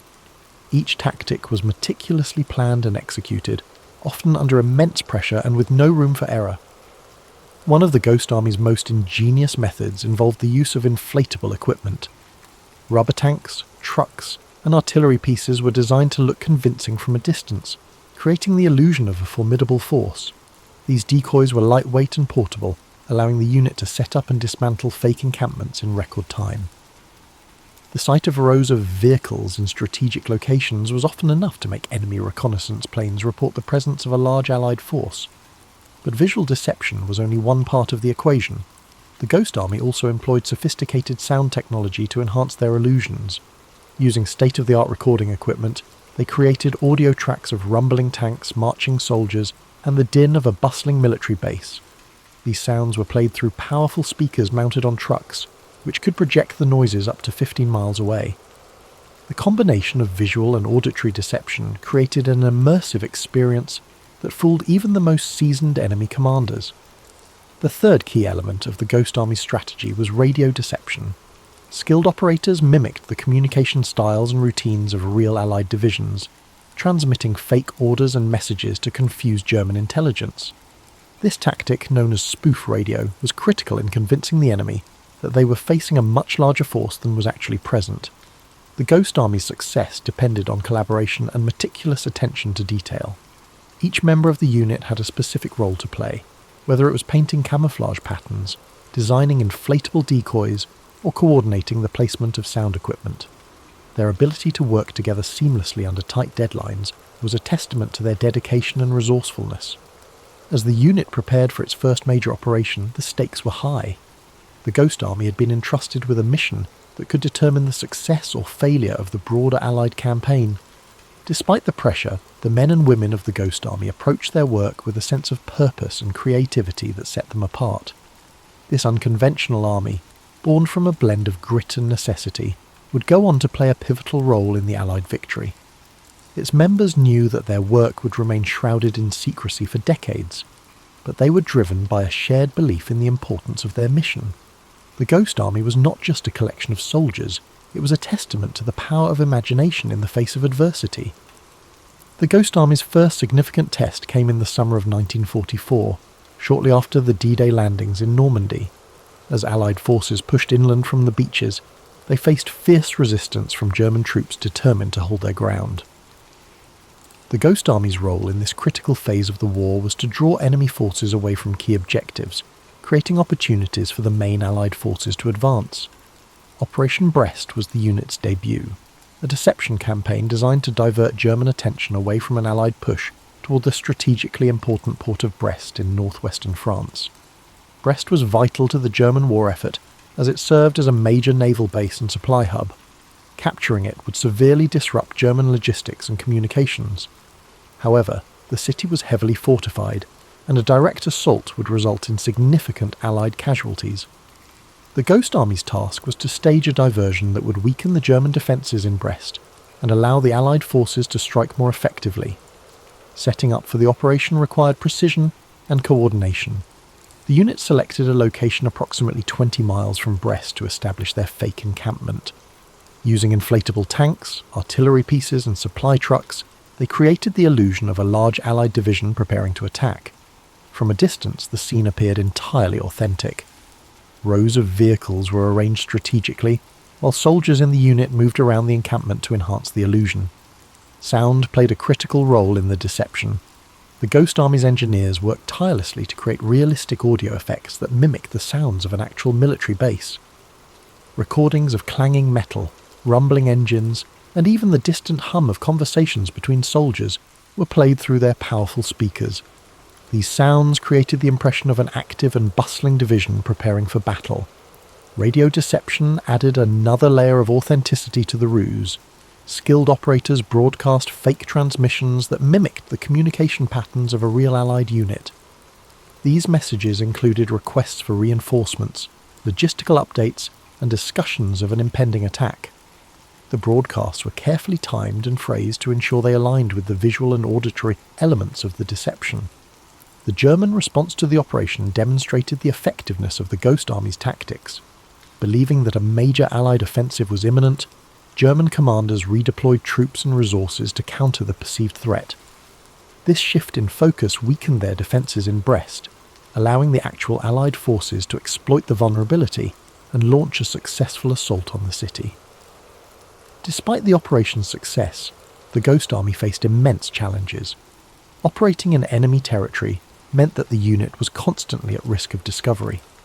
The soldiers had to maintain the illusion at all times, knowing that even a single misstep could expose their deception and compromise the entire mission. The pressure was intense, but the unit's creativity and discipline ensured that their efforts remained convincing. One of the most remarkable aspects of the operation was the ingenuity and adaptability of the soldiers. They found ways to enhance the realism of their deceptions, using camouflage techniques to hide their inflatable equipment from close inspection, and employing creative storytelling to maintain the illusion during interactions with locals. The success of Operation Brest solidified the Ghost Army's reputation as a critical asset to the Allied war effort. Their ability to manipulate enemy movements and create opportunities for the main forces to advance demonstrated the power of unconventional warfare. It also reinforced the importance of teamwork and innovation in overcoming seemingly insurmountable challenges. As the Ghost Army prepared for future missions, they carried the lessons of Operation Brest with them. The experience had tested their resolve and resourcefulness, but it had also proven that their unique approach to warfare could have a profound impact on the outcome of the conflict. The Ghost Army continued to hone its craft, with each operation showcasing an evolution in its tactics. Their next assignments spanned across Europe, where the stakes remained high and precision was essential. In the summer of 1944, The unit supported the Allied advance through France, setting up elaborate illusions to divert German forces from real targets like the River Seine crossings. Their purpose was simple yet crucial: to mislead and confuse the enemy at every turn, allowing the Allied forces to gain strategic advantages. Their efforts involved even more synchronized deception: perfectly crafted inflatable units, convincing radio transmissions, and immersive soundscapes. As the war progressed, the unit's techniques became increasingly sophisticated, with inflatable tanks, trucks, and artillery pieces designed to look even more realistic. These decoys, placed at key locations, tricked German reconnaissance aircraft into reporting large concentrations of Allied forces, buying the real Allied troops precious time. The Ghost Army also refined their use of sound. Engineers strategically placed speakers to project the noises of marching soldiers, machinery and military equipment, rumbles and roars that mimicked an army on the move. Every detail was crafted to ensure the illusion of a bustling military operation. The sound of distant engines, the hum of generators, and the steady murmur of soldiers' conversations were all carefully arranged to create an environment that felt real from miles away. At night, the Ghost Army employed even subtler tricks. Soft, low-frequency noises were played to mimic the natural rhythm of an army resting. These soothing sounds blended seamlessly into the nighttime air, giving the impression of soldiers quietly going about their business, resting for the night. The flicker of campfires could be seen in the distance, their warm glow painting an image of a calm, yet prepared, military camp. These sounds and visuals were designed to not only confuse the enemy, but to offer a momentary sense of peace in the midst of an otherwise chaotic landscape. These moments of quiet illusion brought surprising calm to their surroundings, even as the war raged on just beyond. The soldiers of the Ghost Army knew how to maintain their focus and composure in these difficult circumstances. They understood that mental clarity was just as important as strategic deception. In a time of high tension, they found ways to stay grounded, creating calm moments of respite amid the storm. Their ability to remain level-headed in the face of danger was as vital as the visual and auditory tricks they employed. For listeners tonight, imagine the gentle hum of a fictional camp blending into the stillness of the night. Picture the soft creaking of tents in the breeze, the steady rhythm of soldiers moving quietly about their business, and the flickering glow of a distant campfire. Feel the peaceful atmosphere surrounding you as you let the comforting sounds lull you into a sense of ease. These men and women, though constantly at risk and surrounded by danger, mastered the art of finding peace within chaos, much like how you can let the stillness of the moment help you unwind and drift into sleep. By the end of World War II, the Ghost Army had completed over 20 missions in Europe, each one contributing to the success of the Allied forces in ways that were largely unseen and often unrecognised. Their ability to deceive the enemy through innovative tactics, creating false signals, fake camps, and even misleading decoy operations, had played a vital role in ensuring the success of major offensives. Yet, despite their success, the full story of the Ghost Army was kept a secret for decades after the war. As the war drew to a close, the Ghost Army was disbanded, and many of its members returned to civilian life. For years, the men who served in the unit were sworn to secrecy about their operations. The story of their deception, their creativity, and their courage in the face of danger remained hidden, with only a few veterans quietly sharing their experiences. For many years, the Ghost Army's contribution was overshadowed by more well-known military victories, as the world moved forward and focused on rebuilding after the war. However, as the years passed, a renewed interest in World War II and its lesser-known heroes began to emerge. The story of the Ghost Army started to surface, with veterans coming forward and sharing their accounts. Documentaries, books, and interviews helped shed light on the incredible role this group of men had played during the war. Slowly, the world began to recognize the significance of their work and the ingenuity behind their methods of deception. For those who had served in the Ghost Army, their experience was a mix of pride and humility.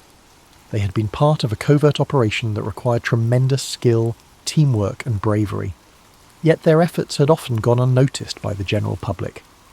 As they shared their stories, they also spoke of the deep bonds formed among the members of the unit, the camaraderie that had sustained them in the face of danger, and the immense satisfaction of knowing they had helped bring an end to one of the darkest chapters in history. As time passed, The Ghost Army became a symbol of how ingenuity and creative thinking can make a difference in the most difficult of circumstances. Their legacy is one of perseverance, resourcefulness, and the ability to turn the tide of battle with nothing more than illusion. The Ghost Army proved that even in the most dire situations, the human spirit can find a way to rise above adversity. Think of how the men of the Ghost Army must have felt as they walked away from their missions, knowing they had made an impact in a war that shaped the world. Their contributions, though not widely known at the time, were just as significant as any traditional battle fought on the front lines. Just as the Ghost Army worked quietly and methodically to achieve their goals, you too can find peace and calm in the quiet moments, allowing your mind to unwind and your body to rest.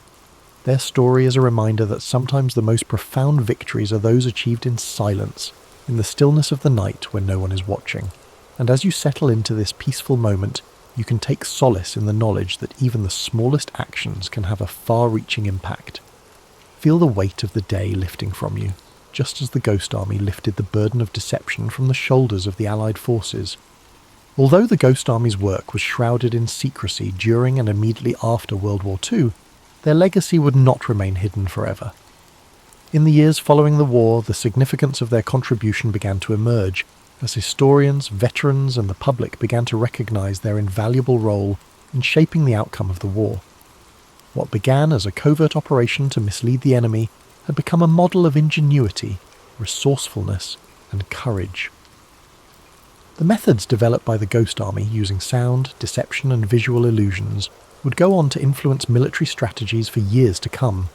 The concept of psychological warfare, where the mind is targeted as much as the body, became more widely accepted.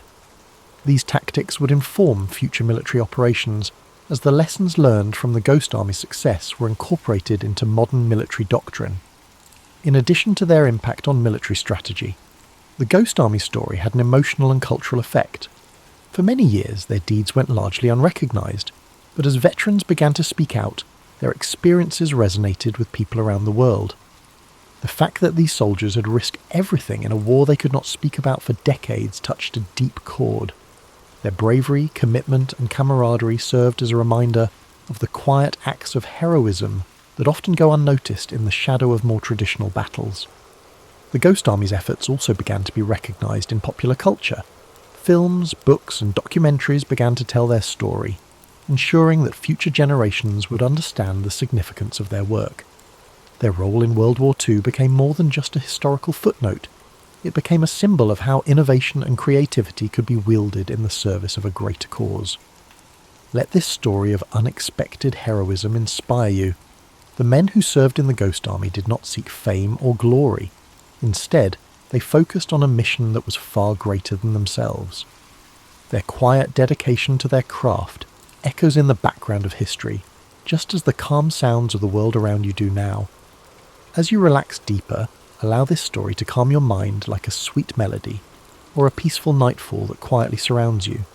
The knowledge that these men contributed in ways that were largely unseen allows us to reflect on how every action, no matter how small or seemingly insignificant, can contribute to something much larger.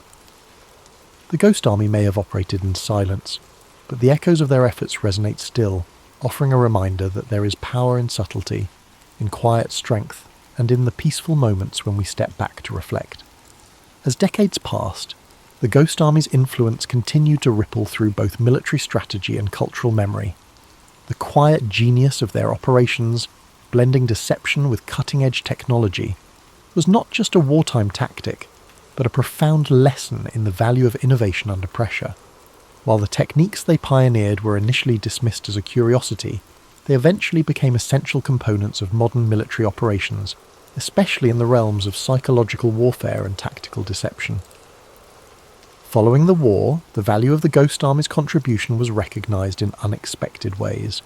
The unit had shown that military success didn't always require sheer force.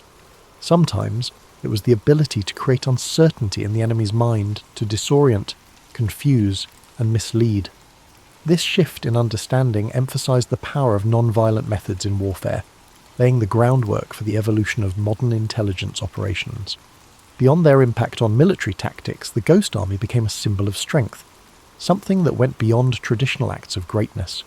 The members of this unique unit, ordinary men who found extraordinary ways to serve their country, reminded us that contributions to a greater cause often come in unconventional forms. Veterans who had served in the unit began to tell their stories, and these accounts related deeply with people across the world. The idea that such a vital part of World War II was unsolved for so long made up for the overlooked contributions of everyday individuals. It helped reshape the way we perceive wartime contributions and made it clear that only large, obvious victories are worth remembering. Over time, museums, documentaries, and even novels began to explore their story, bringing to light the importance of creativity in warfare. It wasn't just about military strategy. It was about the courage to think outside the box and confront the enemy with tactics that weren't rooted in physical might, but in the power of perception. These stories remind us that we too can find strength in quiet persistence, and that the solutions to challenges may lie not in confrontation, but in innovation. Now, as you find yourself in a state of ease, the quiet whisper of history lingers. The Ghost Army's legacy teaches us that even in the most uncertain times, there is power in calm and quiet strategy. Feel the weight of your body easing, each muscle unwinding and softening, as you allow yourself to drift deeper into calm rest like a warm blanket. Just like the Ghost Army's methods that brought clarity and purpose amidst chaos, this quiet moment brings peace to your mind and body. This isn't necessarily the ending of our story, but the beginning of a restful journey into the stillness of sleep. Sweet dreams. The early 17th century, a time when Europe was a patchwork of kingdoms, principalities, and religious divides. At the heart of this patchwork lay the Holy Roman Empire, a vast and fragmented realm that stretched across much of Central Europe. For centuries, tensions simmered beneath the surface, as Catholic and Protestant states vied for power, influence, and the right to practice their faith freely. The spark that ignited this long and devastating conflict came in the form of a defiant act in the city of Prague. In 1618, Protestant nobles in Bohemia, angered by perceived restrictions on their religious freedoms under Emperor Ferdinand II, staged a dramatic rebellion. They stormed Prague Castle, seized 2 imperial officials, and hurled them out of a window in an event known as the Defenestration of Prague. Miraculously, the officials survived the fall, but the act was a clear declaration of defiance. This single moment set off a chain reaction, like ripples spreading across a still pond. Ferdinand II, a staunch Catholic, saw the rebellion as a direct challenge to his authority in the Catholic Church. Determined to restore order and Catholic dominance, he mobilized his forces, while Protestant leaders across the empire began rallying their allies in preparation for a larger struggle. What began as a localized conflict in Bohemia quickly escalated into a broader war, drawing in neighboring regions and foreign powers. Protestant princes sought support from allies in Denmark, Sweden, and beyond, while Catholic states turned to Spain and the powerful Habsburg dynasty for aid. The war was no longer just about Bohemia. It had become a contest of religion, politics, and territorial ambition. As the conflict unfolded, it became clear that this was not a war of quick resolutions. The early battles were fierce yet inconclusive, leaving both sides entrenched in their positions and more determined than ever to secure victory. The countryside began to bear the scars of the war. Villages burned, crops were destroyed, and innocent lives were caught in the crossfire. The 30 Years' War was born out of these divisions, and its origins reveal much about the fragile balance of power and belief in Europe at the time. It was a conflict rooted in faith, but also fueled by ambition and fear, a perfect storm that would rage for decades. Take a moment to absorb this beginning, the first ripples of what would become a vast and relentless storm. As we move forward, the intricate web of alliances, battles, and betrayals will unfold. But for now, let the gravity of this moment settle, a reminder of how one act of defiance can echo across history. As the conflict in Bohemia ignited, the deeper fault lines of Europe's religious divide began to widen, casting a shadow over the entire continent. At its core, the 30 Years' War was fueled by the tensions between Catholics and Protestants, a struggle that had simmered since the Reformation in the 16th century. The Peace of Augsburg in 1555 had attempted to create harmony by allowing rulers within the Holy Roman Empire to determine their state's religion, whether Catholic or Lutheran. Yet this fragile peace left many unresolved issues, particularly with the rise of Calvinism, a branch of Protestantism that had not been recognised in the agreement. As Calvinist states gained influence, the Catholic Habsburg rulers viewed them as a threat. Their growing presence felt like a challenge to the established order. When Ferdinand II ascended to the throne of the Holy Roman Empire, he was determined to restore Catholic dominance. His unwavering faith and aggressive policies further inflamed tensions, especially among Protestant states that viewed him as a tyrant bent on crushing their freedoms. Ferdinand's allies in Spain and the papacy provided him with support, reinforcing the Catholic position with resources and manpower. On the other side, the Protestant Union, a coalition of Protestant princes, mobilized to resist Ferdinand's ambitions. They sought aid from Protestant powers beyond the empire, including Denmark, Sweden and England. These nations saw the conflict not only as a religious struggle, but also as an opportunity to weaken the Habsburgs and expand their own influence. The war spread beyond Bohemia, spilling into regions such as the Palatinate, Saxony and Bavaria. Each new front brought devastation to towns and villages, as armies marched across the countryside, leaving destruction in their wake. The brutality of the conflict became evident in battles such as the Battle of White Mountain in 1620, a crushing defeat for the Protestants that marked the beginning of Ferdinand's efforts to reassert Catholic control. But despite Catholic victories in the early years, the war refused to subside. Protestant leaders rallied, drawing on the resources and military expertise of their allies. Sweden, under King Gustavus Adolphus, emerged as a formidable force. His disciplined armies breathed new life into the Protestant cause. The balance of power began to shift and the war escalated further. This was no longer a simple struggle between Catholics and Protestants. It became a war of ambition and survival. Smaller states and mercenary armies joined the fray, drawn by promises of plunder and pay. The war became a theatre of chaos, where alliances shifted and even traditional enemies found themselves fighting side by side in pursuit of their goals. As the conflict deepened, it transformed the very nature of warfare. The 30 Years' War was one of the first conflicts where civilian populations suffered as much as, if not more than, the soldiers. Famine, disease, and displacement became common, as entire communities were uprooted or destroyed.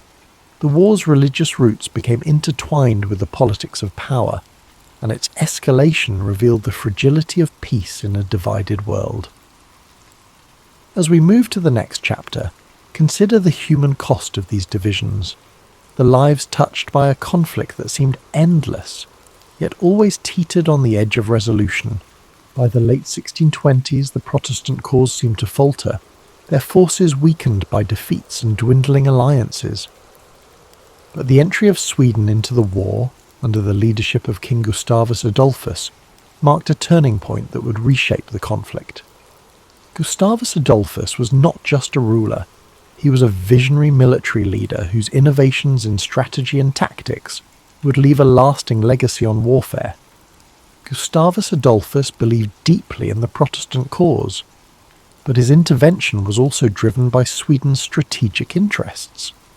The Habsburgs' growing influence threatened Swedish dominance in the Baltic region, making the 30 Years' War a matter of survival and sovereignty for his nation.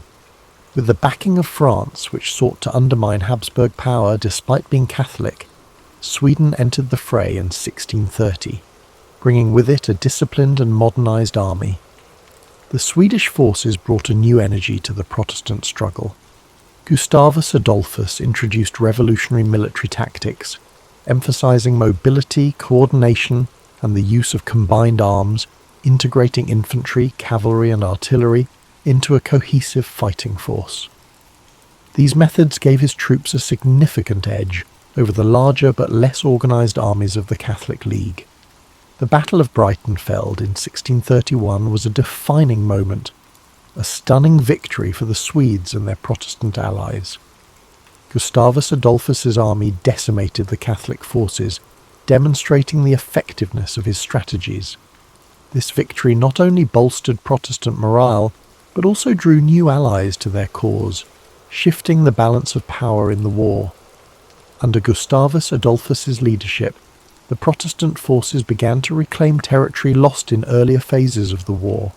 They advanced deep into the heart of the Holy Roman Empire, challenging Ferdinand II's dominance and threatening the stability of the Habsburg realms.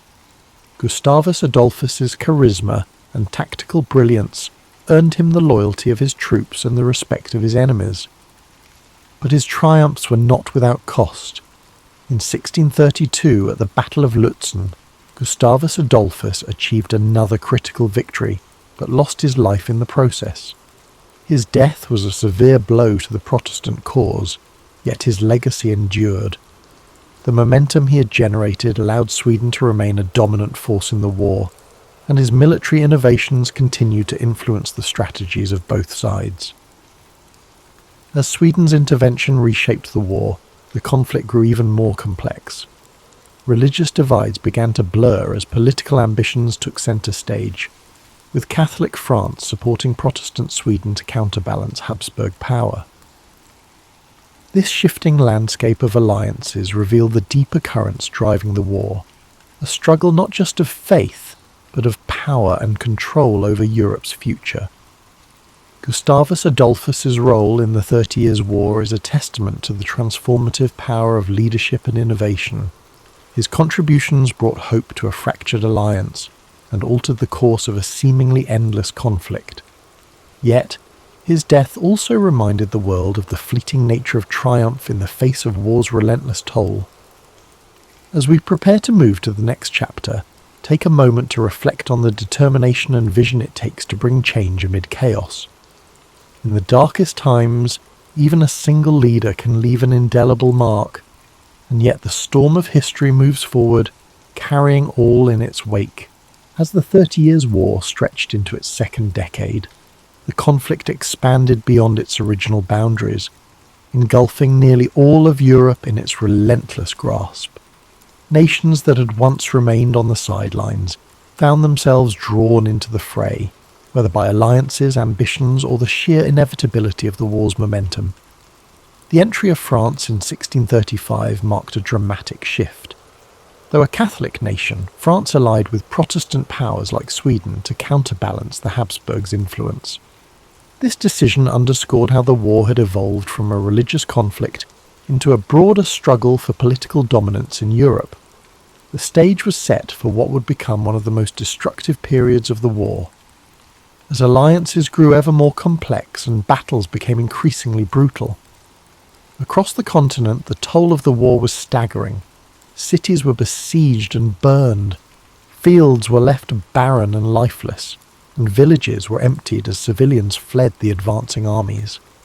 Mercenary forces, often poorly paid and motivated by survival, resorted to pillaging and looting, leaving devastation in their wake. Famine and disease swept through war-torn regions, taking more lives than the battles themselves. As you listen to this story, let the gravity of these events drift gently through your thoughts, but not linger. Imagine the chaos of the time slowly fading into the background, replaced by a sense of quiet reflection. Feel the weight of the war's hardship giving way to an understanding of resilience, a reminder of humanity's enduring strength even in its darkest hours. The conflict's scope seemed endless, with battles erupting in regions as far-reaching as the Rhineland, the Netherlands, and northern Italy. Yet amid the turmoil, moments of diplomacy and negotiation emerged, offering brief glimpses of hope. Peace talks began to take shape, though they were slow and fraught with challenges, reflecting the deep divisions and mistrust among the warring parties. Let these moments of negotiation remind you that even in the midst of chaos, there are always efforts toward resolution. Allow yourself to relax further, your breath steady and calm, as if tracing the contours of history's slow march toward peace. As we move deeper into the story, the resilience of the people and the shifting tides of war remind us of the impermanence of struggle.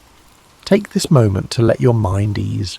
Let the complexity of the 30 Years' War unravel gently, leaving you with a sense of quiet perspective and peace. After nearly 3 decades of relentless conflict, Europe began to seek an end to the devastation. The 30 Years' War had taken a toll unlike any before it. Economies were ruined, lands were ravaged, and millions of lives had been lost. By the early 1640s, the warring nations realized that no decisive victory was in sight. The war had devolved into a stalemate of exhaustion.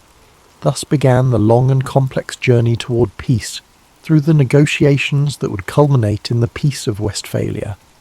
The Westphalian negotiations were unprecedented in their scope and ambition. For the first time in European history, nearly all major powers gathered to discuss terms of peace.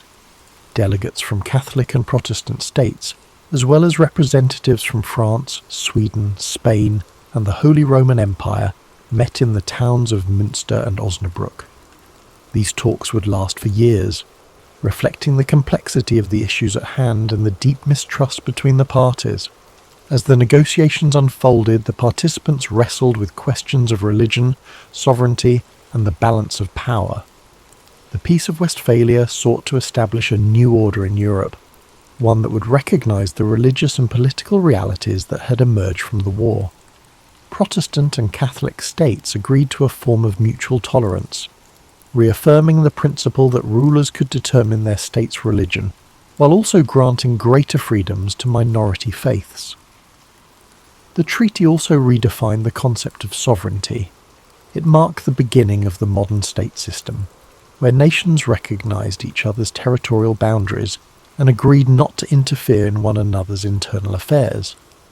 This idea of state sovereignty would become a cornerstone of international relations for centuries to come.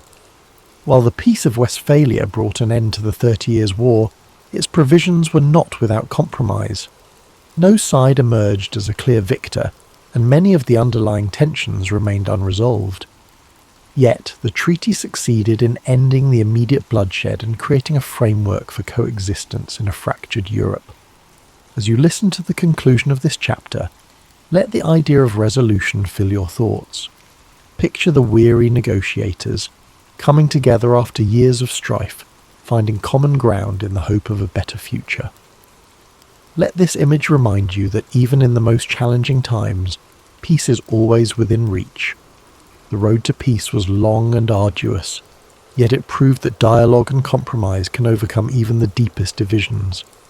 Allow this lesson to settle within you as you relax further, your mind at ease, as the echoes of war fade into the calm promise of resolution. As the Peace of Westphalia brought an end to the 30 Years' War, Europe began to rebuild from the ashes of its most devastating conflict. The war left an indelible mark on the continent, shaping the course of history in profound ways. Nations that had been battered and broken emerged with new identities, while the concept of sovereignty laid the foundation for the modern nation-state system. The war's legacy extended beyond politics and borders. It changed the way conflicts were waged, highlighting the immense cost of prolonged war and the devastating impact on civilian populations. The lessons of the 30 Years' War echoed across generations, reminding humanity of the importance of diplomacy, tolerance, and restraint. This story of destruction and eventual reconciliation carries a timeless message. Even in the darkest of times, there is always a path forward, a path forged through perseverance, negotiation, and the willingness to find common ground. The 30 Years' War may have scarred Europe, but it also served as a turning point, proving that peace, though hard won, is always worth striving for. As we close this chapter of history, take a moment to reflect on the resilience of the human spirit. Let the story of the 30 Years' War remind you of the strength found in unity and the power of resolution. Think of the nations and individuals who rebuilt after so much loss, their journey, though difficult, leading to a more stable and interconnected future. Now let the soothing sounds of rain guide you to a place of peace and relaxation. Imagine gentle raindrops falling softly on leaves, washing away the echoes of history's struggles. Feel the rhythm of the rain bringing calm to your mind and a sense of quiet to your soul. Theodore Roosevelt was not an ordinary child. Born in 1858 in a brownstone in New York City, young Theo, called Teddy by his close friends, entered a world riddled with disparity. Horse-drawn carriages paraded on cobbled streets while the country found itself on the cusp of rapid industrial change. Yet, from the very beginning, what made Theodore Roosevelt's early life different was not only his family's comfortable position. His father was a philanthropist who ran a successful import business, and the Roosevelts prided themselves on their social standing, but also his shaky constitution. The future Rough Rider was, ironically enough, a frail boy who struggled with asthma and stomach trouble, relying on the help of his nurturing family to guide him toward better health. Most accounts recall the well-worn story of how he overcame debilitating asthma by embracing exercise in the outdoors, but that's often where the intriguing details stop. Far less common are the accounts of how Roosevelt's imagination flourished because he spent so many hours indoors recovering. He devoured books on natural science, building an early fascination with zoology, entomology, and every lesser-known ology he could get his hands on. He collected insects in jars around his room, and he sketched birds from memory. He had a serious obsession with taxonomy, relishing the act of labelling, identifying, and categorizing. Few mention that he even attempted to write little treatises, guided by sheer curiosity, about creatures he observed in his small world. He would write paragraphs about houseflies in a notebook, detailing their anatomy and behaviour, as if he were a mini Darwin in the making. This pursuit was not a trifling hobby. It was the anchor that connected him to the broader world when his lungs wouldn't allow him to catch his breath outside. His father, Theodore Sr., took these explorations seriously. He would encourage young Theo to keep learning, and to the extent possible. He also pushed him, quite literally, to strengthen his body. The elder Roosevelt recognised that building physical stamina might become the key to unlocking his son's potential. So, in addition to fueling his mind, Theodore Sr. nudged him to exercise, even setting up a small gym within the family's home. They used pulley weights, dumbbells, and even a primitive exercise bike. Initially, the boy often doubled over in breathless fits, but he persevered, always hearing his father's voice, "You have the mind, but you must make your body." This paternal challenge would have shaped Theodore's entire life. He refused to let his ailments define him. As Theodore progressed from the timid, asthmatic boy to a more robust version of himself, he also developed a nuanced understanding of compassion and fairness. Many have recounted that his father, one of the founders of the Children's Aid Society, made it a point to teach Theodore about social inequities. During carriage rides, they visited the more impoverished areas of Manhattan so that Theo would see beyond his privileged bubble. Historians often remark that these experiences, along with the lessons instilled by his father, formed the basis of Theodore's empathy for working-class Americans. Yet it's rarely noted how those moments also fueled his sense of outrage at injustice, an emotion that could flare up dramatically in the years to come.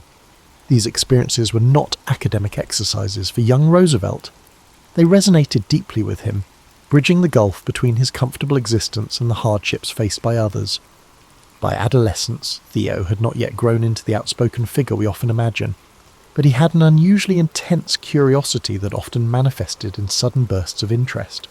A new species of bird, a type of archaic firearm, the political history of the Netherlands, he could not resist diving in. Family and friends recall that he would often go quiet for hours, poring over a book or tinkering with a collection, then erupt with a stream of observations.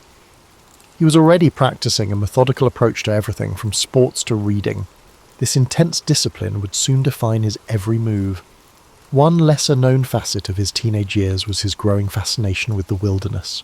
Convalescing in the family's summer home or on trips to the countryside, Theodore began forging a quiet bond with untamed spaces.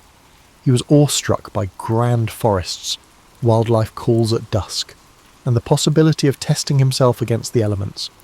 This connection was not just a passing fancy, it was a seed that would bloom into his legendary forays into the West and his eventual influence on the nation's conservation efforts. In a sense, the vulnerability that shaped his early years also planted an ember of longing for personal independence, physical challenge, and a deep communion with nature.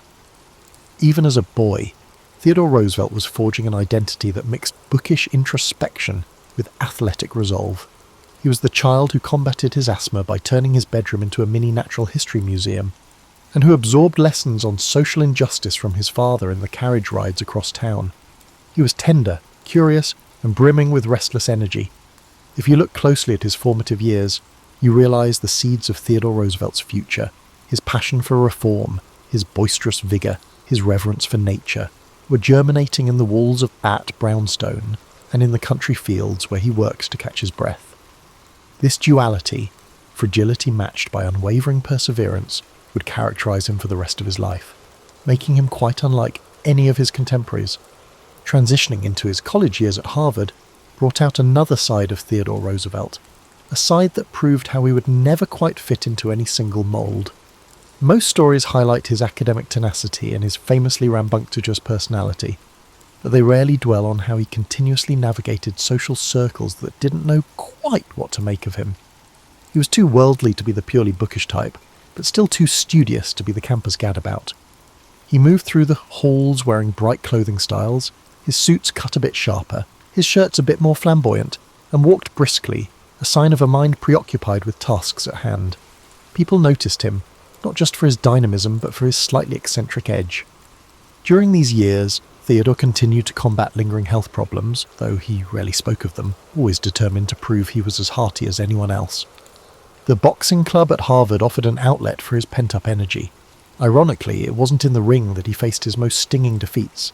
It was in building friendships with the typical college set, many of whom were drawn to a more conventional path of leisure and superficial amusements.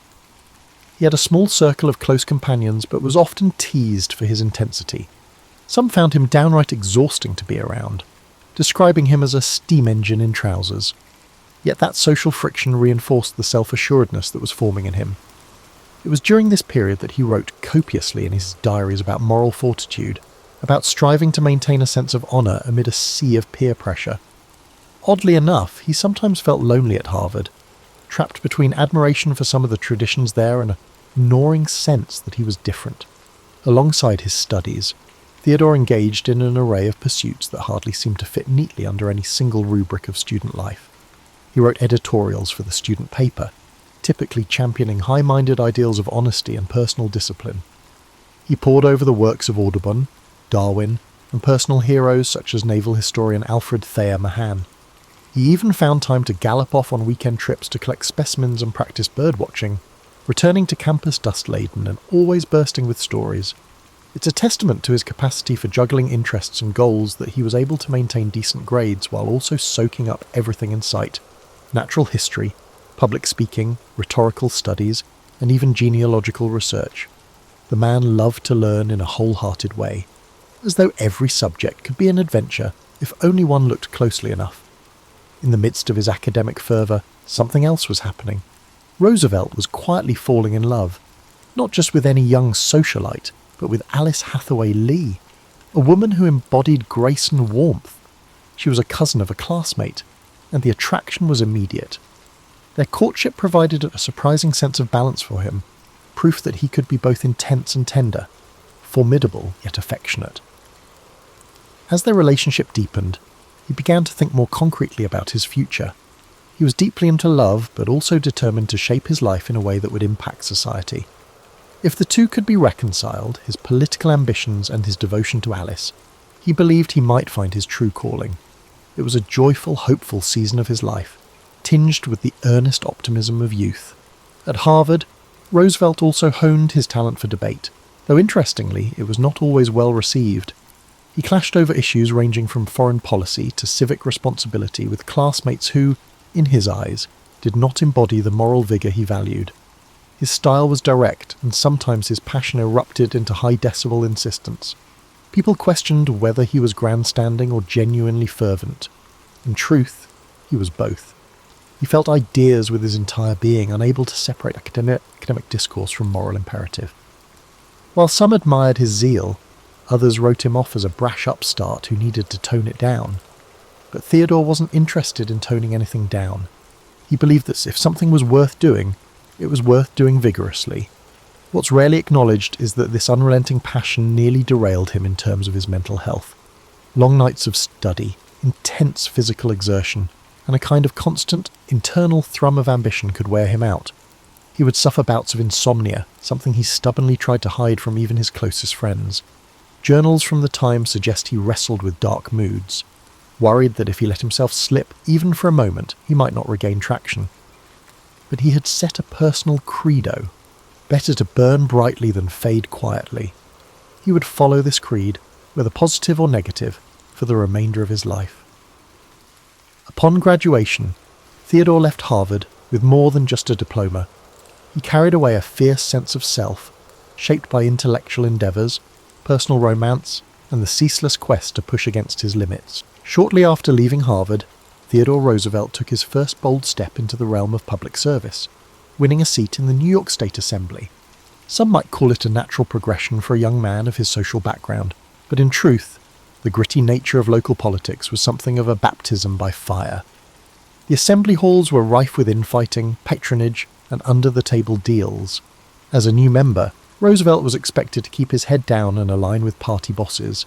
Instead, he stormed onto the scene like a tropical gale, delivering fiery speeches that lambasted corruption and championed reforms. The other lawmakers found him peculiar. Here was a well-to-do youngster, fresh from the Ivy League, with a screechy voice that seemed to come alive the moment he smelled injustice. And injustice, as he saw it, permeated every level of governance. The political old guard was a fortress of self-interest, so they chuckled at his zeal, dismissing him as a nuisance who would soon learn to play by their rules. What they didn't grasp was that Roosevelt's moral convictions, shaped by his father's influence and hammered into form by his own sense of fairness, would not yield under pressure. He was that rare combination, affluent yet empathetic, idealistic yet committed to practical change. Where many of his fellow legislators saw the chance for personal gain, he saw the chance to cleanse a stagnant system. In one particularly heated confrontation, Theodore challenged a powerful politician who had a reputation for backroom deals. Rather than placate this man or resort to polite circumlocution, Roosevelt essentially read him the riot act on the assembly floor, enumerating the ways in which the politician had shortchanged his constituents. The outburst was so electrifying that it made headlines. Overnight, Roosevelt transformed from an unknown freshman assemblyman into a political figure to watch. Of course, this also made him enemies, which was no small risk in the treacherous environment of late 19th century politics. His colleagues predicted he would trip over his own eagerness and fade into obscurity. But Theodore thrived on adversity. He doubled down, rallying support for reforms that, while modest by later standards, broke new ground in the fight against Tammany Hall's entrenched power. During this period, tragedy struck in a way that might have derailed a lesser spirit. On February 14, 1884, Valentine's Day, both his wife, Alice, and his mother died hours apart in the same house. The blow was incomprehensible. Only 2 days prior, Theodore had been a vibrant new father, welcoming a daughter, also named Alice, into the world. To lose his beloved wife and his mother on the same day left him emotionally paralysed. He poured his feelings into a single diary entry marked with an X, writing, "The light has gone out of my life." This searing sorrow might have undone him if not for the fact that Roosevelt believed in action as a tonic for despair. In the aftermath, he made a startling move, distancing himself from politics and heading west to the Dakota Territory. A lesser-known aspect of this chapter is that he was not merely seeking solitude, he was also chasing a grand American myth of renewal. Frontier life was an antidote to the heartbreak and political cynicism that had seized him. He purchased 2 ranches, the Maltese Cross and the Elkhorn, immersing himself in the daily grind of cattle ranching, gone were the starched collars and legislative debates. In their place came roundups, branding irons, and days spent in the saddle. The local cowhands initially regarded him with skepticism, pegging him as just another Eastern dandy. But Roosevelt quickly earned their respect, refusing any special treatment, sleeping in rough bunkhouses, and embracing a life that demanded not just physical vigour, but a willingness to confront the unpredictable cruelty of nature.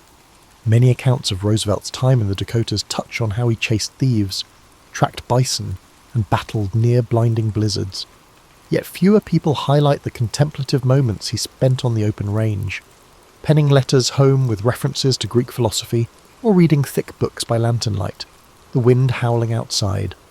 He used the plains as a confessional booth, sorting through his anger and grief, forging a new tempered sense of purpose. Indeed, it was on those planes where he truly embraced the notion that adversity could shape moral character. Hardship didn't break him, it refined him. When he did return to New York after a couple of years, he was no longer that brash young assemblyman overshadowed by personal tragedy. He was now a hardened rancher with a sharper edge. Upon returning to public life, Theodore Roosevelt set his sights on a job that many dismissed as either too menial or too compromised by corruption. Police Commissioner of New York City. At a glance, this might have seemed like a step down from his earlier roles, but he perceived it as a battleground for genuine reform. He saw a chance to enforce fairness at a ground level, where policy met reality in the daily lives of ordinary citizens. The police force at the time was a quagmire of bribes, extortion, and political favouritism. Officers would accept money to look the other way, or harass political opponents at the behest of party bosses. Roosevelt decided that if he could change the culture of the NYPD, he would be making one of the most significant civic contributions possible. One of his first acts was to enforce the Sunday closing laws for taverns, a move that sparked both outrage and admiration. Contrary to some popular retellings, he wasn't simply trying to morally police the populace. He was signalling that the law was the law, and no one, regardless of how large a bribe might be, was above it. This gambit, while unpopular among weekend drinkers, demonstrated his commitment to consistency. In his view, laws should not be left to personal whim or the thickness of a wallet. At night, he'd even don a disguise and walk the streets, slipping into bars to see if the law was being followed.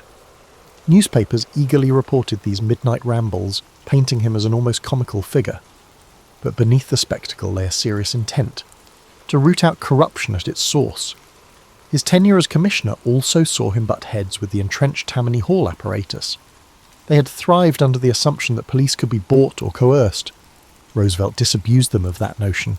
He promoted officers based on merit, introduced examinations to gauge competency, and disciplined or fired those caught in corrupt acts.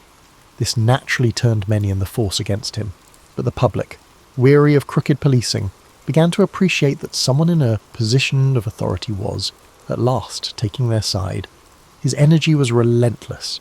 Staffers joked that he slept less than 4 hours a night, spending the rest of his time either in the office or pounding the pavement. Less well known is the personal toll this job took on him. Roosevelt poured so much intensity into curbing vice, graft and malfeasance that he often neglected simpler pleasures in life. He'd show up at home in the wee hours, paperwork still in hand, only to get up at dawn for yet another inspection. While he was never one to shy away from work, the pressure cooker environment of big city politics was exacting. He found himself increasingly at odds with other commissioners who were less enthusiastic about eradicating corruption, or more mindful of not offending powerful interests. On more than one occasion, he was threatened and ridiculed. Critics called him a moralistic meddler, an upstart who lacked the political savvy to navigate a city that thrived on compromise. And yet, by the time he moved on from the police department, he had planted the seeds for a more accountable and professionally run force. Officers who were promoted under his merit-based system carried forward the ethos of public service. The public, for the first time in a long while, felt glimpses of trust in their police. Roosevelt had not eradicated corruption, for it ran too deep, but he had made strides and, just as crucially, made a name for himself as a man of principle who was not afraid of unpopularity.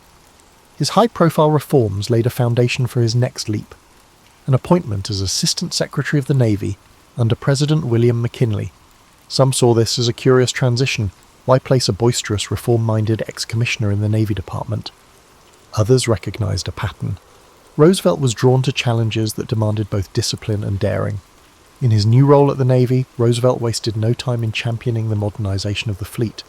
He had long been an admirer of naval strategist Alfred Thayer Mahan, who argued that national power hinged on naval supremacy.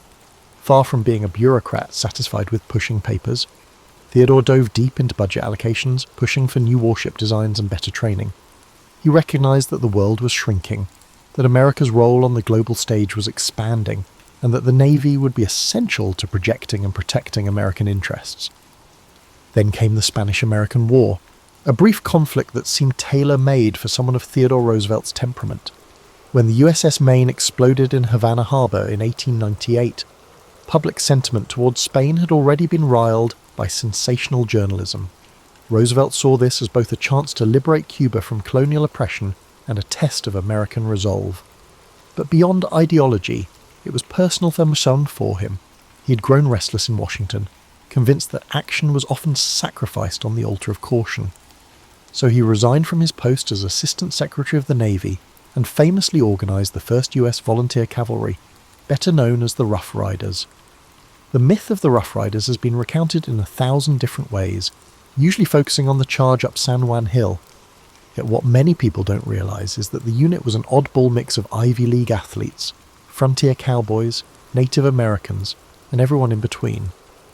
Part of Roosevelt's genius lay in his ability to unite disparate individuals around a shared sense of adventure and duty. He wasn't naive. He knew that forging discipline from such a melange of backgrounds would be challenging.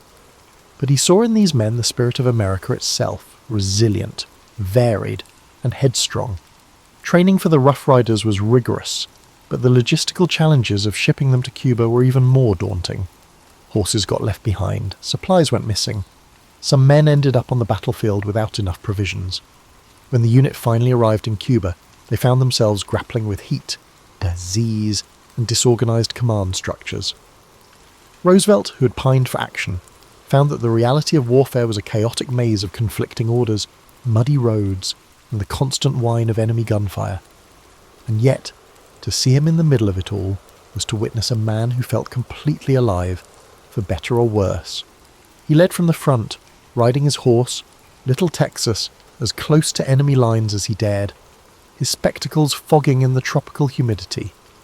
The famed Battle of San Juan Heights was the defining moment.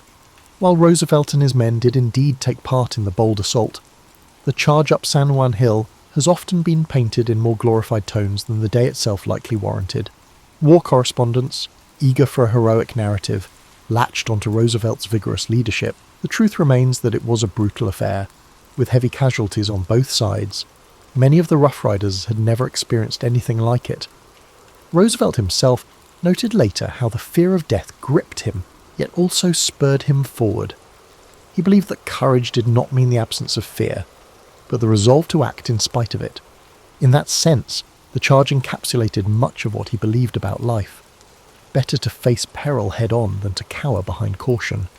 Once the battle concluded, the Spanish forces surrendered, and the Rough Riders triumphantly returned home as national heroes. Newspapers breathlessly lauded Roosevelt as a war hero who had personified American valour.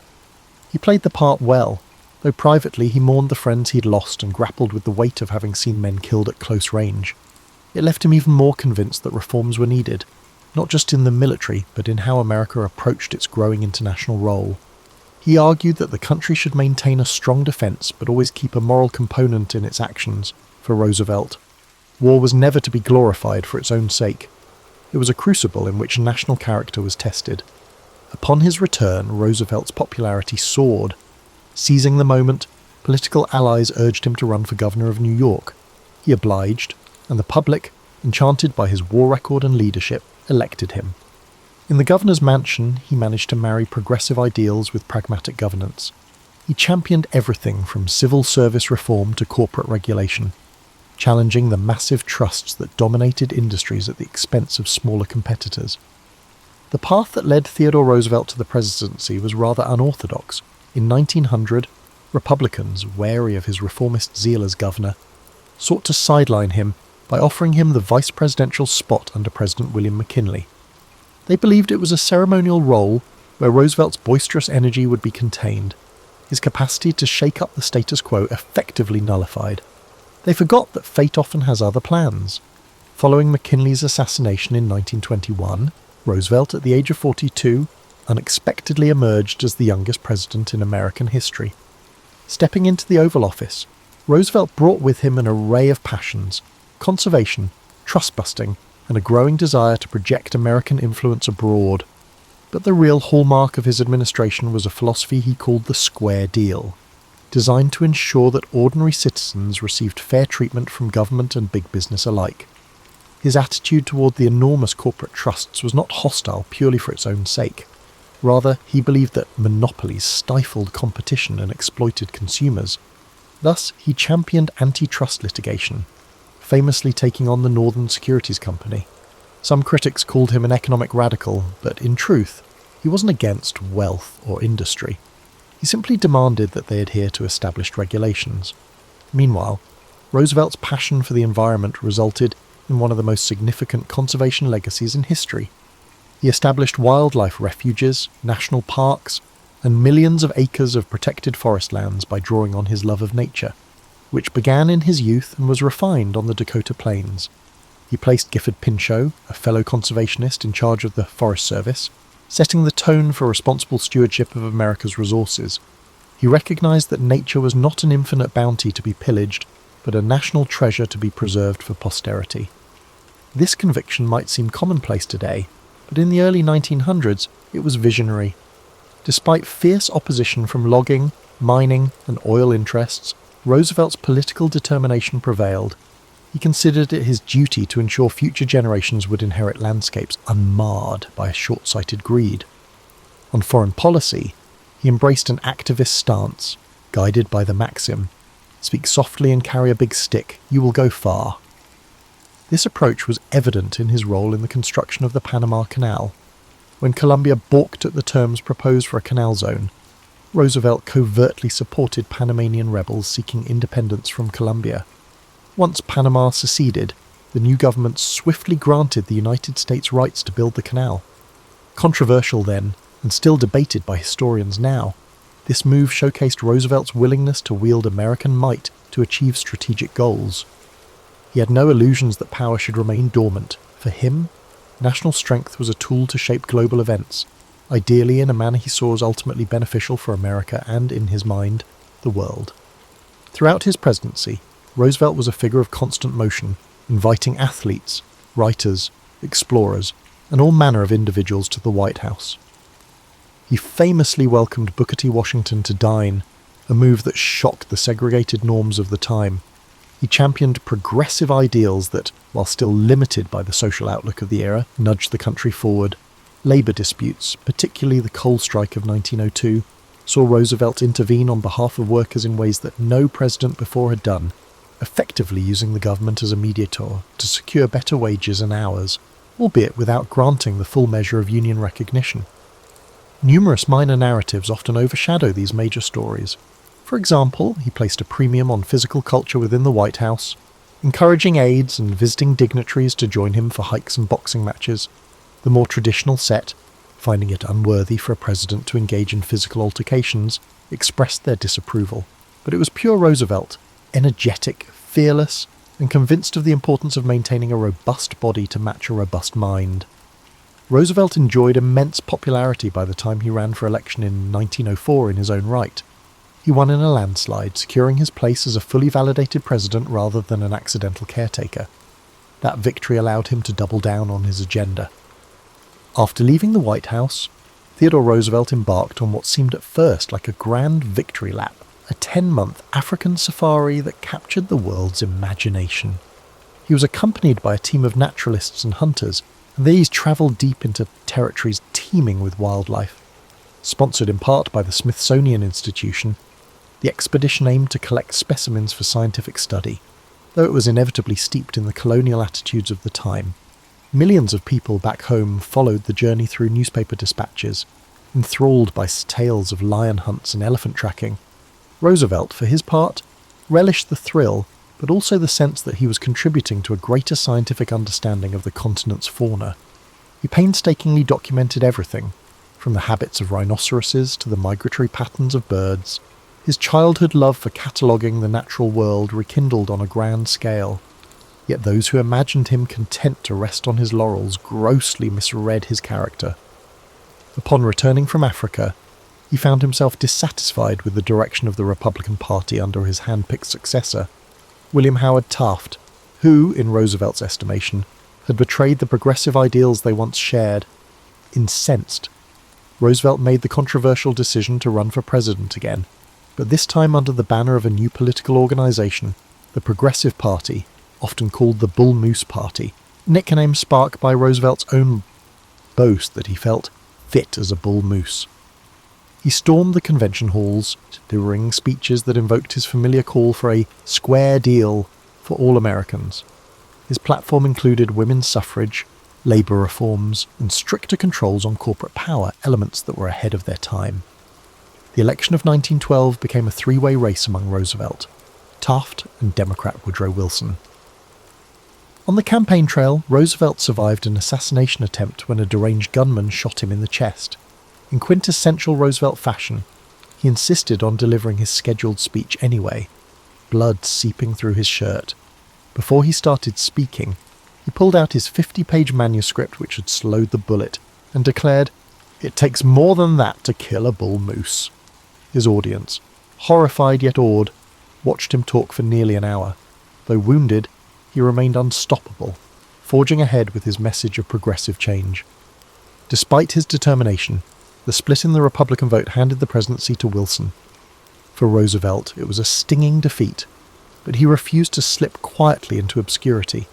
He embarked on yet another daring expedition, this time to South America, where he charted the River of Doubt in the Amazonian rainforest, later renamed Rio Roosevelt in his honour. The journey was perilous.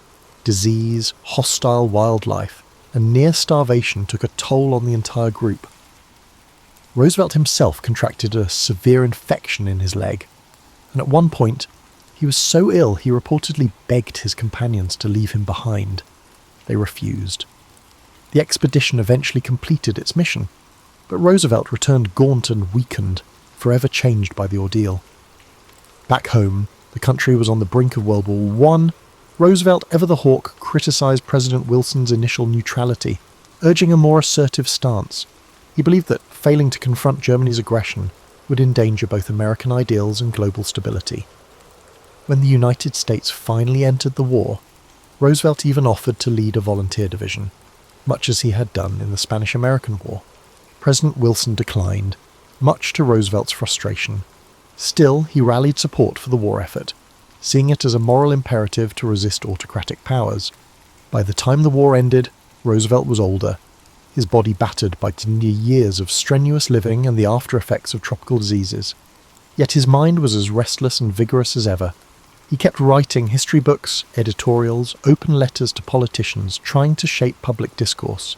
He remained convinced that America needed to balance power with righteousness, that corporations should serve the public good, and that the nation's wilderness areas required vigilant protection. In a sense, he never stopped campaigning for his version of progress, even if he no longer occupied any political office. The final chapter came quietly. In January 1919, he passed away in his sleep at Sagamore Hill, his beloved home on Long Island. The American Civil War didn't happen overnight. It was the result of tensions that had been building for decades. Tensions rooted in profound differences between the North and South.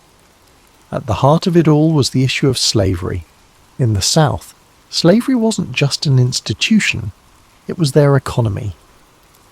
Cotton fields stretched as far as the eye could see, and the labour of enslaved people made the South incredibly wealthy. But it came at an unbearable cost, the humanity of millions denied, their voices silenced. In the North, things were changing. The Industrial Revolution was taking hold, and with it came growing calls to abolish slavery. People were starting to speak out more, questioning how a nation built on the idea of liberty could allow such a system to exist. This wasn't just a difference of opinion, it was a clash of values, one that only grew louder as time went on. Then there was the question of states' rights. Southern leaders believed they had the right to govern themselves without interference, especially when it came to slavery. They feared that the federal government, growing stronger by the year, would strip them of their autonomy. On the other side, many in the North believed that a united country required a strong central government, one that could uphold the principles of freedom and equality. The country tried to hold itself together through compromise. The Missouri Compromise, the Compromise of 1850, these were like bandages on a wound that just wouldn't heal. Each new agreement seemed to deepen the mistrust between the North and South. By the 1850s, things were nearing a breaking point. Laws like the Fugitive Slave Act demanded that even people in free states help capture runaway slaves, and that outraged abolitionists. Books like Harriet Beecher Stowe's Uncle Tom's Cabin brought the horrors of slavery to light, stirring emotions on both sides. Then came politics. The Republican Party was formed, with a platform that directly opposed the expansion of slavery. When Abraham Lincoln was elected president in 1860, it was the final straw for the South. His victory wasn't just a political loss, it felt like a direct threat to their way of life. Southern states began to secede from the Union, forming the Confederate States of America, and just like that, the country reached its breaking point. The differences that had been simmering for so long finally boiled over, leading to a conflict that would redefine what it meant to be an American. As you think about these divisions, take a deep breath. Picture the people living through this time, the fear, the hope, the uncertainty. Let the weight of their struggles soften as you relax, knowing that history is full of lessons about resilience, progress, and the power of moving forward. By the spring of 1861, the tensions that had been tearing the nation apart finally reached a boiling point. In Charleston, South Carolina, a small Union garrison stationed at Fort Sumter found itself surrounded by Confederate forces. The fort had become a symbol of defiance for the Union and a test of legitimacy for the Confederacy. Both sides knew that what happened there could set the tone for what was to come. After weeks of tense standoff, Confederate forces under the command of General P.G.T. Beauregard demanded that the Union troops surrender the fort. When Major Robert Anderson, the Union commander, refused, the Confederate forces opened fire on April 12, 1861. For 34 hours the cannons roared, lighting up the harbour with fiery streaks and deafening booms. The soldiers inside Fort Sumter endured the bombardment as best they could, but with no reinforcements and supplies dwindling, Major Anderson had no choice but to surrender. The fall of Fort Sumter was more than just the opening act of the Civil War. It was a spark that ignited the passions of both the North and South. News of the attack spread like wildfire, stirring anger and determination on both sides. In the North, President Abraham Lincoln issued a call for 75,000 volunteers to suppress the rebellion. The response was overwhelming, with men from towns and cities across the Union stepping forward, ready to fight for the preservation of the nation. In the South, the bombardment of Fort Sumter was seen as a declaration of independence. More states, including Virginia, North Carolina, Tennessee, and Arkansas, joined the Confederacy. The divide was now complete, the lines drawn between two very different visions of America. The early days of the war were marked by a sense of optimism on both sides. Many believed the conflict would be brief, with one decisive battle bringing it to an end. Young men marched off to war with confidence, their families cheering them on with flags and songs. But beneath the surface, the reality of what was to come was far graver than anyone could imagine.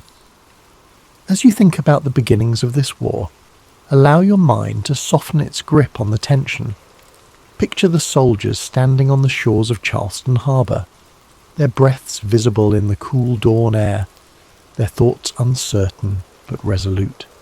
Imagine the cannon fire fading into silence, replaced by the gentle rhythm of waves lapping against the shore. Let this moment remind you that even in the face of division, hope and resolve can endure. As the war moved from the hopeful marches of its early days to the grim reality of prolonged conflict, the battles became larger, bloodier, and more devastating than anyone could have imagined.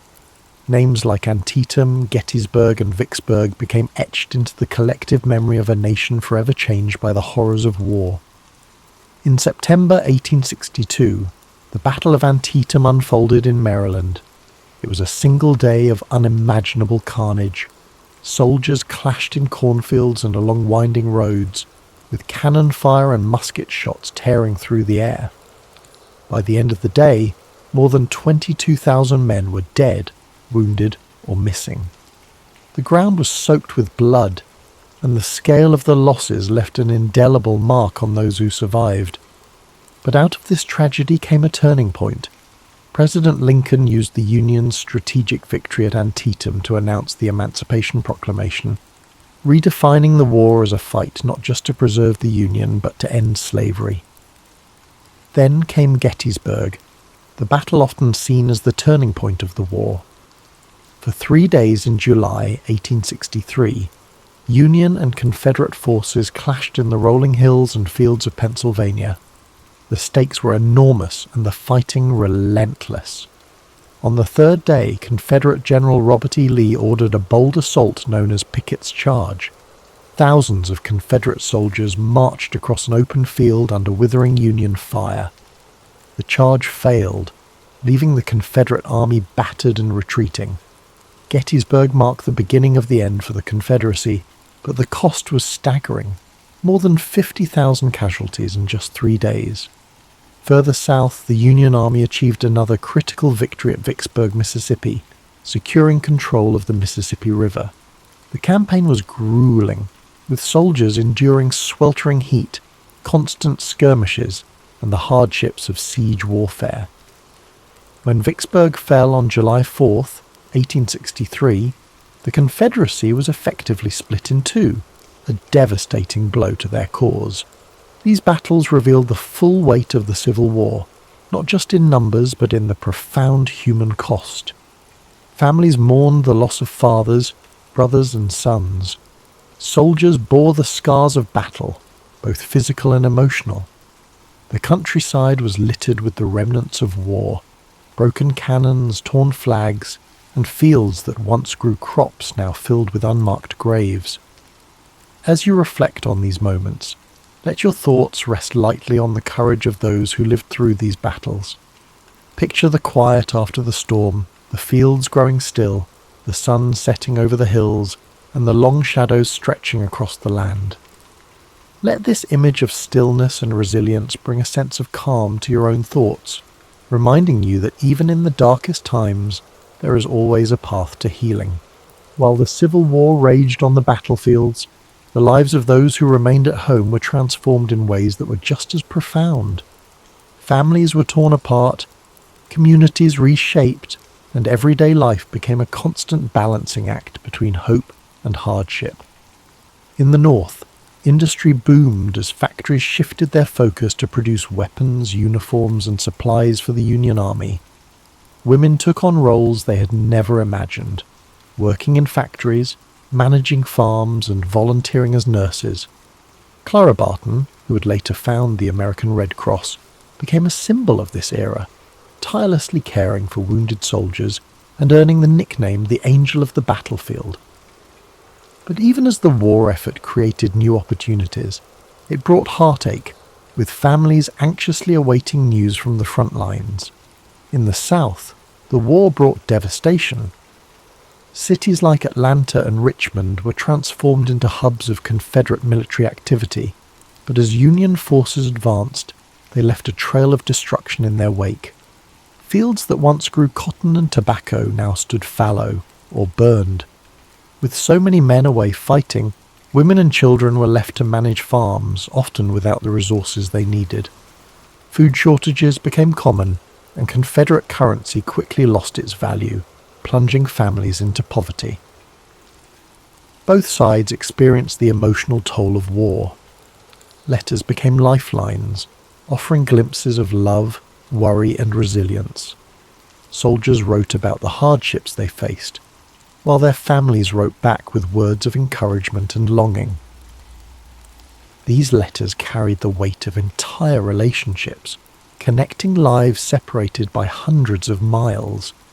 In addition to the physical and emotional struggles, the war also brought questions of identity and purpose. Enslaved people in the South began to seize opportunities for freedom as Union forces advanced. Some escaped to the North, while others joined the Union Army, fighting for their own liberation and the promise of a new life. The Emancipation Proclamation, announced in 1862, gave their efforts a powerful voice, transforming the war into a fight not just for unity but for justice. Amid all this upheaval, communities found moments of solace. Churches became places of gathering and prayer, offering comfort to those who had lost so much. Music, too, became a source of strength. Patriotic anthems, sorrowful ballads, and spirituals filled the air, reflecting the hopes and fears of a nation at war. As you reflect on the home front, allow yourself to feel the weight of these quiet acts of resilience. Picture a mother sewing by candlelight, her stitches steady even as her heart aches with worry, or a soldier reading a letter from home, finding strength in the words of love and hope. Let these moments of humanity remind you of the enduring power of connection, even in the face of immense challenge. By 1864, the Civil War had entered its fourth year. The hope for a quick resolution had long faded, replaced by the grim reality of a war that seemed to have no end. But momentum was beginning to shift. The Union, under new and determined leadership, launched a series of campaigns that would bring the war to a close, though not without immense sacrifice. General Ulysses S. Grant had risen to command the Union forces, bringing with him a relentless strategy of total war.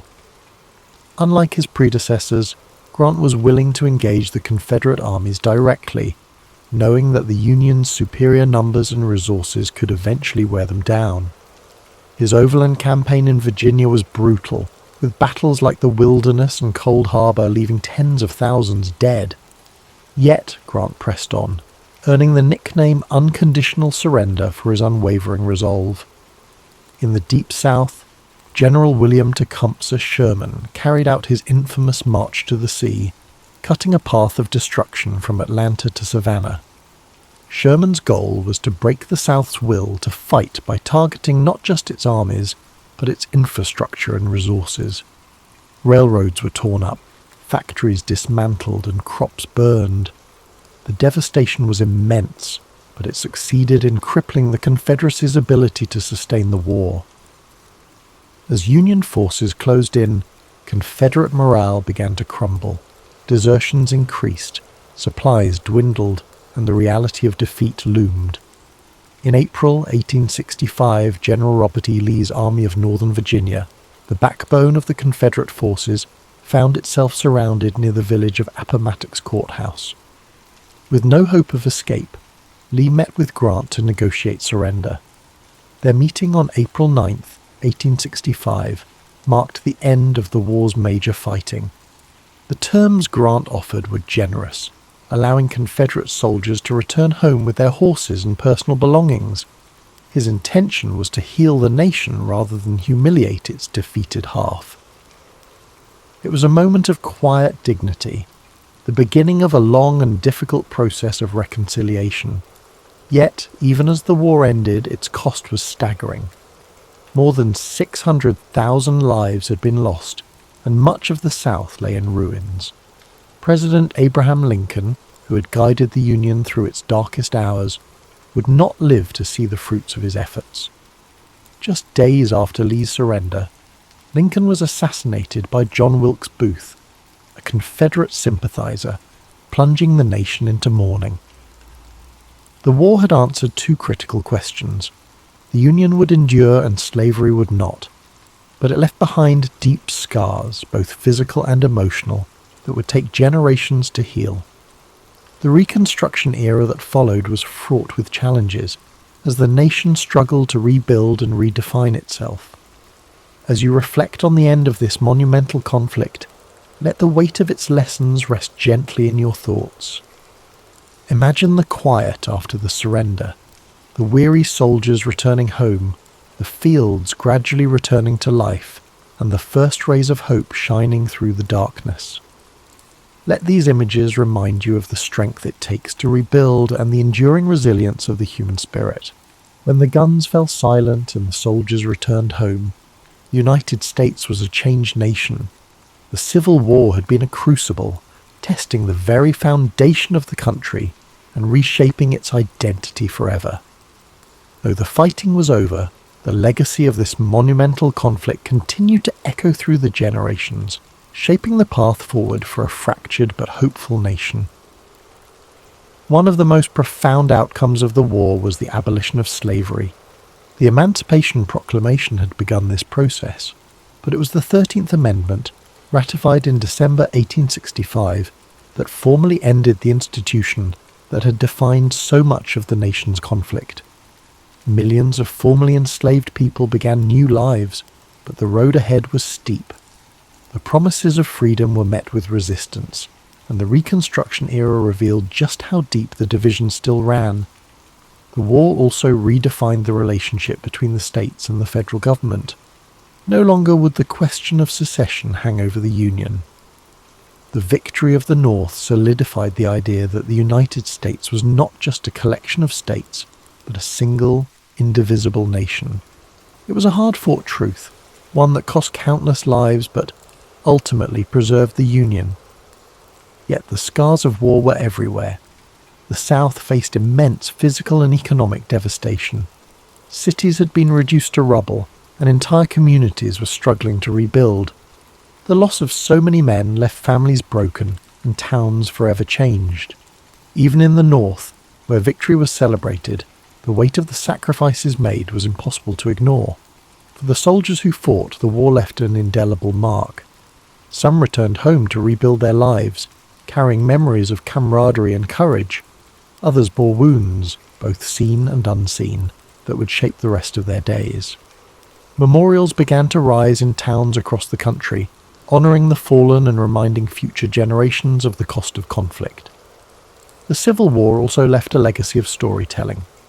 Veterans shared their experiences, songs from the era became part of the cultural fabric, and writers like Walt Whitman and Ambrose Bierce captured the emotional depth of the war in poetry and prose. These stories served not only to remember, but to help a nation heal, to bridge the gaps between North and South, and to offer lessons for the future. As you reflect on the legacy of the Civil War, let the enormity of its lessons settle softly in your thoughts. Imagine the strength of a people rebuilding from such a devastating chapter, the resilience to start anew, the courage to face an uncertain future, and the hope that guided them toward a brighter horizon. Let these reflections fill you with a quiet sense of gratitude and peace. Was born in Frankfurt in 1929, entering a world already trembling beneath financial hardship and political acrimony. From the outset, she displayed a lively temperament, an eagerness to scribble down thoughts on scraps of paper, a tendency to examine curious objects in the house with unguarded fascination, and a readiness to question the grown-ups around her. Yet before she truly got to know the city of her birth, before she could form a bond with the rhythms of German streets, her family decided to leave. A gathering storm which transformed from sporadic political slogans into a monstrous force dictating who deserved to exist freely and who did not, compelled them to leave. Her father, Otto Frank, was a thoughtful man, by turns reserved and quietly determined. He had no taste for radical politics. His mind was anchored to the practical. Otto recognised that Germany was changing. He had once pictured it as a place of vibrant culture, his homeland, a nation that championed arts, literature, and philosophy. But by the time Anne was 4, it had become a place that turned hateful eyes toward Jewish families like his. The Franks uprooted themselves, leaving old neighbours behind and stepping into what they hoped was a kinder environment in Amsterdam. Amsterdam in the early 30s was not entirely tranquil.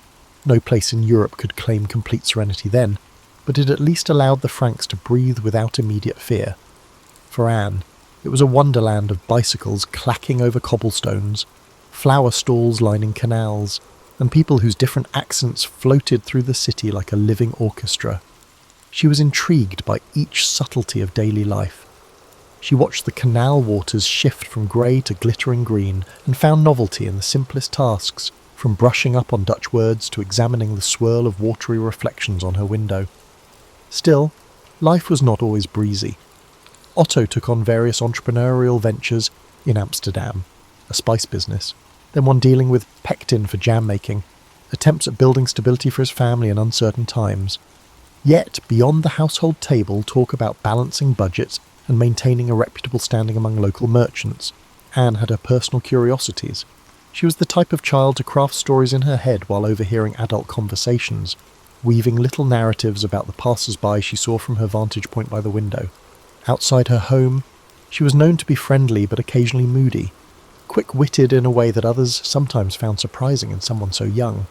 Certain teachers at her school found her liveliness endearing, others found it distracting. especially when she giggled during lessons or whispered jokes to her classmates during grammar drills. She had a capacity for charm, but she was equally able to slip into lonely daydreams if something, an unkind remark, an abrupt shift in a friend's demeanour, muddied her sense of belonging. By the age of 10, Anne's environment gave her ample room to explore. She visited street markets with her mother, Edith, noticing the layers of life in every merchant's stall, the haggling, the laughter, the day's frustrations. Margot, her older sister by 3 years, was softer spoken and more academically inclined. The contrast between the two sisters became a household joke, Margot with her pristine schoolwork, Anne with her comedic flair and unstoppable chatter. Yet behind that playful tension was genuine affection. When nights were cold, Anne might slip into Margot's bed for warmth, and they would whisper about petty jealousies and fleeting hopes, simple concerns overshadowed by the swirling chaos in Europe. Though the Franks tried to keep talk of politics discreet, Anne absorbed more than she let on. She caught a glimpse of a neighbour reading a Dutch newspaper with bold headlines about persecution in Germany. Her father's whispers with friends, hushed but urgent, hinted that the calm in Amsterdam could fracture at any moment. Even so, Anne pressed on with childlike tenacity. She was growing, she wanted fresh notebooks and new friends. She wanted experiences beyond her parents' experiences, and if the world was threatening to shape her future in frightening ways, she was determined to keep her own sense of curiosity intact. A family friend would sometimes bring over pamphlets from Germany, detailing new anti-Jewish edicts. Otto read them in silence, his brow creased. Still, he managed to maintain a semblance of optimism. Perhaps the Netherlands would stay safe, he reasoned. Perhaps all of this ugliness would remain confined to distant borders. But the dread was difficult to fully conceal. Anne sensed it in the way her mother's voice caught when asked about the future. She felt it in the hush that settled over her father's face when he listened to the radio in the evening, straining to hear news of the next ominous shift in Europe. In the meantime, she grew comfortable in her new city, walking canals with that open-hearted stare reserved for the young. The promise of tomorrow still excited her. The possibility of a new friend, a new game, or a new rumour swirling at school. She was, after all, still just a child, not entirely conscious of the forces that were about to tighten their grip on her life. The curtains were only just beginning to draw shut on a chapter she had barely started writing. During the late 1930s, Amsterdam's charm still glowed, though a sense of caution dimmed the edges of daily life for Jewish families. Anne learned the city through her own lens, a mixture of innocence and growing awareness. She observed the chattering customers in small cafes, the varied dialects of dock workers, and the clatter of trams. She found it all mesmerising. Yet, she was not naive. At school, she overheard quiet discussions among older classmates, unpleasant changes in neighbouring countries. She would sidle close, gleaning half-facts about hatred and unbridled authority. In many ways, her mother, Edith, served as a shield. Edith believed in preserving a sense of normalcy. She insisted on routines, Sunday lunches, bedtime reading, and making sure the girls wrote in neat cursive. Anne, perched beside her mother on the sofa, would sometimes stare at the ticking clock, listening to the seconds slip by as Edith talked about personal values, about compassion, and about keeping one's dignity. The words might have sounded old-fashioned to some, but Anne found comfort in them. She saw her mother as gentle yet quietly sturdy. Meanwhile, Margot was forging her path in academics. Teachers often praised her discipline and intelligence. Anne sometimes bristled at the comparisons. She recognised the familial pride. Margot was considered the reliable one, but she also wanted to make her own mark. So, while Margot was off reading textbooks, Anne would roam corners of Amsterdam with a friend, giggling about inconsequential details, the shape of a dog's ears, a funny hat worn by a passerby, or the new marquee outside the local cinema. Beneath the laughter, though, she felt the silent undercurrent of war creeping into everyday conversation. As the political climate worsened, the Franks took more precautions. They heard stories of relatives in Germany who had lost businesses, homes, or worse, vanished altogether. Although Otto and Edith tried to spare their daughters the details, Anne was discerning. She began to grasp that some people viewed families like hers with malice that defied logic. She noticed fewer carefree outings, fewer times her father returned from work wearing that small, confident smile. Even so, she clung to humour, scribbling short stories in notebooks. They were full of lively characters, sometimes overshadowed by moral dilemmas she overheard adults discussing. In her own fictionals, she rearranged reality to make sense of it. At school, Anne forged relationships that were both superficial and meaningful. Some classmates were simply partners for projects. Others were confidants who exchanged hushed confessions about shifting alliances in Europe. The teachers seemed increasingly tense. The slightest classroom disruption could ignite frustrations. Sometimes talk of censorship or newly imposed rules floated around the corridors. When a classmate whispered that their family was planning to flee to Britain, Anne's heart pounded in fear and envy. Fear, because it confirmed that danger was near; envy, because that option might not be open to her. The sense of uncertainty pressed on her chest at night. In those months, she developed a small yet persistent habit of journaling, practiced daily self-reflection as a child before she gained notoriety for her diaries and wrote about food shortages, about a favourite candy no longer in stock, about the annoyance of wearing an armband with a Star of David if it ever came to that in the Netherlands, about the disapproval she sensed when walking around certain parts of the city. She wrote about hoping to see a film star in the streets, about admiring the carefree swirl of a dancer's skirt she once glimpsed. She wrote because it let her feelings breathe beyond the hush of fear. Tension turned to reality when German forces invaded the Netherlands in May 1940. The swiftness of that invasion left the Dutch reeling. For Anne, the city she had come to love was transformed overnight. Buildings still stood, shops were still open, but there was an unshakable sense of foreboding. Soldiers marched along roads she used to find friendly. The radio blared unfamiliar proclamations. Suddenly, daily freedoms were chipped away. Jewish children like Anne were restricted from certain playgrounds, certain schools. The weight of each new rule encroached on her sense of self, as if invisible hands were reconfiguring her place in the world. Still, the Franks tried to maintain a semblance of ordinariness. They participated in subdued gatherings with other Jewish families, exchanging nervous jokes to lighten the mood. Anne noticed the flickers of worry in adult conversations. How does one navigate forced restrictions? Could one travel safely? The men discussed forging connections to get visas or find safe houses, while the women lamented about rationing or the difficulty of obtaining essential supplies. For Anne, these evenings often ended with her retreating to her bedroom, mind swarming with 1,000 questions.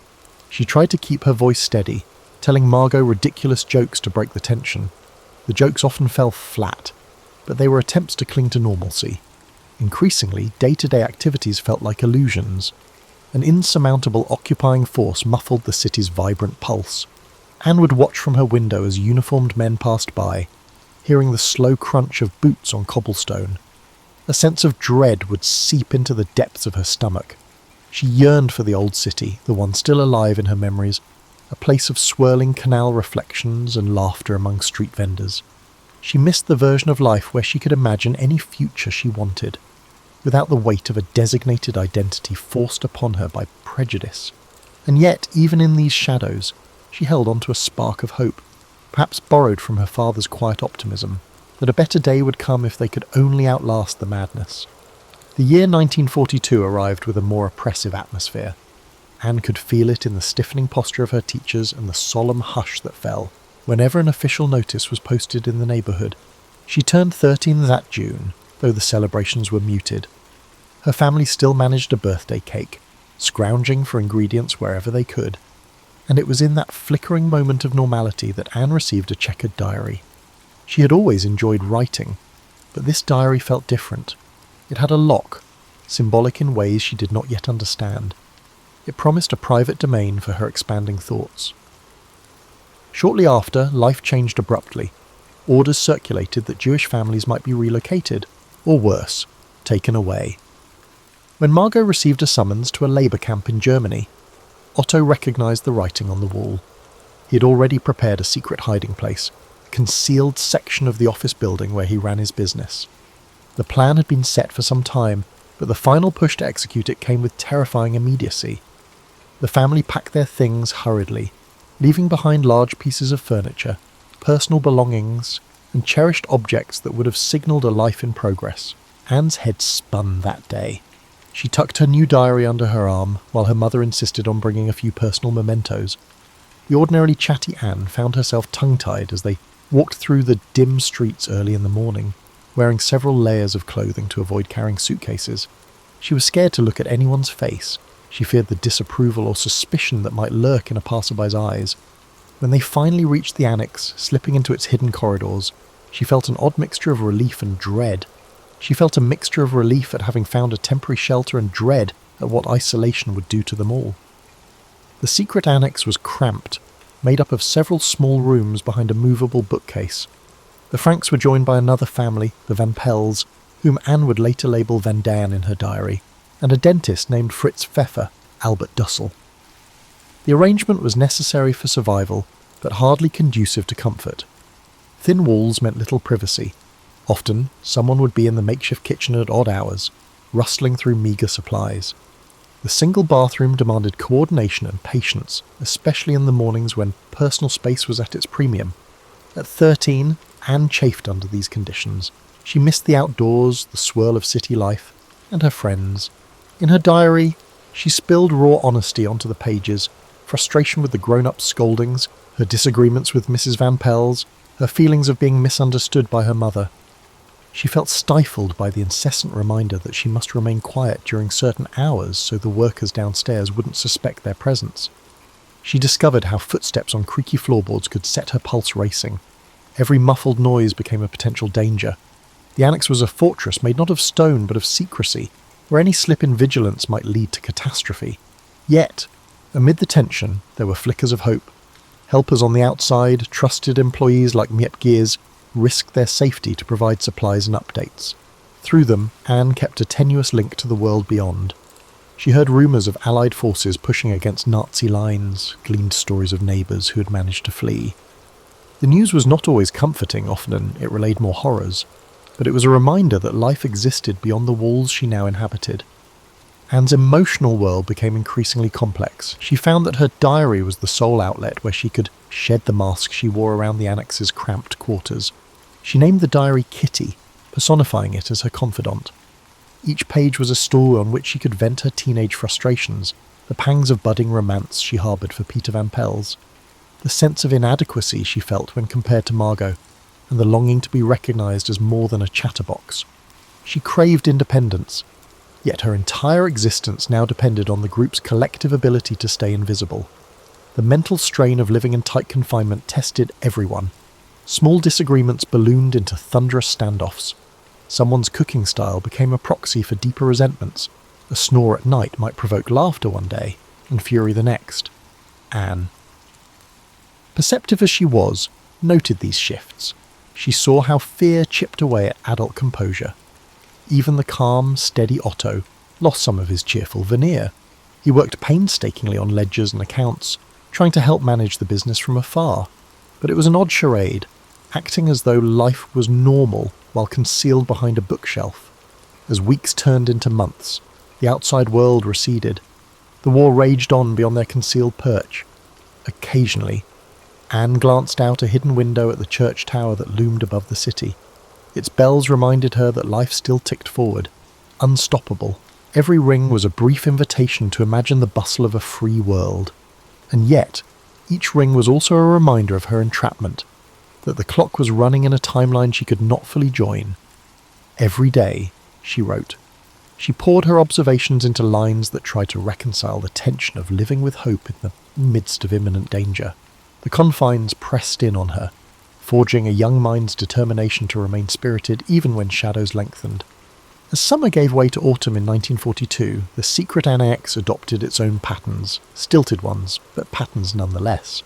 Office workers rustled in the building below, hushed in the mornings. The inhabitants tiptoed through daily chores, mindful that a dropped spoon or a raised voice might shatter the fragile illusion of an empty space overhead. Afternoons brought slight relief. The offices would close, allowing more freedom of movement and the chance to whisper with fewer constraints. Anne's self-awareness deepened in this seclusion. She dissected every glance, every offhand remark exchanged among the annex residents. She noticed subtle changes in her mother's eyes, sadness marinated with resignation. She saw new lines etched across Otto's forehead, reflecting the weight of shepherding them all through this ordeal. And she recognised reflections of her own changing emotions mirrored in Peter Van Pels, who retreated into corners of the annex to escape the watchful gaze of adults. Peter fascinated her. He was different from the boys she used to know of at school, who laughed loudly and chased one another through the streets. He was awkward, uncertain, often caught in the crossfire of his parents' arguments. In that environment, Anne began seeing him as more than a housemate. There were fleeting moments in the attic space, rummaging for a jar of beans or a quiet place to think, when their eyes met. It was a wordless connection, the electric hum of adolescence overshadowed by the hum of approaching warplanes. She continued filling her diary, now with an emphasis on self-examination. She asked why she often argued with her mother, why she felt overshadowed by Margot, and how she could nurture a sense of individual identity in a place that demanded conformity for survival. At times, she was startled by her introspections. She was discovering corners of her mind she never would have explored in a free-flowing world.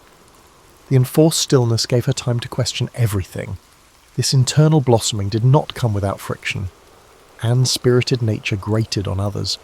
Mrs. Van Pels found her chatter too bold, her opinions too insistent.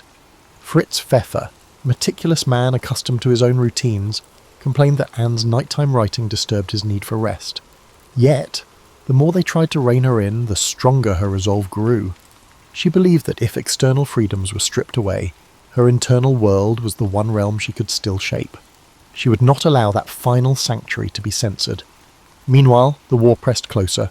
Occasionally, they heard about neighbourhood raids or saw glimpses of uniformed soldiers carrying out arrests in the distance. Every time they heard knocks or footsteps near the bookcase, their hearts raced. The fear of discovery gnawed at them daily. Anne was learning how easily terror could become normal, how one could adapt to a constant state of near panic, eventually folding it into the fabric of everyday existence. Food shortages became a pressing concern, meals grew monotonous. Potatoes, once a staple, became a treasure when they could get them. Dried beans and cabbage soup rotated through their limited menu. These hardships kindled resentment. It was simple to blame each other for miscounted rations or mistakes in planning. In public, families might declare unity. In reality, stuck in tight quarters, small tensions could erupt into lasting grudges. Anne documented this. She wrote about overhearing whispered accusations, about the tension swirling in the cramped kitchen when an extra morsel of bread was unaccounted for. Yet even in these fractious moments, an undercurrent of mutual dependence bound them. They knew they either survived together or fell together. Anne's diary entries also captured flickers of humour that glimmered amid the gloom. Once, Mr. Van Pels tried to fix a faulty lampshade using a contraption of wire and tape. It collapsed spectacularly, prompting exasperated shouts that devolved into communal laughter. Another time, Anne found an old board game that had lost half its pieces and improvised rules for a clumsy new version. They played, and for an hour, life felt almost ordinary, a tiny triumph in a sea of anxiety. Week by week, Anne underwent a quiet evolution. She was still a teenager, prone to exasperation and mood swings, yet her words, penned by candlelight, revealed a maturity shaped by adversity. She reflected on the nature of good and evil, on the question of whether people were basically kind or fundamentally cruel. She tried to make sense of the paradox, how she could still believe in the potential for goodness while the world outside raged with violence and persecution. In those fleeting moments before sleep, when she heard others breathing softly in the next room, she yearned for a future full of colour and open skies. She wondered if she'd ever again ride a bicycle along Amsterdam's canals, feel the wind against her cheeks, and choose her path without fear. That longing for normal life coexisted with a newfound realization. She was growing into a person who did not just see but felt profoundly. She was forging a philosophy, an unspoken pact with herself to cling to hope and introspection, no matter how ominous the nights became. In the interplay between her hidden existence and her unquenchable curiosity, Anne was crafting a voice that would, in time, resonate far beyond the confines of a secret annex. Winter blanketed Amsterdam in a drab light, the city's chill seeping into the annex. Darkness fell earlier, which meant longer hours of hushed existence. The building's wooden beams groaned in the cold, a haunting reminder of how fragile and temporary their refuge was. Inside, the residents braced for gloom, not just meteorological but emotional. With each passing day, the outside world carried rumours of intensifying conflict, deeper atrocities, and diminishing hope for those targeted by Nazi decrees. During these months, Anne's reflections took on a more poetic bent. She wrote about the shapes of clouds beyond the attic window, about missing the sun on her cheeks. Whenever she managed a glimpse outside, a pang of loss coursed through her. She grieved not just for the restrictions placed on her life, but for the uncountable stories unfolding in the city below. Stories of neighbours, acquaintances, entire families being torn from their homes. She yearned to capture that heartbreak in words, as if writing could stitch together the frayed edges of collective suffering. Inside the annex, relationships continued to evolve. Anne's dynamic with Peter became deeper and more complicated. In half-lit corners, they spoke in halting whispers, sometimes about trivial things, childhood pranks or favourite foods, but increasingly about the future. Each conversation was tinged with a sense of borrowed time. They didn't declare romance in any grand way. In fact, their connection felt more like a quest for solace. Two adolescents drawing warmth from each other's company, while surrounded by a menacing void. However, it was impossible to suppress teenage impulses. Occasional jealousy flared. Anne sometimes felt overshadowed by Margot's studious composure. Meanwhile, Peter felt claustrophobic under the constant watch of his parents. The push-pull of adolescence, typically played out in schoolyards and social gatherings, was compressed into this hidden space. A single harsh word could unravel hours of unspoken camaraderie.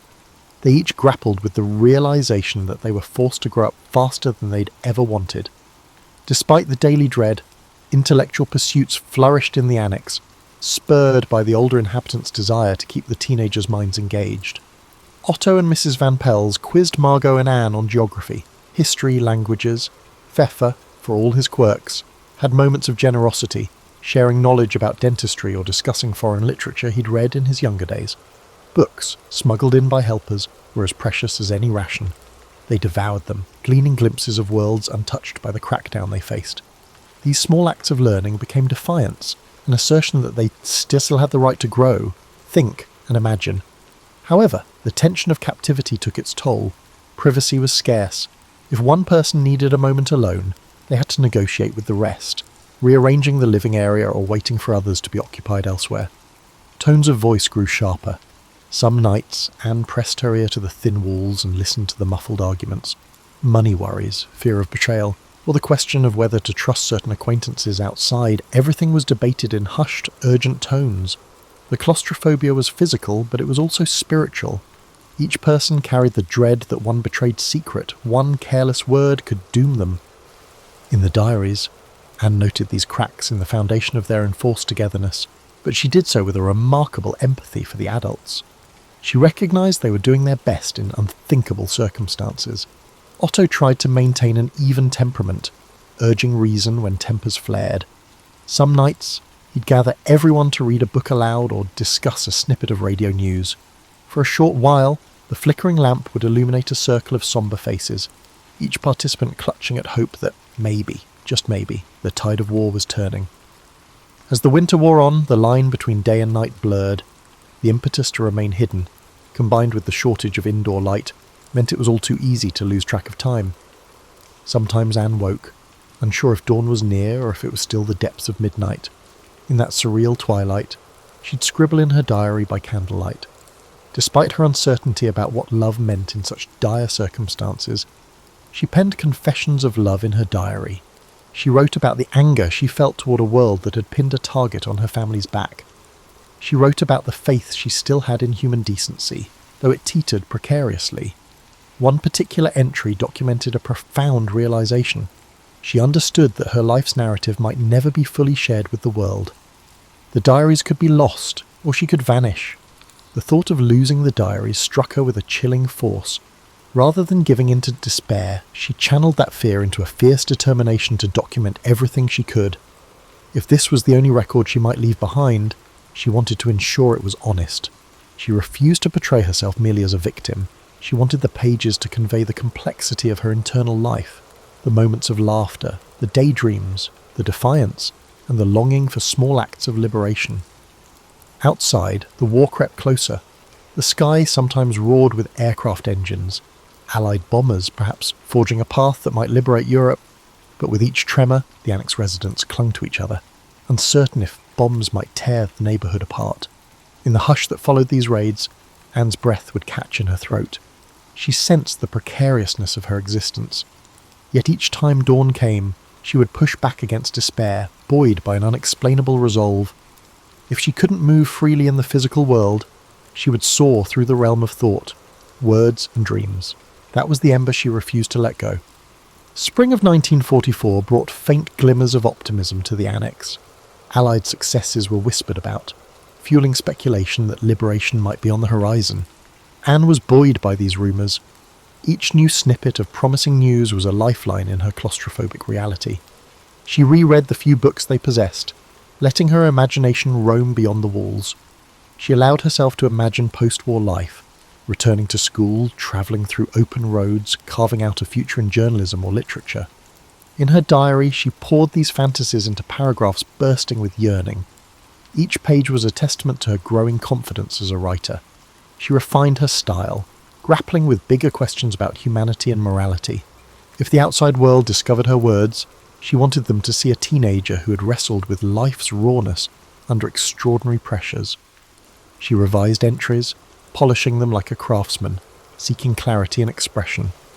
It was a bid for self-determination in a sphere she could control, however small. Yet behind the buoyancy of hope, tension still simmered.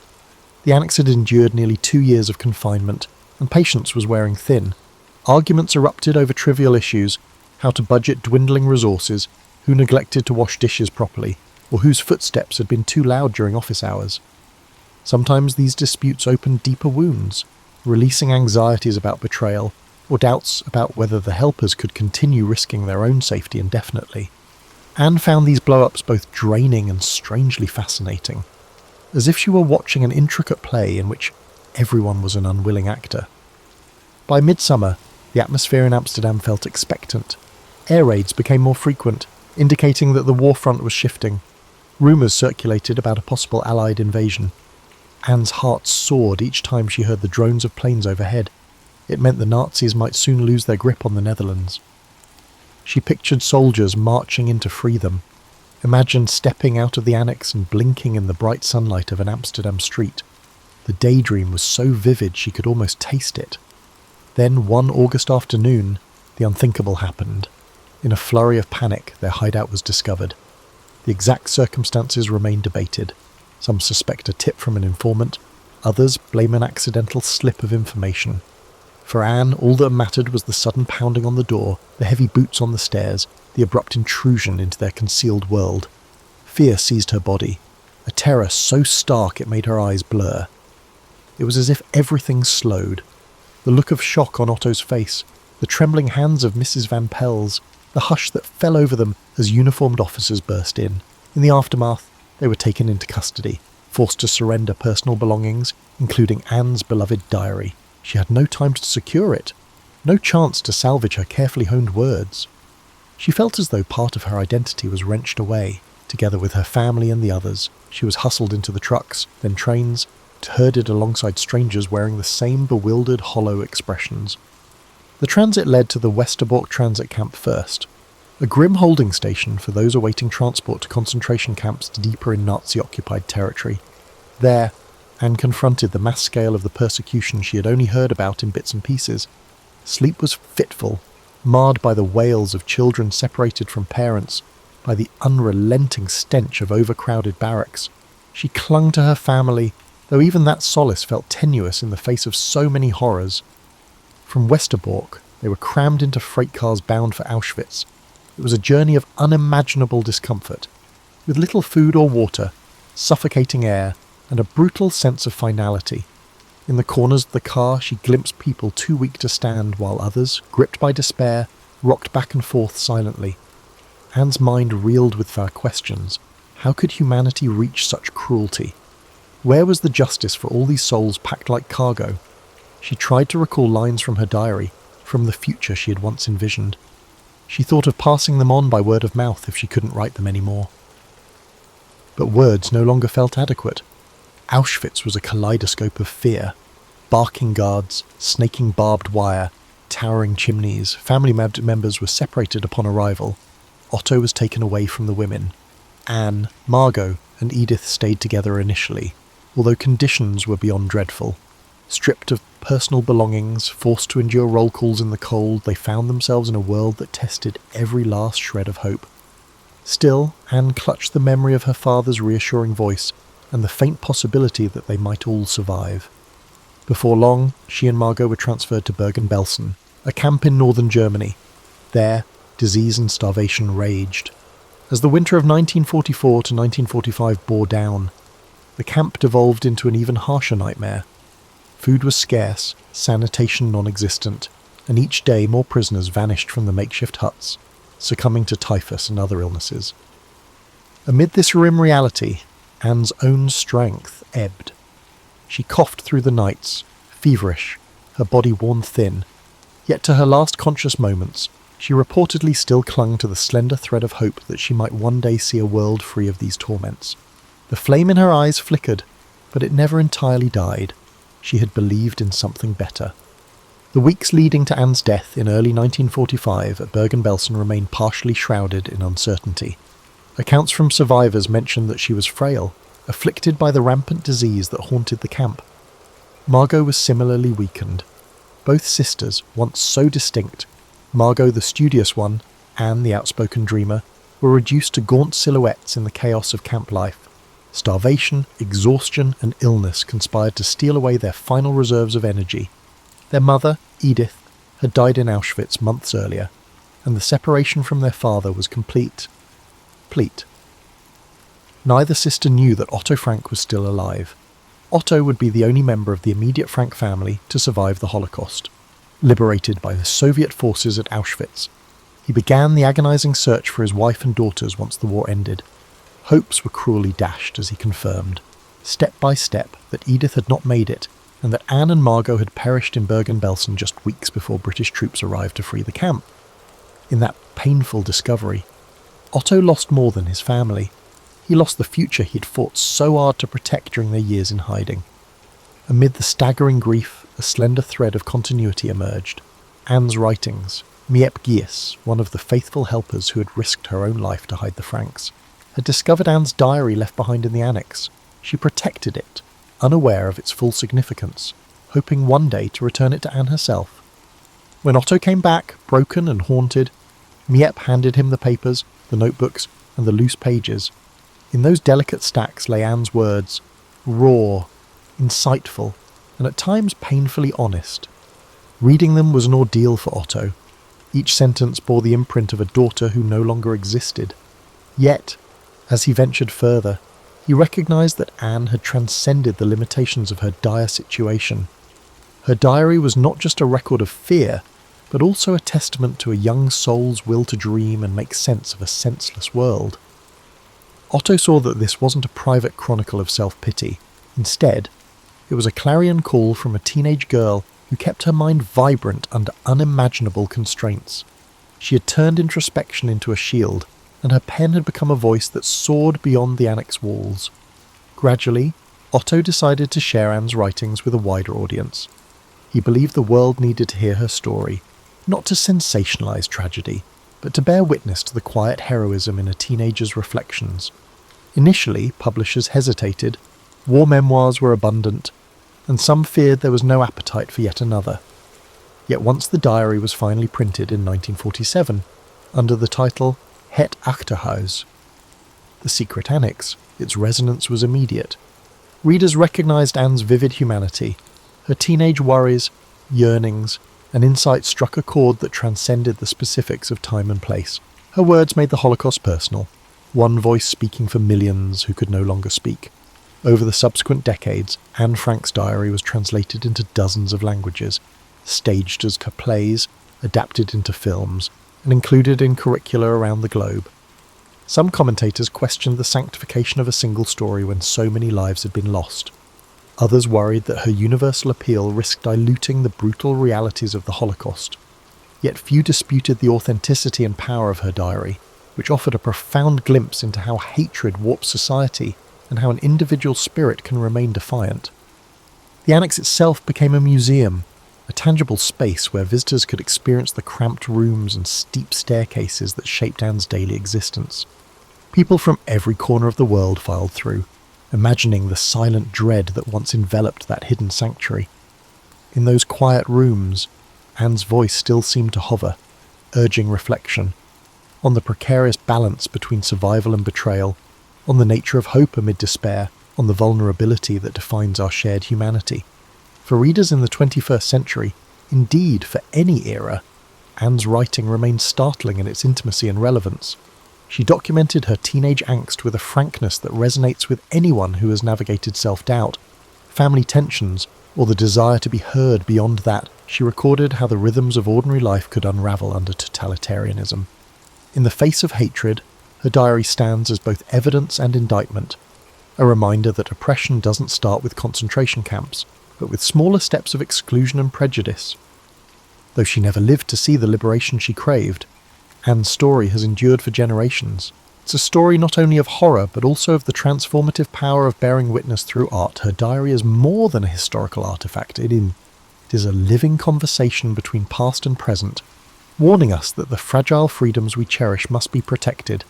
In its pages, we find the echoes of a curious, hopeful spirit, urging us to remain vigilant against the complacency that allows hatred to flourish.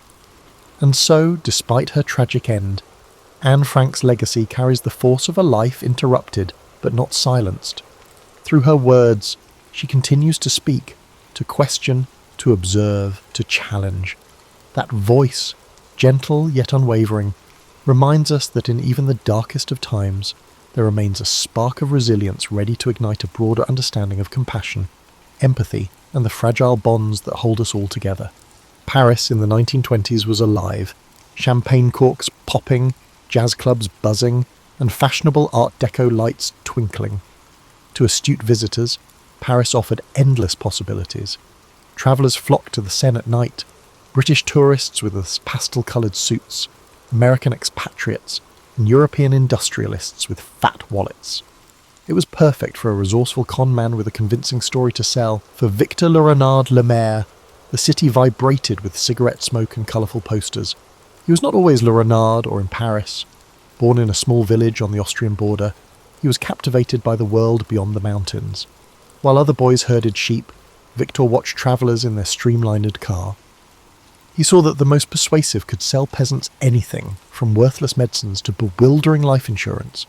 Young Victor discovered that a good tale was worth more than gold. That's when locals dubbed him Le Renard, the fox, after he exchanged worthless trinkets for a prized hunting rifle. In a village of rumours, that tale spread quickly. As a boy, he learned to shape people's perceptions to see what he wanted. By adulthood, his skill was sharp.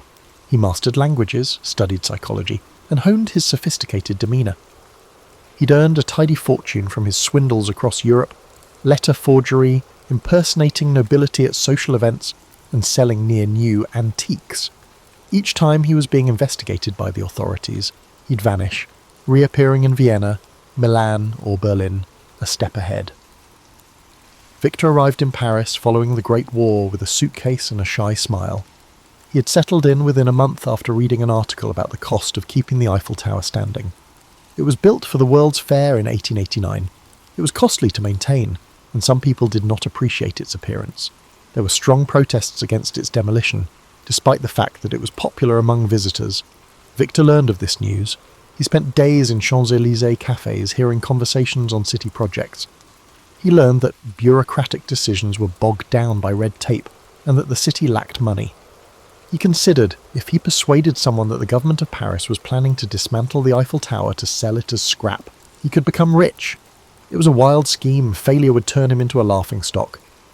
But a success was possible. Victor considered it for a night. He figured the more ridiculous the scam, the more people might be made to believe it. Who would fake the sale of France's most iconic landmark? He thought it needed high bureaucratic flair, like forged papers and stamps. Rumour and secrecy would be at his side. If he succeeded, he'd vanish, rich and legendary. He spent the next few days poring over the engineering wonder, absorbing facts such as its metal mass, elevator upkeep, and the way the tower accommodated activities ranging from tourism to radio reception. With these details, he was able to address prospective buyers with authority. He took a lavish suite at the Hôtel de Crillon, pretending to be a high-ranking official, to add authenticity to his deception. He engaged an engraver for stationery of his imaginary Ministry of Post and Telegraph, since the Eiffel Tower was also a radio centre. The last touch put him in official mode. Paris, for all its beauty, also had its share of opportunistic entrepreneurs. There were whispers that a government minister was looking discreetly for a private investor in a secret project. The city did not want to face the public outcry of cancelling the tower, so this transaction had to be kept quiet. Everything was ready by the time Victor was prepared.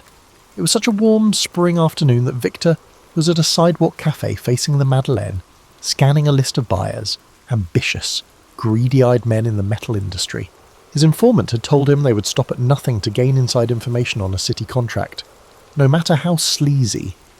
Breathing deeply of the scent of warm croissants and enjoying the hush as upscale Parisians walked past, Victor was filled with confidence. He could practically feel his win. He was more than a criminal in his own eyes. He was a performer with a bigger act than ordinary morals. He finished his coffee, concealed his notes, and rose to his feet. The greatest scam of his life was ready to start. Victor began by sending elegantly handwritten invitations on forged ministry stationery to half a dozen influential scrap metal merchants. He requested their presence at the prestigious Hôtel de Crillon for a most confidential discussion of national importance. The letter was a masterpiece of official-sounding rhetoric, sprinkled with phrases such as "in strictest confidence" and "under direct ministerial oversight." Anyone who read it would have believed it came straight from the desk of a high-ranking bureaucrat. He scheduled a single day of interviews, meeting each merchant individually. He wanted them to feel hand-picked and privileged, reinforcing the notion that the city wanted to keep this matter tightly under wraps. From the start, curiosity and greed twinkled in their eyes. When at last the conversation steered to the possibility of dismantling the Eiffel Tower, he watched their expressions dance between disbelief, astonishment, and excitement. Victor's calmly stated reasoning was that the maintenance fees had become prohibitive, and certain parties in government felt the tower no longer served its original purpose. To all of them, he leaked the same inside track. The city would soon finalise a discreet agreement for the tower's metal, but public backlash was a real concern. The city planned to avoid any uproar by finalising the deal quickly, so confidentiality was paramount. By the time the meeting ended, each merchant was fully enthralled. Victor had left them with the impression that they were among the few chosen to bid on the opportunity. Their own imaginations did much of the work from there, conjuring up fantasies of staggering profit. However, Victor soon identified a prime mark: André Dubois, a mid-level scrap metal businessman whose ambition often overshadowed his common sense. Dubois was known to be insecure about his place among the big players in the industry. If he could land a deal that secured him exclusive rights to the Eiffel Tower's metal, he believed he'd rise overnight into an elite echelon. Victor noticed how Dubois always asked breathlessly about the possibility of special consideration, a subtle hint that he might pay extra for preferential treatment. That was precisely the attitude Victor needed. After a few days of tantalising phone calls and cryptic notes, Victor invited Dubois to tour the Eiffel Tower with him in person. For added realism, Victor booked a chauffeur-driven car to pick up Dubois. Both men sat in the back seat, forging an atmosphere of clandestine camaraderie. As they approached the landmark, Victor gestured toward it as if it were an aging beast about to be put down. "It's quite costly to keep it painted and structurally sound," he remarked, with a faint sadness in his voice, as though he truly lamented the tower's impending fate. Dubois nodded solemnly, but his eyes gleamed with hunger. Ascending the tower's first deck, they observed the city sprawling in every direction, evidence, as Victor noted, that progress required sacrifice. He recited maintenance figures he'd gleaned from newspaper archives and from subtle bribes given to minor city clerks. This data-laden performance impressed Dubois. Victor then produced a sheaf of official-looking papers, a forged contract awarding the successful bidder exclusive salvage rights. Dubois skimmed them, mouth agape, as if he held a golden ticket to instant wealth. Finally, on the cusp of sealing the deal, Victor paused dramatically, then leaned closer. "I must admit," he said quietly, "we're under tremendous pressure to finalise this swiftly, but some officials are, shall we say, open to persuasion." With one eyebrow raised in subtle suggestion, Victor let that phrase linger in the air. Dubois took the bait. He understood that a bribe would secure him the contract, an illegal but Weeks later, Victor found himself in Vienna, living luxuriously at a grand hotel. He enjoyed idle afternoons at the imperial cafes, reading about the flurry of rumours swirling in Paris. A few tabloids speculated that a conman had fleeced a businessman out of a fortune. Official statements from City Hall denied any plans to dismantle the Eiffel Tower. Yet the press never got hold of Dubois's name, and no one had identified Victor. The story, swirling with half-truths, soon faded from public discourse. For Victor, that was a green light. His scheme had left no significant ripples, no public scandal, no humiliating trial. It was as though the entire episode had slipped into an urban legend. While sipping a particularly fine espresso one morning, he found himself flipping through a Parisian newspaper. In the business section, there was a fresh wave of articles on the tower's upkeep expenses. Costs were climbing yet again. The debates that raged a few years prior were resurfacing, with critics continuing to ask if the monument had outlived its usefulness. Reading that, Victor felt a surge of déjà vu, accompanied by a mischievous grin. If the city itself remained unconvinced of the tower's permanent place in its skyline, then the seed of plausibility was still there. The more he mulled it over, the more irresistible the idea became. Selling the Eiffel Tower once was bold. Selling it twice, that would be legendary. Of course, every repeat performance carries an elevated risk. Con artistry thrives on the unexpected. Victor was no stranger to the concept that lightning rarely strikes the same place twice. And yet, as he weighed his options, he recognised one key advantage. The first victim, Dubois, never went public. The scheme was still cloaked in rumour. Furthermore, the ephemeral nature of public memory in a bustling city like Paris worked in his favour. People had moved on to the next scandal. Victor decided that with a few adjustments, the plan could work again. He returned to Paris incognito, adopting the persona of a minor diplomat from a small Eastern European country. He took a suite at a different upscale hotel near the Opéra Garnier, careful not to retrace his steps exactly. He updated his forged documents, upgrading his fictitious role to an intergovernmental liaison dealing with municipal real estate transitions. This time, his approach would be more polished, more exclusive. He planned to target even wealthier players, men with deeper pockets and even greater appetites for risk. The second attempt began with the same formula. Elegantly worded letters on official-looking stationery, discreet appointments scheduled in lavish hotel lounges, and hushed talk of a sensitive government project.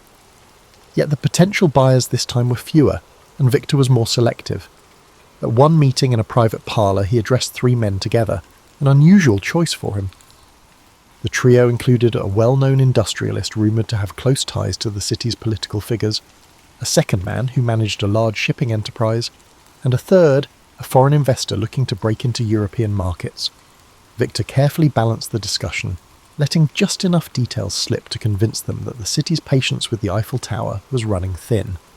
But if the first sale had gone astonishingly smooth, the second was fraught with unexpected snags. One of the potential buyers was far more astute than Victor anticipated. This man, Claude Fournier, had a reputation for sniffing out underhanded deals. At the meeting, Fournier didn't flinch when Victor presented the rationale for dismantling the tower. Instead, he politely asked for references and official documentation. There was a certain sharpness in his eyes that made Victor uneasy. Still, Victor handed over his forged credentials without hesitation, offering carefully rehearsed explanations. Fournier accepted them with a practiced smile that revealed nothing. A day later, however, Victor discovered that Fournier had asked around about him, discreetly inquiring among local bureaucrats to confirm the authenticity of the liaison role. None of them, of course, recognised the name. A city clerk, already suspicious about a foreigner asking pointed questions, apparently alerted a friend in the police. Victor learned of this through his network of informants, petty forgers, streetwise doormen, and an occasional mistress or two. The rumour suggested that the police had begun quietly investigating a man posing as a city official peddling a contract tied to the Eiffel Tower. For the first time in his career, Victor felt the heat close in. The con was in motion, but the authorities were no longer ignorant. With a mixture of dread and exhilaration, he realised he had no choice but to accelerate the plan. He zeroed in on the second potential mark, an overly ambitious shipping magnate named Marcus Weissman, who had a penchant for shady dealings. Over dinner at a private club, Victor dangled the tower's contract before him as if it were a rare gem. Weissman, too enticed by the prospect of beating out his competitors, took the bait. Still, the tension was palpable. Even as Weissman scribbled out a cheque big enough to make Victor's heart flutter, there was a persistent, nagging awareness that time was short. He needed to vanish before Fournier's inquiries led the police to his door. So he chose to skip the bribe angle that had worked so well with Dubois. Instead, he accepted a lump sum payment that covered everything. The purchase of the tower's scrap plus a discreet administrative fee. Weissman assumed that the simpler the transaction, the less likely it would be detected. Late that night, under the cover of darkness, Victor slipped out of his hotel. He carried a small valise stuffed with his ill-gotten gains, heading straight to the Gare de Lyon. By dawn, Victor fled to Monte Carlo, a glittering haven of high rollers and exile aristocrats. Initially, he relished the sweet satisfaction of having bested not just one, but two gullible buyers. He told himself he had achieved what no other conman in history had dared. Alone in a lavish suite overlooking the Mediterranean, he replayed the final moments in Paris, the anxious hurry to collect Weissman's cheque, the furtive glances at the station, and the first sunrise that found him safely out of reach. Now, with the sea breeze caressing his face, he figured it was only a matter of time before rumours of the second sale caught up to him. For a few months, he maintained a low profile. He frequented the Monte Carlo casino under a false identity, staying clear of any large wagers that might draw attention. He used coded telegrams to stay in touch with his forgers and informants back in Paris. From them, he learned that Fournier had indeed pressed the police for an investigation. Weissman, facing public humiliation and potential legal woes, tried to keep the matter as quiet as possible, hoping to recover his money through any means short of a public scandal. Still, the police smelled something big. They had never heard of such an audacious swindle, and that alone piqued their interest enough to keep them digging. Eventually, investigators uncovered the faint tracks Victor left behind, receipts at the hotel, witnesses who recalled a confident, well-dressed man with a foreign accent. They pieced together the timeline of his meetings, even found traces of his forged stationery. Before long, they had a name, though it remained unclear if Victor Lemaire was real or an alias. With pressure mounting, the authorities circulated descriptions to major European cities, urging border agents and local police to keep an eye out. One photograph, taken secretly by a curious bystander at the Eiffel Tower, showed a side profile that might have been him. Rumours spread that a flamboyant con artist, rumoured to have sold the Eiffel Tower not once but twice, was at large. Despite the noose tightening, Victor couldn't resist the lure of one last escapade. He reasoned that living on the run forever would be unbearable. Why not gamble big while he still had some measure of control, so... One evening at the casino, dressed in a crisp dinner jacket, swirling a glass of fine cognac, he sat at a roulette table. In a dramatic flourish, he placed a small fortune on a single bet. It was uncharacteristic of him to risk real money on chance. He usually preferred to rig the odds through manipulation. But something inside him craved the adrenaline rush. The wheel spun, heart pounding. He watched the tiny ball bounce from slot to slot. When it finally settled, it landed on red, a loss for Victor's black bet. Though it was only a fraction of his earnings, the defeat seemed like an omen. For a moment, he stared at the chipped green felt of the table, the croupier's polite nod indicating the end of the bet. In that instant, a seed of doubt sprouted in Victor's mind. Was his luck running out? He excused himself, stepping away from the table, ignoring the curious glances of other patrons who recognised him, by one of his many aliases, presumably. That night, as he strolled the moonlit promenade along the coast, he tried to shake off the feeling that everything was about to catch up with him. He told himself he was a master of illusions. He could reinvent himself anywhere, America, South America, or a quiet corner of Asia. Yet the persistent thought nagged at him. How long can any fox outrun the hounds? He had always believed in the artistry of his craft, but sooner or later, every performance comes to a close. Sure enough, his downfall arrived abruptly. While stepping out of a Monte Carlo cafe one morning, he was discreetly approached by a man who introduced himself as a private detective from Paris, hired by none other than Claude Fournier. The detective's tone was polite, but his eyes brimmed with that unwavering sense of purpose. He claimed to have evidence linking Victor to the Tower Con, along with sworn statements from hotel staff. The detective offered Victor a choice: return to Paris, meet with Fournier's lawyers, and negotiate a quiet settlement, or face arrest and extradition. Outwardly, Victor kept his composure. He flashed a wry smile, feigning indifference. But his heart pounded. Even if he eluded this detective, he sensed the net was cast too wide for him to remain free for much longer. Sometimes, surrendering on your own terms was the last con you could pull. In a move that stunned the detective, Victor proposed his own arrangement. He would meet Fournier in neutral territory, in Switzerland, to hash out a deal. The detective, intrigued and possibly influenced by some under-the-table persuasion, agreed to broker the meeting. Victor reasoned that by controlling the location, he might still orchestrate an escape. But as fate would have it, the Swiss authorities were also alerted. When Victor arrived, plainclothes officers appeared from the shadows, swiftly taking him into custody. His arrest was a quiet affair, overshadowed by bigger global events. Still, word spread among the underworld. The man who sold the Eiffel Tower twice had finally met his match. There was no dramatic public trial in France. Instead, in backroom negotiations to avoid an international scandal, a deal was reached. Some said Fournier and Weissman recouped a fraction of their losses, and the French government, stung by embarrassment, preferred to hush up the matter. Victor was quietly sentenced for fraud under an assumed name, but the legend endured in hushed whispers for decades. Rarely did anyone speak of his fate. Some claimed he escaped from prison using forged documents, vanishing into the night. Others insisted he served his time, only to emerge a changed man. Either way, in the smoky corners of certain Parisian cafes, old-timers still tell the tale with a gleam in their eyes. The man who dared to sell the Eiffel Tower, not once, but twice. It remains a testament to the power of audacity, the allure of ambition, and the strange truth that the bigger the lie, the more people want to believe it. And so the story endures, a monument to the enduring thrill of a great impossible scam. From his earliest days, young Marcus sensed expectations clinging to him like a heavy mantle. He was not yet the philosophical emperor history would revere, merely a curious boy from a prominent Roman family. Marble halls and hushed political debates formed the backdrop of his childhood, each conversation reinforcing the idea that he was fated for a grand role. Even while tinkering with wax tablets and toying with styluses, the weight of the future loomed in every corner of his home.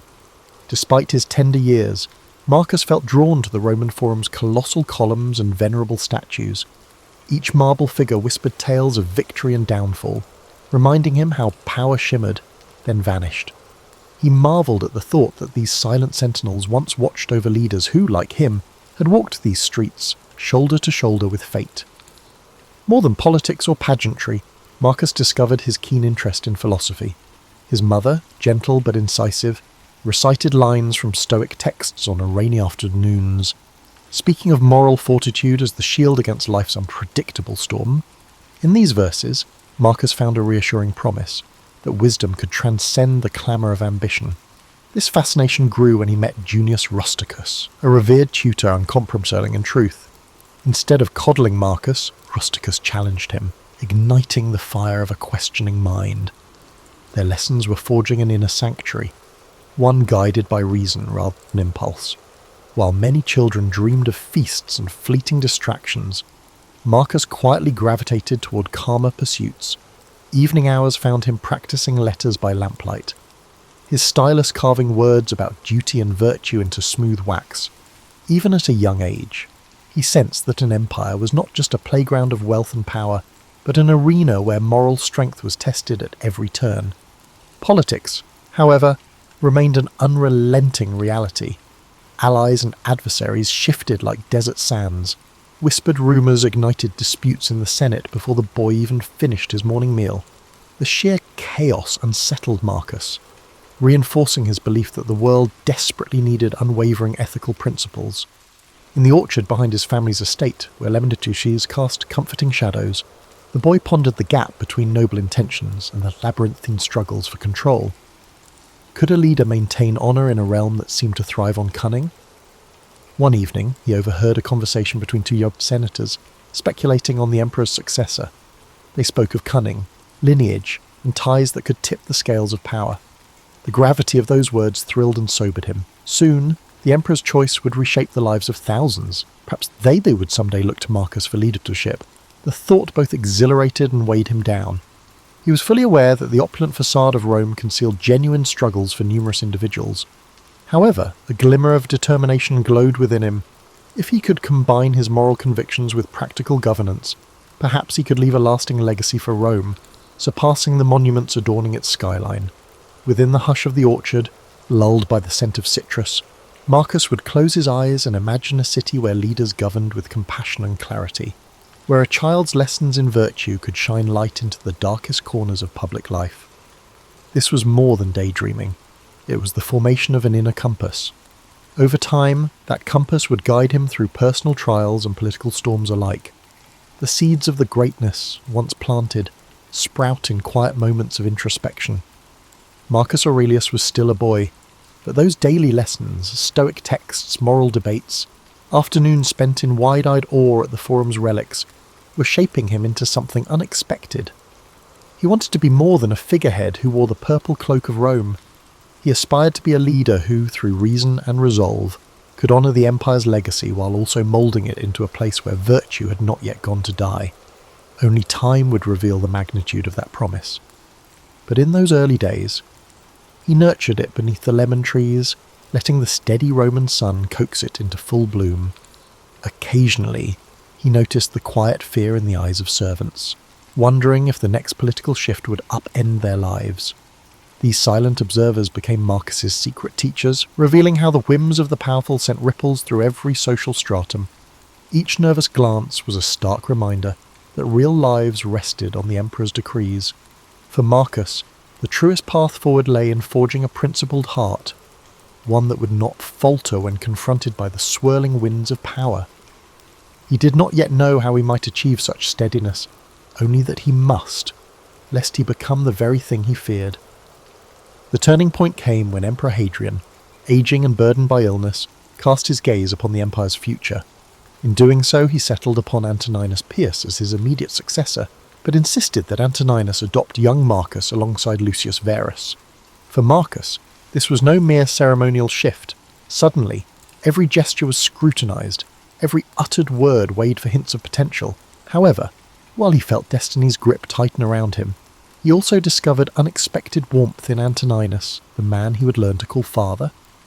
Antoninus Pius was neither a flamboyant conqueror nor a voracious politician. His nature leaned toward the steady and the dutiful.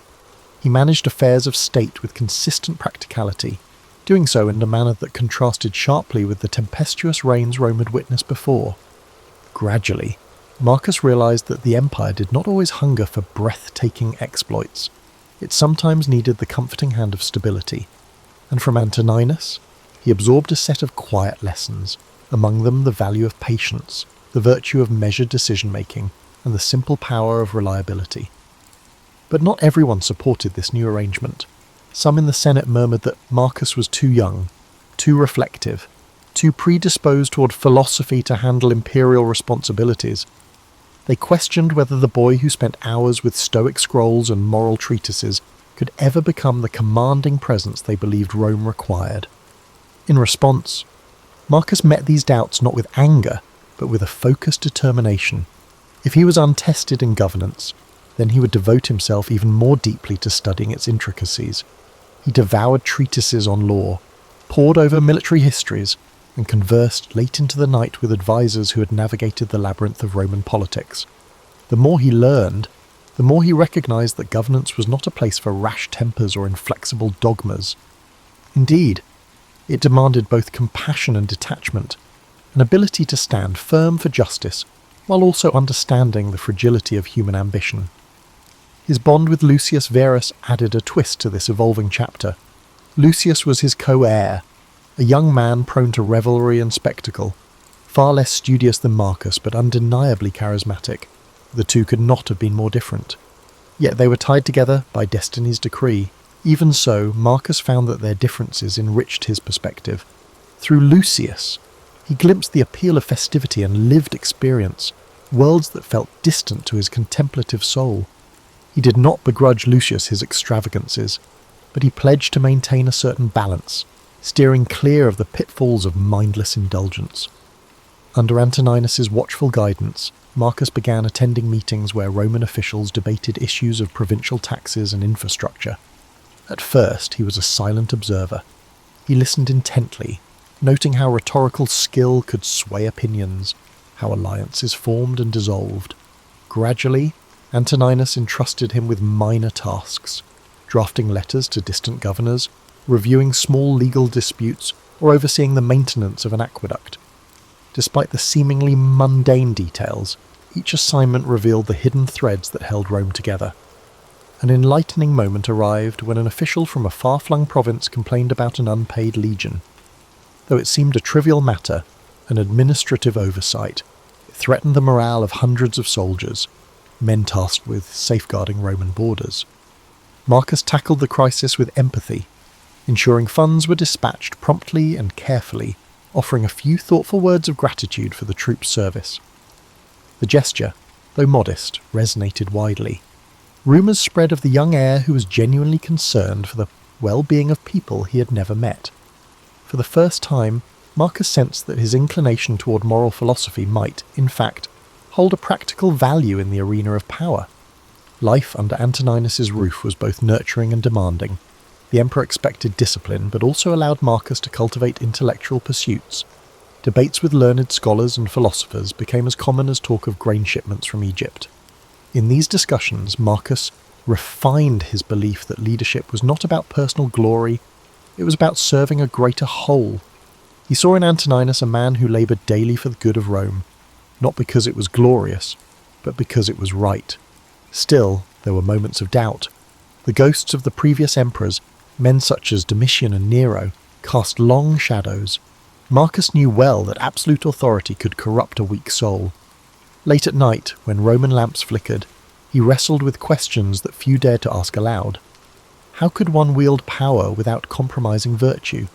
Was it possible to harmonise the Stoic ideals he revered with the demands of realpolitik? The path ahead was a precarious one, lined with expectations both from the Senate and the people.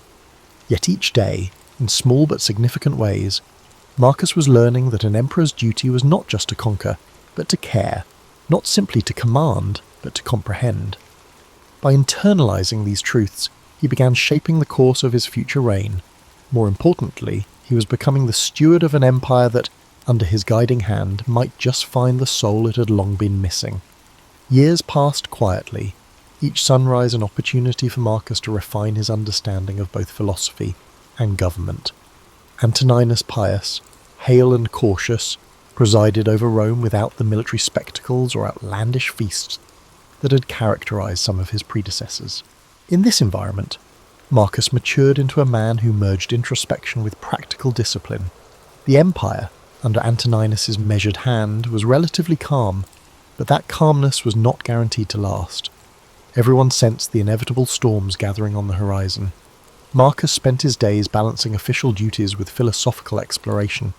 When he was not poring over scrolls of legislation or meeting envoys from distant provinces, he would lose himself in the works of Epictetus and Seneca.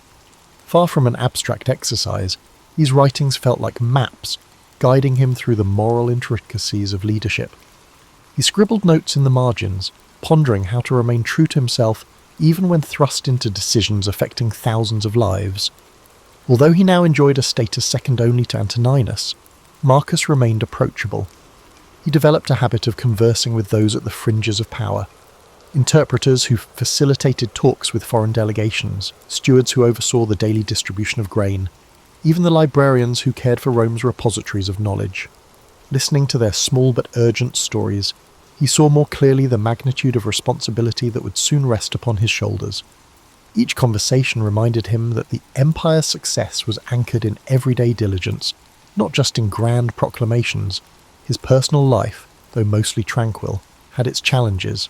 Encouraged by Antoninus, he entered a thoughtful marriage with Faustina, the emperor's daughter. Their union was not just a political arrangement, there was genuine affection between them. Faustina brought a spirited energy that balanced Marcus's more reflective nature. Yet, the intricacies of raising a family within the palace tested his composure in ways philosophy books rarely addressed.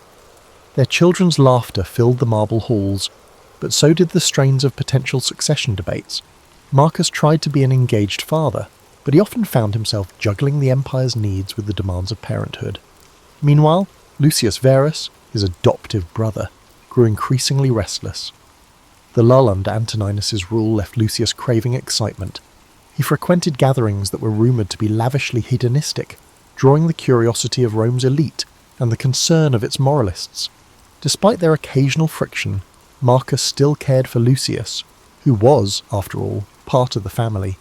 To reconcile their worlds, Marcus invited Lucius to more official functions, hoping to blend Lucius's charm with the seriousness of leadership. Sometimes it worked, other times it sparked tension. It was around this period that disturbing news began to trickle in from the northern frontiers. Germanic tribes tested the boundaries of the empire, small incursions hinting at bigger clashes to come. Rome had grown accustomed to relative peace, and these events rattled the comfortable illusions of eternal stability. Marcus became acutely aware that Stoic ideals would soon be tested on the battlefield as much as in the Senate. Responding to these threats required not just philosophical calm but strategic understanding, a skill he was only beginning to hone. In the midst of these concerns, Antoninus's health began its slow decline. The once vigorous emperor found it harder to manage day-to-day affairs. His breath grew laboured, and he often complained of fatigue. Though he did his best to hide this weakness from the public, it was clear that the reins of power would soon pass to Marcus. The Senate, aware of Antoninus's frailty, started looking to Marcus for guidance. The time of apprenticeship was ending. A new chapter beckoned. As the final months of Antoninus's life slipped away, Rome braced for another transition. Advisors, supplicants, and petitioners flocked to Marcus, seeking to gauge how he would wield authority. Their probing questions highlighted the complexity of the imperial mantle. He would have to be judge, general, administrator, and guardian of moral order. While Marcus's Stoic studies had long taught him to just detach from anxiety, he found it increasingly hard to remain unaffected by these growing burdens. In private moments, he confided in Faustina, admitting fears about war, about the intrigues lurking beneath Rome's placid surface, and about the simple possibility of failing those who depended on him. She, in turn, reminded him of his capacity for empathy and reason. Though the role of emperor seemed impossibly grand, Marcus had spent his entire life preparing, in subtle ways, for the very challenges that now loomed ahead. Finally, Antoninus Pius passed, gently and without drama, surrounded by those he loved. The city let out a measured sigh of sorrow, acknowledging the passing of an era defined by stability. However, beneath that grief lay a cautious optimism that Marcus Aurelius, thoughtful, unassuming, and thoroughly steeped in the empire's workings, might guide Rome with both virtue and pragmatism. Many whispered that a new golden age could be on the horizon. Others, recalling the cycles of history, reserved judgment until events proved the substance of Marcus's character. With the emperor's seat now vacant, all eyes turned to Marcus. The hush that settled over the city was brief but profound. A quiet vow formed in his mind. He would carry forth the Stoic torch, letting reason define his reign and compassion temper his decisions. Unknown trials awaited him, from barbarian incursions to political betrayals, but he would meet them as a man dedicated to something greater than personal gain. Rome was poised to discover if a philosopher king could truly exist, a leader who could blend moral wisdom with the realities of ruling an empire that, though splendid, was also vulnerable and flawed. In the wake of Antoninus's passing, Marcus Aurelius ascended to the throne with a mixture of solemnity and resolve. By tradition, he shared authority with Lucius Verus, fulfilling the adoption arrangements that Hadrian had set in motion years before. It was a decision that simultaneously solidified Rome's governance and tested Marcus's patience. Despite their differing temperaments, one philosophical and measured, the other spirited and convivial, they now united in leadership. Their first challenge appeared swiftly. The Parthian Empire seized upon the perceived vulnerability of a transitioning Rome, threatening key eastern provinces. Roman legions prepared for battle, and Lucius Verus rushed to oversee military operations. Marcus stayed behind in the capital to manage the rest of the empire. Letters from the front revealed victories peppered with Lucius's flamboyant account of triumphs. Yet Marcus also sensed the strain on the troops. In addition to the clashing of swords, war also presented logistical challenges such as supply lines, desert conditions, and the imminent threat of disease. As if on cue, a devastating plague emerged, travelling with the legions back from the eastern campaigns. Called the Antonine Plague by future historians, it spread like wildfire, leaving panic in its wake.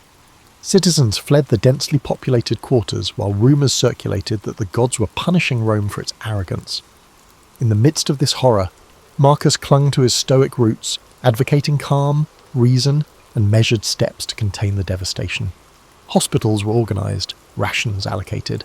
Despite scepticism from some corners, the emperor led by example, supporting sanitation measures and funding the medical efforts of Galen, the famed physician of the time. Yet the costs were severe. Cities grew somnant from the high death toll, farmland lay untended, and the empire's morale dipped to a new low. The plague's merciless reach sharpened Marcus's sense of empathy. He realised that no matter one's station in life, suffering belonged to all. He worked tirelessly with local leaders to provide relief, draining personal funds to feed and heal those most affected. While some criticised these expenses as unsustainable, Marcus saw them as a moral imperative. An emperor, he believed, was beholden to the welfare of his subjects, not the other way around. Over time, the plague receded, though the scars it left on Rome, both physical and psychological, would linger for years. The war front also stabilised under Lucius's oversight, enabling the generals to secure treaties. Eventually, Lucius returned to the capital, bringing with him ornate spoils of victory. Yet Marcus noticed a new gravity in his brother's demeanour. The conflict and subsequent plague seemed to have tempered Lucius's thirst for diversions, at least for a while.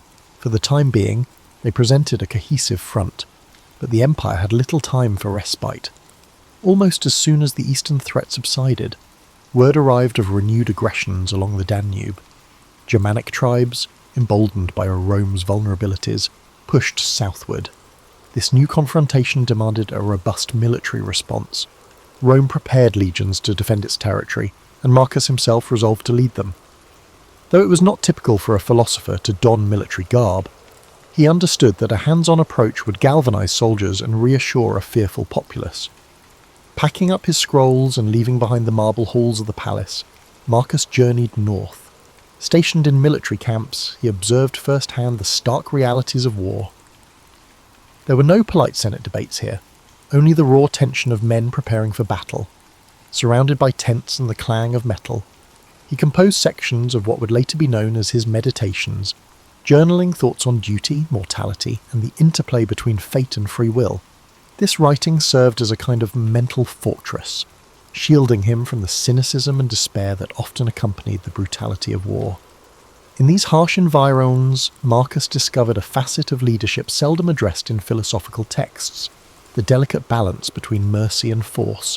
When tribunes asked how to handle captured enemy combatants or how to deal with the defiant provinces, Marcus weighed each decision with painstaking care. He believed that any punishment must be morally justified, not simply enacted for vengeance or as a show of might. Yet he also knew Rome had to maintain its authority, or risk inviting further rebellions. Back in Rome, Faustina managed the household and represented the imperial family in public ceremonies. She wrote supportive letters to Marcus, sharing updates about domestic affairs. Their bond, forged in quieter times, proved resilient through these challenges. Despite the stress of separation, they found solace in one another's determination to keep Rome functioning and hopeful. Night after night, Marcus read letters from the capital, reflecting on how ephemeral life could be, how swiftly fortunes changed. He reminded himself that an emperor's responsibility was to act as a steward, not a despot, and that each decision would reverberate through the empire long after he was gone. And so he pressed on, consulting with generals, negotiating with tribal leaders, and continuing to record his private reflections about human nature. As war raged, the empire watched with a mixture of dread and admiration. Here was a ruler who seemed less concerned with personal glory and more intent on preserving Rome's values and stability. Veteran soldiers, once sceptical of a philosopher-emperor, fought with a renewed fervour, encouraged by his willingness to share their burdens. In those windswept camps along the Danube, Marcus Aurelius began shaping a legacy unlike any other, one rooted in the conviction that wisdom and compassion, far from being weaknesses, were the empire's strongest defence. The savage winters on the Danubian frontier tested Rome's legions in ways few had anticipated. Snow whipped through the encampments, layering tents in white drifts. Horses whinnied at the bitter chill, and the men huddled around makeshift fires, Marcus Aurelius, never one to shield himself from hardship, felt the sting of frozen air each morning. For all the stoic counsel he'd absorbed, he still found it an unrelenting challenge to rise at dawn and address the concerns of his commanders. Yet the deeper the cold bit into his bones, the more he recognised that resolve was forged through shared trials. Messages arrived from Rome, some filled with trivialities of court life, others warning that the imperial treasury was dwindling under the twin demands of plague recovery and war expenses. Food prices rose, merchants hoarded grain, and unrest simmered in urban districts. In response, Marcus intensified efforts to maintain supply lines, ensuring that shipments of grain and other essentials could reach both the front line and the capital. It was a delicate balance, requiring deals with regional governors and the occasional stern reminder of imperial authority. Amid the logistics and strategizing, he found an unlikely companion in Claudius Pompeianus, a seasoned general known for his sharp wit. While Pompeianus thrived on military prowess, he was also open to philosophical musings. Many evenings the two men would talk over steaming bowls of spelt porridge about the nature of fate and whether a just war could exist. These conversations, though brief, allowed Marcus moments of intellectual clarity. He saw in Pompeianus a fellow seeker, albeit one who channeled his convictions into martial discipline rather than written reflection. Though the war's burden weighed heavily, Marcus's popularity among the soldiers soared. In him, they saw not an aloof imperial figure but a leader who endured the same bitter chill, the same muddy camps, the same threat of sudden attack. During battle preparations, Marcus took care to visit injured soldiers, offering words of encouragement. His presence among them became a reassuring symbol that Rome's emperor understood sacrifice not from a gilded distance, but through personal experience. Yet the frontier's dangers were manifold. Rumours circulated of potential betrayal among allied tribes, an infiltration by spies working for the Germanic chieftains. Skirmishes erupted unexpectedly. Sometimes a wave of arrows would descend at night, leaving the camp reeling. Through it all, Marcus refused to let paranoia corrode his judgment. He tightened security, yes, but also dispatched diplomats to negotiate terms. If a measure of peace could be attained through reason rather than bloodshed, he was determined to find it. Back in Rome, Faustina managed the empire's public face as best she could. She visited temples, performed ritual offerings, and listened to the appeals of citizens who sought the emperor's ear. Though many admired her resilience, whispers of court intrigue continued to swirl. Some criticized Faustina for her independent demeanor, while others, eager for influence, tried to align themselves with her. She navigated these politics deftly, sending regular dispatches to Marcus so he was never uninformed.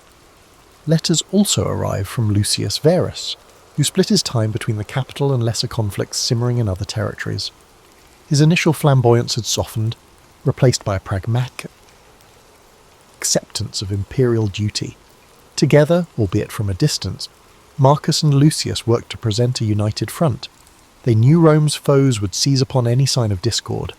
As the war stretched on, Marcus felt the strain in every facet of his life. He was the philosopher emperor, yet he frequently ordered troop movements that ended in bloodshed. At night, when the cold wind rattled the tent flaps, he wrestled with guilt. He reminded himself that stoicism was not about denying emotion, but understanding it. Power, he realized, did not give him the luxury of clean hands. Leaders often had to act in ways that chafed against their deeper ideals.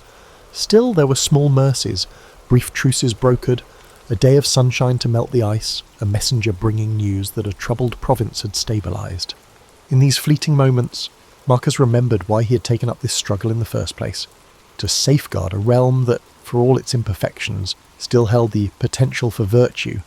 If Rome could remain strong yet morally grounded, the seeds of a more enlightened society might one day take root. Victory was not guaranteed, nor was an end to the constant trials. The barbarian tribes fought with desperation, determined to carve out territories in the empire's weakening landscape. But Marcus pressed on, forging alliances and marshalling legionary forces, always mindful that true victory would involve reconciliation as much as military success. His body bore the signs of fatigue, and a creeping illness sometimes left him feverish, but he maintained the outward composure expected of an emperor. As the harshest winter months receded, there glimmered the faint promise of progress. More tribes showed willingness to negotiate, to accept treaties that allowed them limited settlement in exchange for peace. Though some Roman senators were outraged by the concessions, Marcus stood firm. He believed that clinging to old illusions of absolute dominion would only compound the cycle of violence. Compassion, guided by chivalrous reason, was his guiding star even in the theatre of war. After countless skirmishes and negotiations, the tide slowly began to turn in Rome's favour. Marcus Aurelius, weathered and weary, found himself overseeing a series of settlements that cautiously stabilised the Danubian frontier. Tribes once considered mortal enemies now sought peaceful coexistence, albeit with complex agreements involving tribute, migration rights, and mutual defence pacts. Some senators bemoaned the dilution of Roman purity, but Marcus saw a different future, a broader, more interconnected empire that could adapt and thrive. His determination to incorporate foreign peoples instead of vanquishing them outraged traditionalists. However, the emperor deemed it imprudent to presume that the empire's initial borders were unchangeable. Like a living organism, Rome had to evolve or wither. He recalled his Stoic maxims: all things change, and one must move in harmony with the nature's flow. For Marcus, that included welcoming new voices into the Roman fold, even if it defied entrenched notions of superiority. Physically, the years of hardship had taken a toll. The relentless cold of the frontier, the stress of command, and the sporadic fevers that plagued him during extended campaigns left Marcus frailer than before. Long days spent riding between outposts led to frequent aches, and a persistent cough hinted at something more serious. Nonetheless, he pushed forward, guided by a sense of duty that burned hotter than any physical ailment. The war itself was winding down, yet a fresh tragedy shook him. Word reached the emperor of Lucius Verus's sudden death from illness while returning to Rome. Marcus grieved deeply for his adoptive brother. Though they had often been at odds, Lucius's presence had been a stabilizing factor, a reminder that rulership could have more than one face. In the aftermath, Marcus bore the weight of the empire alone. Sleepless nights ensued, haunted by questions about legacy, mortality, and the shape of Rome's future. Returning to the capital, he found a society wounded, but not broken. The plague's scars remained visible in empty shops and thinner crowds, but daily life had regained some vibrancy. Senators who once criticised him with veiled scorn now offered subdued respect. Many recognised that he had led Rome through one of its darkest chapters, whether or not they agreed with every decision. Outside the Senate, artisans and farmers alike spoke of the emperor's empathy, a trait seldom celebrated in men of power. However, no sooner did Marcus settle back into Roman affairs than fresh rumours emerged. Whispers accused Faustina of conspiring against him, suggesting she had grown too close to certain members of the court. Marcus, pained by this gossip, tried to separate baseless slander from legitimate concern. He had learned from his years of governance that rumours often sprang from envy or manipulation. Still, the seeds of doubt were difficult to eradicate entirely. Faustina dismissed the accusations, and Marcus, trusting her loyalty, did not pursue them further. In these uneasy times, he also grappled with fatherly worries. His son, Commodus, was approaching manhood, eager to mould him into a successor who could uphold Rome's evolving ideals. Marcus introduced him to generals, legal experts, and philosophers. Yet Commodus seemed indifferent to the stoic virtues that had guided his father. He exhibited flashes of arrogance, a taste for spectacle, and a hunger for the luxuries of court life. Marcus prayed that exposure to genuine responsibility would temper those impulses, but he could not silence the disquiet that churned within him. Amid political intrigues and paternal anxieties, Marcus returned to his writings, adding new pages to the philosophical journal he kept close at hand. These reflections, composed in the hush of dawn or by lamplight late at night, served as a compass when external chaos threatened to overwhelm him.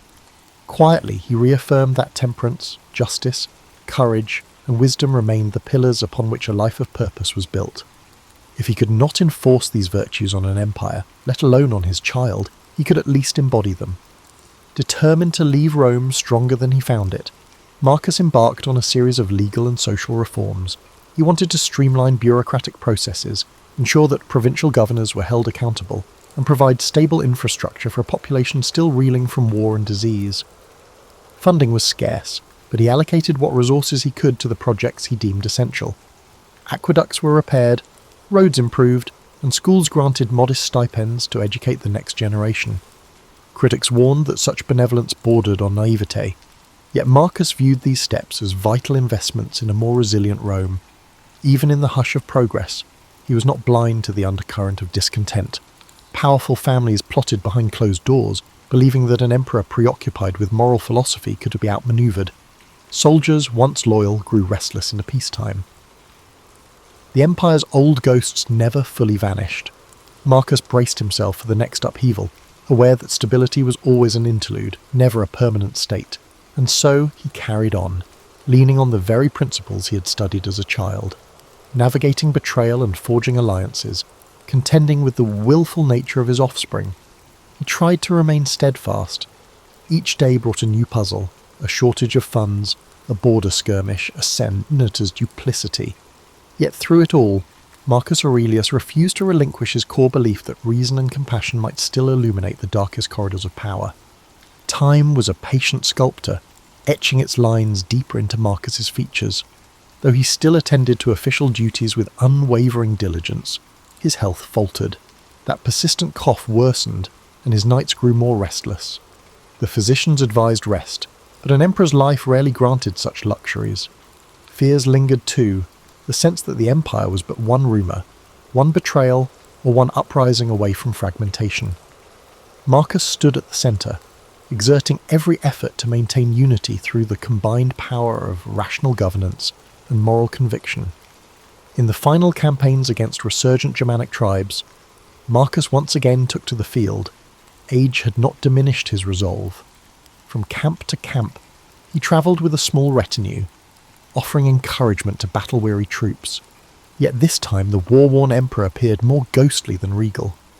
The men spoke of his stoic endurance, how his eyes shimmered with fever even as he spoke of duty and fortitude. For all he had done to keep Rome intact, the ravages of illness would not yield to rhetorical skill. Commodus, summoned to his father's side, witnessed firsthand the empire's fringes, a harsh land shaped by conflict. Marcus hoped the sight would steel his son's character, prompting a sense of responsibility. But Commodus wore impatience like a second toga. He complained about the cold, about the humble rations, about the lack of pomp he believed befitted but an imperial heir. Marcus inwardly grieved, knowing the path ahead might splinter beneath Commodus's restless feet. Yet he also recognised that no father could impose virtue on a reluctant child. In quieter moments, Marcus confided in Claudius Pompeianus, who had remained a steadfast advisor. The emperor spoke of the contradictions inherent in rulership, how an aspiring philosopher must enforce harsh discipline to maintain the empire's cohesion. Pompeianus offered practical wisdom, while Marcus responded with meditative reflections. Their conversations formed a final tapestry of friendship, weaving threads of pragmatism and introspection together in the twilight of Marcus's reign. Eventually, the news spread that the emperor had taken gravely ill. Camp physicians tried every remedy they knew, from herbal concoctions to prayers at makeshift altars, but the decline accelerated. Marcus retreated to his tent, his body weakening, yet his mind still alert, summoning Commodus for a last conference. He emphasized a single theme: the virtues that guide a leader must not be mere ornament. In the hush between father and son, he uttered words about compassion for subjects, fairness in judgment, and the necessity to curb excess. Commodus, shifting uneasily, nodded but offered little reassurance. As the hours slipped by, the emperor returned to his meditations. There, in the fading glow of a lantern, he penned a few final lines in a journal that had been his companion through wars, plagues, and political strife. He wrote not of victories or conquests, but of how fleeting each moment is, and how each individual's duty is to act in accordance with the good of the whole. Rumour would have it that these last notes carried more serenity than sorrow, as though Marcus were already stepping into the realm beyond mortal worries. When his eyes closed for the final time, the camp fell into a sombre hush. Soldiers who had long admired his calm presence gathered around the tent, quietly paying their respects. Courtiers murmured that the empire had lost its quell.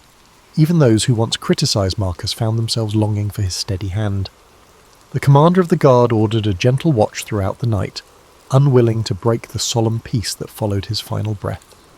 Yet life in the empire continued. The next day, Commodus assumed leadership, and Rome braced for another shift. Few doubted that change was inevitable. Marcus had known it himself, but he had also believed that his efforts, his stoic counsel and moral reforms, had planted seeds for a gentler, more reasoned empire. The question of whether those seeds would sprout or wither under Commodus's rule filled hearts with both anticipation and dread. In the days following his death, the body of Marcus Aurelius was prepared for a reverent return to Rome.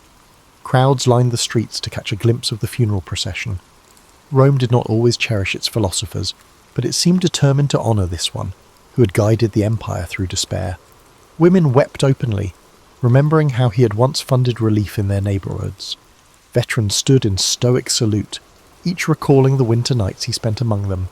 Scholars carried small scraps of parchment filled with the emperor's wisdom, uncertain if the new era would appreciate such lessons. In the coming years, Rome's course would deviate sharply from the principles Marcus had championed. Commodus's reign brought spectacle over substance, extravagance over empathy. Yet long after the empire's fortunes rose and fell, the writings of Marcus Aurelius endured, quietly offering guidance to those who, like him, sought a life anchored by virtue and reason. He left behind no sweeping arcs of conquest, no grand self-aggrandizing monuments. His legacy was etched in the hearts and minds of those who witnessed how an emperor could sit by a soldier's bedside or grant clemency to a defeated foe. The marble might crumble, the gold might tarnish, but the ideals Marcus championed, integrity, humility, wisdom, would stand resilient. And so, in the annals of history, he would remain a guiding light, a testament that even within the highest seat of power, the human spirit could strive for something nobler than mere dominion. In the year 896 CE, in the heart of Baghdad's intellectual quarter, Al-Husayn bin Qasim brushed desert dust from the folds of his linen robe. Unaware of the storms that fate would soon unleash upon him, he studied the myriad scholarly gatherings outside the House of Wisdom. Voices blended into a layered chorus. Mathematicians debated geometric proofs, poets recited verses on ephemeral beauty, and astronomers charted celestial mysteries. The call of knowledge was unstoppable, and its echoes hinted at new horizons beyond the city's walls. Although he hailed from a modest family of date merchants, Al-Husayn possessed an innate curiosity that surpassed every constraint of status. Weeks earlier, he had been approached by the renowned translator Yunus al-Kindi, who recognized promise in his approach to ancient texts.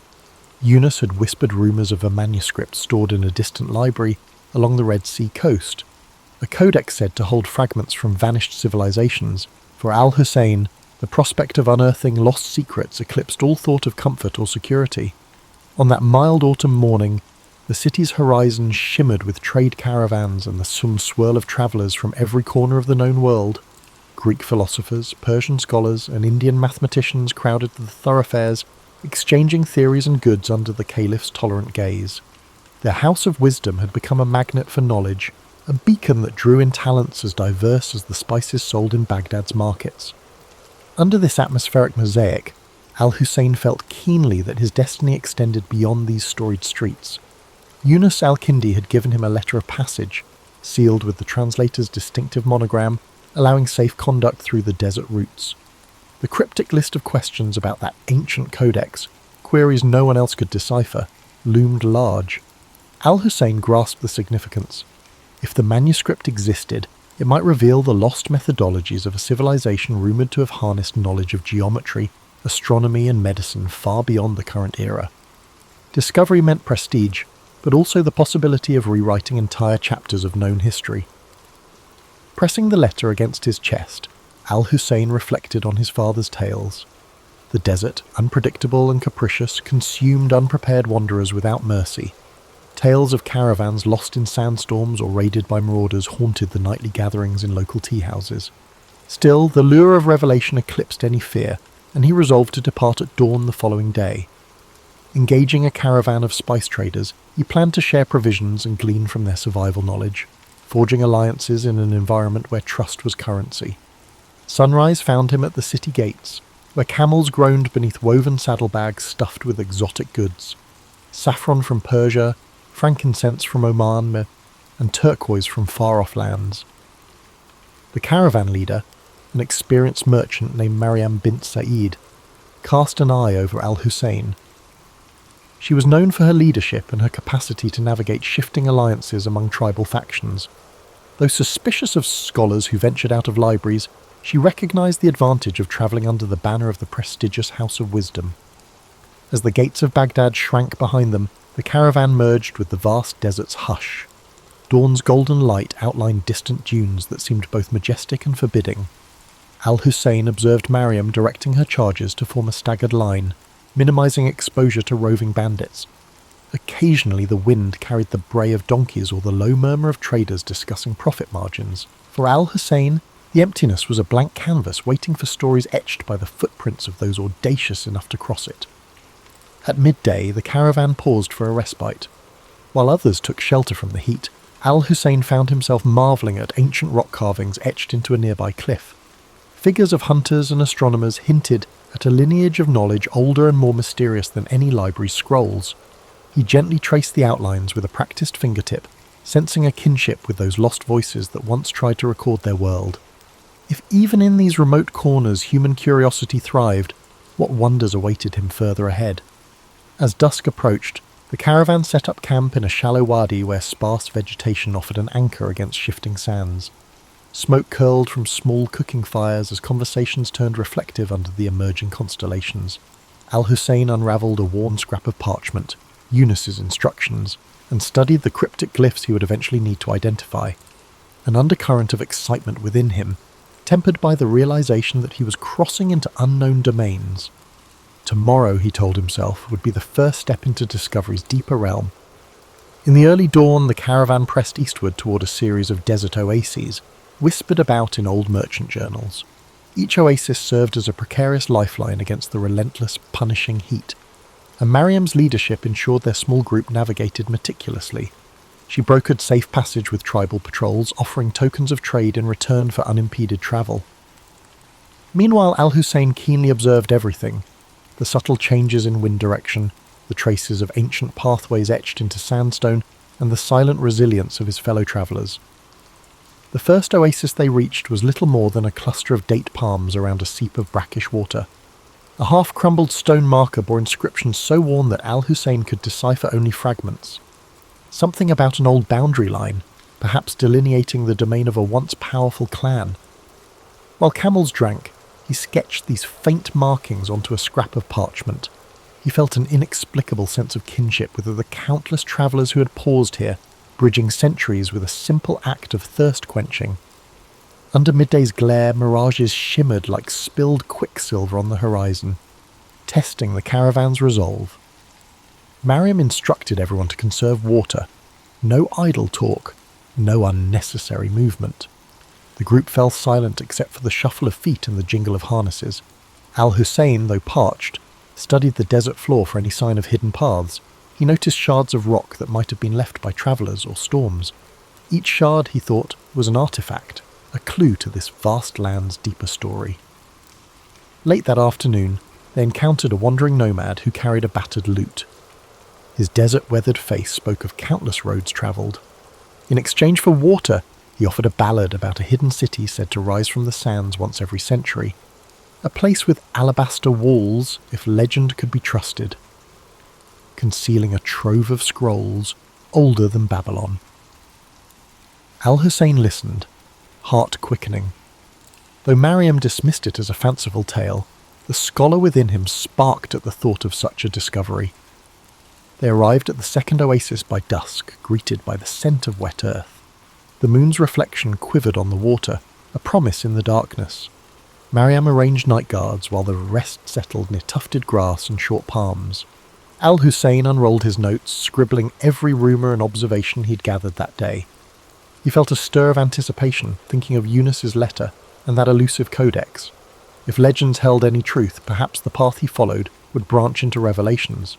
Before sleep, the caravan huddled for a supper of flatbread and dried figs. Conversation meandered to improbable tales, spirits that roamed the dunes, hidden jinn kingdoms beneath the sand. Maryam, ever pragmatic, rolled her eyes but allowed these stories to pass unchallenged, aware that tales could soothe weary minds. Al-Husayn listened thoughtfully, dissecting each legend for kernels of historical fact. He sensed how desert myths blended with real events, forging a tapestry of belief. Each story, he realized, held a reflection of human longing. Sleep came fitfully. Between ragged gusts of wind that rattled the palms, Husayn dreamed of an endless corridor lined with doors of sandstone. Behind one door lay the hidden city the nomad described, behind another, the Red Sea Library. He awoke to the howling of a jackal, unsure if the dream was an omen or mere fantasy. Still, his conviction remained firm. He would continue chasing knowledge across these shifting landscapes, trusting that destiny might reveal itself within the margins of the unknown. By morning, a layer of sand dusted every surface, and the caravan resumed its cautious advance. The air felt thick with unspoken tensions. They reached a rocky pass where looming sandstone pillars resembled silent sentinels. Mariam signalled a halt, sensing something amiss. Husayn peered into the ravines, half expecting bandits or lurking predators. Instead, he found stillness. However, the unease remained. Sometimes the desert concealed its perils in plain sight, biding time. The caravan pressed on, anxious to leave those brooding columns behind. That evening they camped on the pass's far side, sheltered from direct winds by a towering rock face. After supper, Husayn examined an astrolabe Mariam carried for navigation.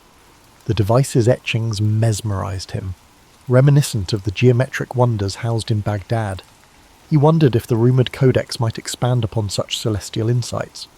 As the fire died down, he sat, reflecting on how each horizon revealed new questions, not answers. Perhaps the desert's greatest secret was its power to kindle an unending quest. Beyond the pass, dawn unveiled a stark plateau where the wind carried the faint tang of salt. Mariam reckoned they were approaching the edges of a vast basin leading toward the Red Sea. Husayn noted the powdery residue that clung to his sandals, forming a pale crust whenever the wind surged. Fragments of shells occasionally glittered underfoot, relics of a primordial sea that had long since receded. In that silent expanse, the ancient interplay of water and desert seemed to whisper clues of hidden transitions. Moving carefully, the caravan traced a path across parched flats where cracks laced the ground in elaborate patterns. Each fissure suggested the land was thirsting for a rain that might never come. Husayn lingered over a particular cleft that formed a near-perfect star shape. He sketched it in his notebook, contemplating how geometry surfaced in nature's own design. The interplay of shapes and lines called to mind the rumoured codex, possibly containing knowledge that bridged the gap between the natural world and human understanding. By midday the heat intensified, pressing against them like an unseen hand. Water became precious currency. Mariam, aware of how quickly desperation could unravel unity, kept a strict ration schedule. Observing her leadership, Husayn admired the way she balanced empathy with firm discipline. Under her direction, no quarrels erupted even as thirst pricked tempers. The caravan trudged on, each step a negotiation between body and environment. In the shimmering distance, stunted shrubs and dwarf acacias offered, the only semblance of life in that stark domain. Later they spotted a solitary figure approaching from the southeastern horizon. Cautious, Mariam arranged the travellers into a defensive semicircle.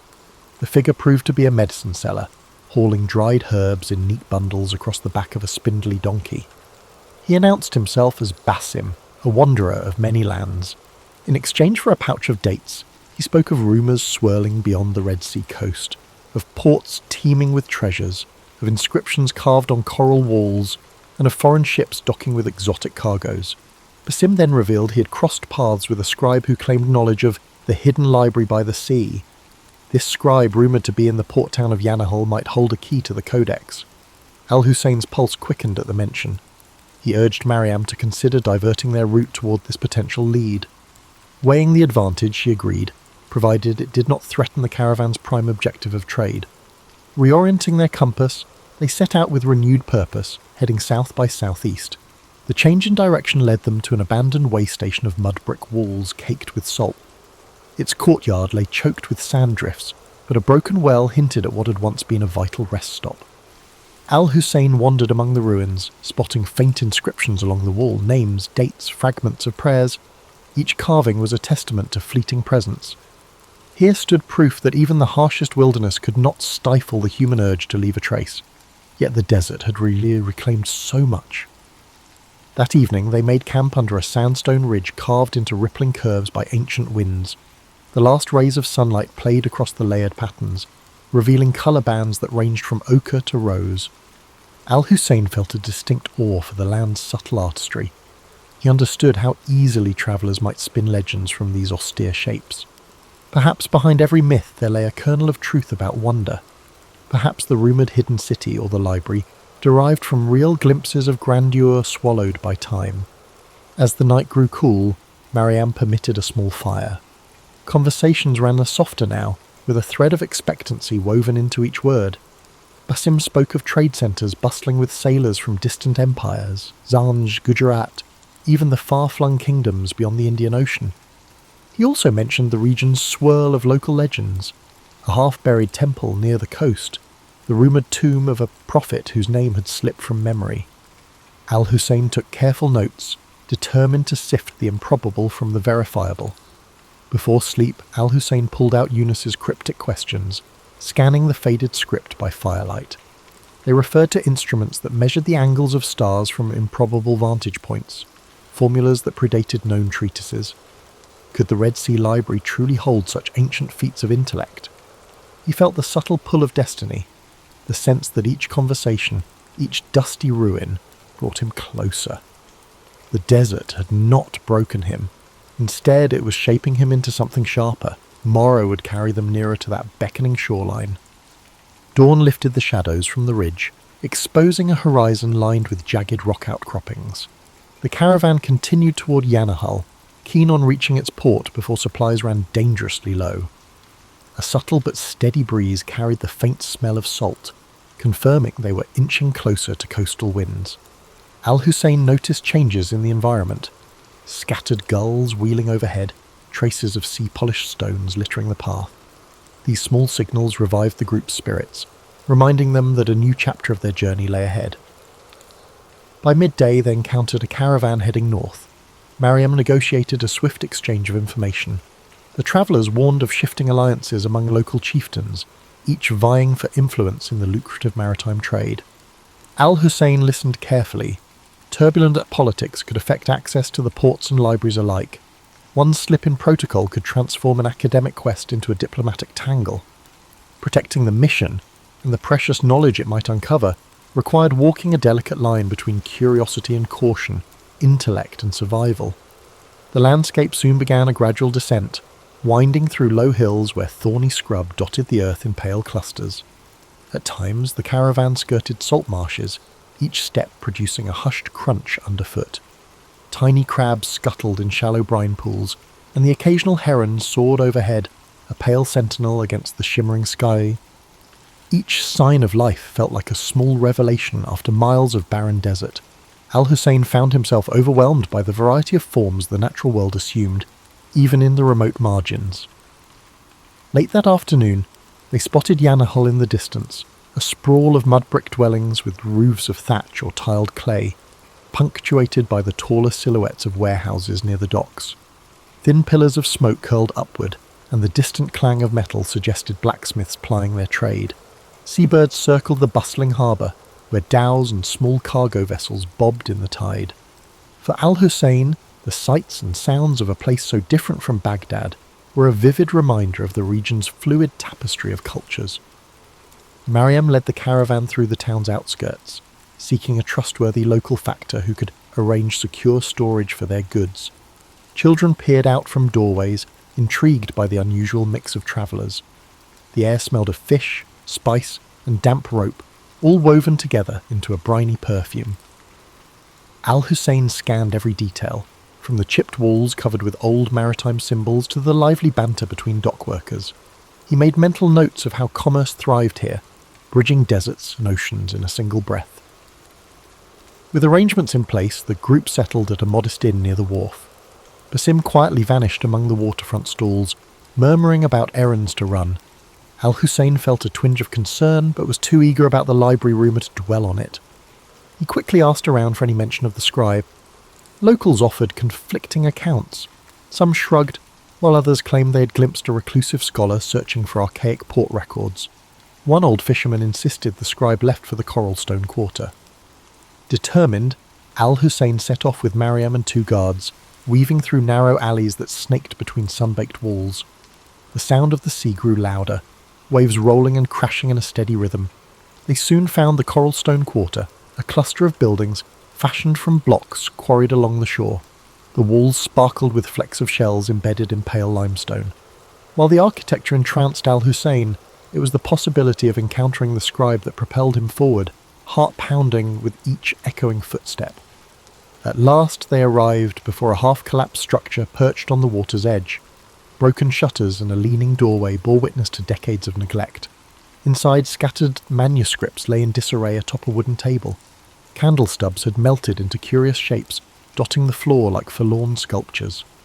Husayn called out, receiving only silence. Mariam gestured for the guards to remain alert. Then a voice, raspy but precise, emerged from behind a partition. "If you've come for idle gossip, there is none. If you seek knowledge, speak." An elderly man stepped forward, shoulders draped in a threadbare shawl. His gaze darted suspiciously among them. Husayn introduced himself and explained his search for a Red Sea library rumoured to house an ancient codex. At the mention of Yunus al-Kindi, the man's eyes sparked. He introduced himself as Fahim, once a royal archivist who had fallen out of favour. Fahim claimed to know the codex's general whereabouts, but warned of obstacles, political and supernatural. Despite his guarded manner, he pointed to a scroll. "There," he said, "the trail begins." Under the scribe's watchful glare, Husayn unrolled the scroll Fahim indicated. Faded script described a coastal stronghold called Makshaf, famed for its labyrinthine archives. Though the text offered scant details, it named a certain scholar, Ibrahim of Kulzum, who had once catalogued manuscripts within its walls. Fahim revealed that a naval blockade centuries earlier had forced the stronghold into obscurity. Few in Yanahal even recalled its name. The old archivist smirked. "If you wish to risk your neck, go. But be warned, those halls remain unforgiving." Mariam, standing nearby, studied the scribe's demeanour. She had dealt with enough merchants and officials to read a man's motives. Though Fahim's bitter tone implied grudges, he seemed sincere about the stronghold's existence. After a terse negotiation, she coaxed him to provide a rough chart of Makshaf's possible location. Husayn promised to mention Fahim's name favourably in scholarly circles if they succeeded. The archivist waved them off as though disclaiming any further responsibility for their fate. Mystery, it seemed, was his final currency. Reconvening at the inn, Husayn laid out the new findings. The stronghold of Makshaf appeared to lie southwest along a rugged coast where cliffside passes met tidal inlets. This was no typical trade route, and Mariam recognised the risk. Yet curiosity pulled them forward. Treasure for her, knowledge for Husayn. To minimise complications, she decided that only a smaller detachment would continue. The main caravan could remain in Yanahal, selling goods and provisioning for the journey back to Baghdad. Husayn and a handful of companions would venture on. Evening found Husayn pacing the inn's modest courtyard, poring over Fahim's chart. Tiny notes etched beside rough sketches of landforms hinted at old conflicts, ruined watchtowers, and rumoured pirate hideouts. He traced the shoreline with his fingertip, imagining the waves crashing against the walls of Makshaf. What secrets might that stronghold's archives hold? Remnants of civilizations unknown or advanced theories lost to time. The moonlight made the parchment glow, as if enticing him to see beyond its faded lines into uncharted territory. By dawn, Mariam had secured a light coastal vessel from a local captain named Tawfiq, whose family specialised in short-haul voyages along the Red Sea. With Basim's help, he had returned with unusual timeliness. They loaded supplies, water barrels, salted fish, a few goats for milk. Husayn brought his notebooks, Eunice's letter, and whatever references Fahim had been willing to share. A hush fell over them as they boarded the vessel, the humid sea breeze a welcome change from desert dryness. Ahead lay the open sea, half illuminated by the rising sun. The boat rocked gently as they navigated away from Yanahal's harbour, leaving behind the tangle of masts and dockside chatter. Overhead, seabirds wove intricate patterns, while the horizon stretched indigo and gold. Husayn inhaled the briny air, feeling a subtle exhilaration. This watery expanse was a far cry from the dusty roads he had known. Mariam stood at the prow, scanning for hazards. Despite the calm surface, she understood storms could blow in with devastating force. The Red Sea, like the desert, demanded vigilance. During the voyage, Taufik recounted local lore about hidden coves where pirates once stashed plunder or reefs that glowed with phosphorescence at night. Basim listened, occasionally offering a sly anecdote of his own. Husayn jotted down each tale, uncertain which threads might lead to truth. The swirl of rumour only deepened his conviction that knowledge often lurked in the unlikeliest corners. Meanwhile, the coastline revealed layers of cliffs, dotted with vegetation clinging to cracks in the rock. Small huts or fishing camps occasionally dotted the beaches. On the second day at sea, dark clouds brewed on the horizon. Taufik urged them to find shelter before the squall hit. They steered toward a narrow inlet sheltered by limestone bluffs. Waves churned with increasing ferocity, and the wind whipped spray across the deck. Mariam and Basim helped secure the sails while Husayn clung to the boat's railing, heart pounding. Thunder boomed overhead as they finally slipped into the inlet. There the water remained calmer, though the storm raged just beyond the protective cliffs. Huddled against the rain, they waited for the tempest to subside. Husayn's mind raced. If the codex contained advanced understanding of astronomy, it might also hint at meteorological patterns. Could ancient scholars have deciphered the desert's or the sea's hidden rhythms?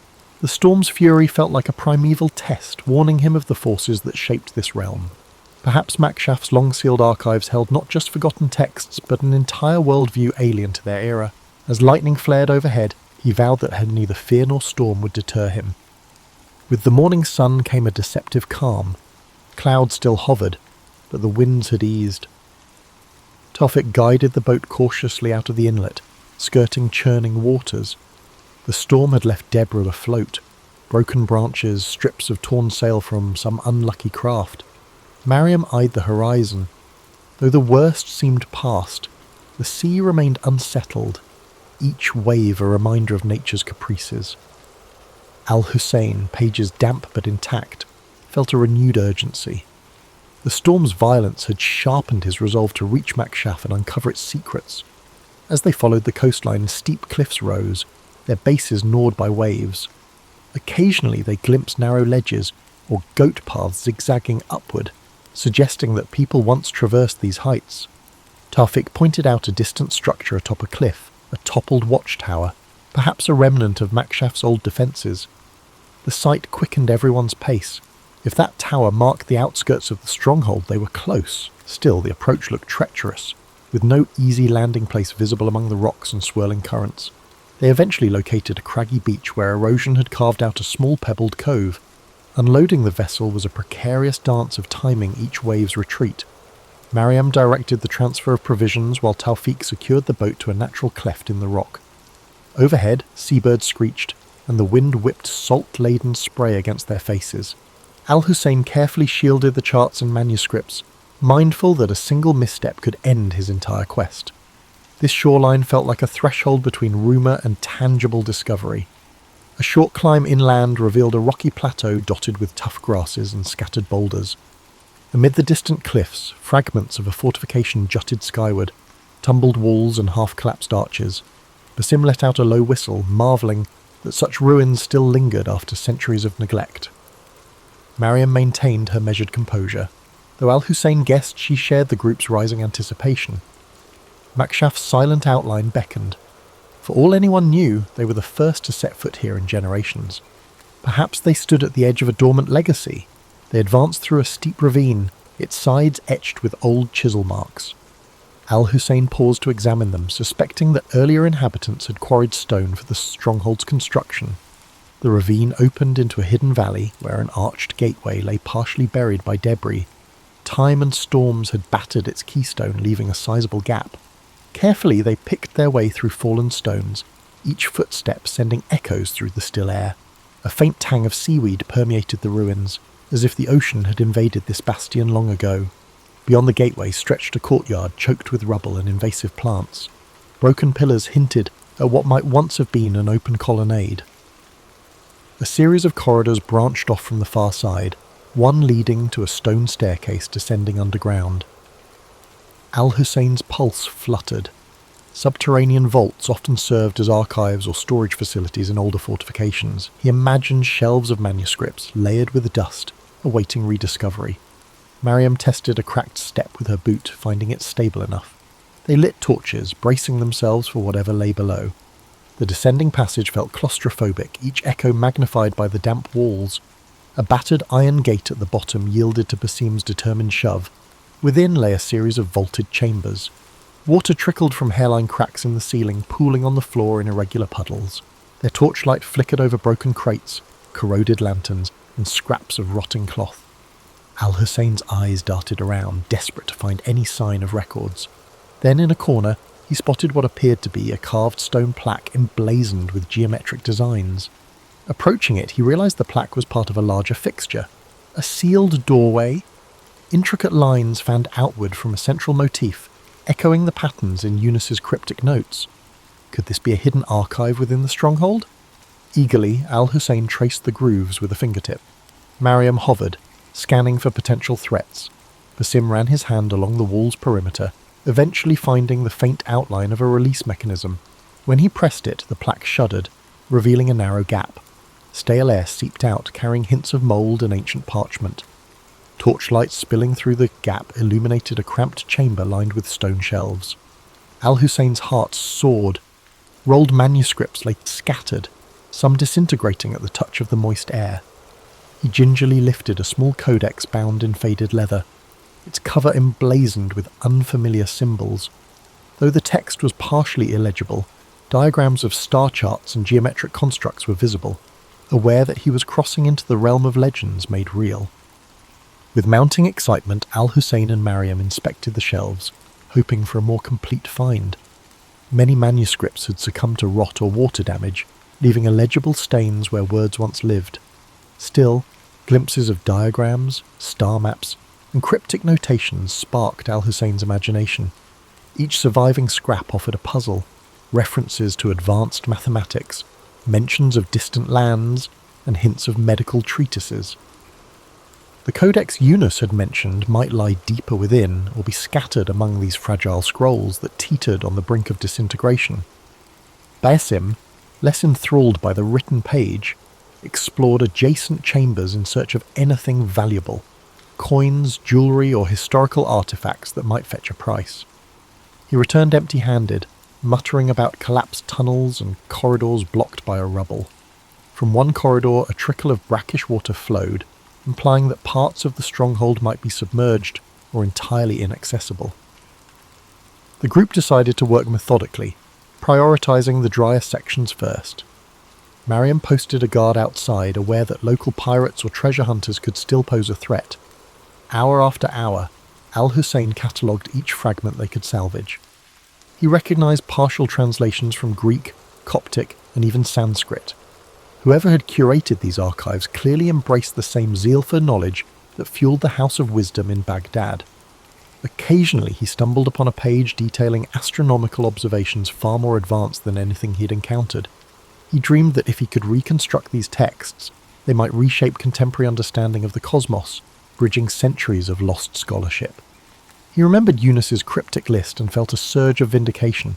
Progress was slow, the air in the buried chambers remained thick, occasionally forcing them to retreat above ground for fresh air. In the process, they discovered an intact storeroom near the courtyard containing clay jars sealed with ancient wax. Basim pried one open, revealing well-preserved grains that, while impossible to eat, illustrated that this fortress once hosted a thriving community. Al-Husayn marvelled at the notion that the inhabitants of Makshaf had walked these same corridors, their daily routines taking place above a trove of hidden knowledge, then vanishing into history. On the second evening, Mariam insisted they organise a secure campsite in the courtyard. Setting up canvas tarps where partial walls offered shelter from ocean winds, they established a routine, nights spent guarding the perimeter, days spent rummaging the archives. The only sounds were the distant roar of the sea and the shuffle of footsteps echoing in stone halls.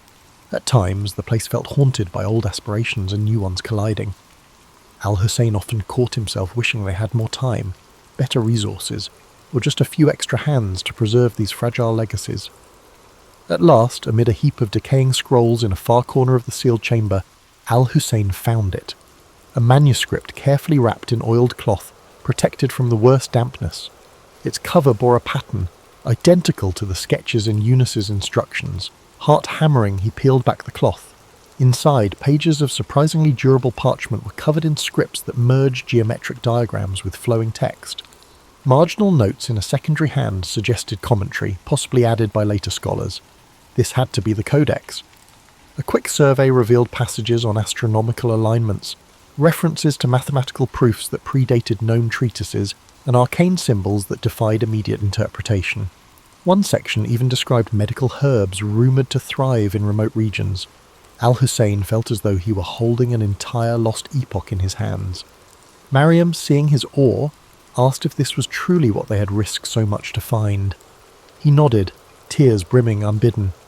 The codex might reshape fields of learning, if only it could be safely transported and studied. Next came the dilemma of extraction. The codex was too precious to leave behind, but the path back was fraught with uncertainty. The sea journey, the threat of storms, and the watchful eyes of potential bandits all loomed large. Mariam proposed packing the codex in multiple layers of protective cloth and assigning it round-the-clock guards. Basim chimed in with a plan to mask their departure by spreading rumours of a fruitless search, hoping to deter opportunists. Husayn agreed, recognising that knowledge could be as dangerous a treasure as gold. With their plans set, they gathered what manuscripts they could carry, focusing on the codex and a few other promising relics.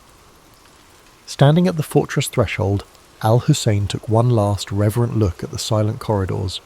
He imagined the generations who might have come here seeking truth, only to vanish beneath time's shifting sands. Now he held proof that their efforts had not faded entirely. As the group stepped out into the briny dusk, he realised his journey was far from complete. The desert had tested him, and the sea had threatened him, but this triumph opened countless new doors. History was not a fixed tapestry, it was ever unfolding, waiting for those willing to traverse the unknown in search of revelation.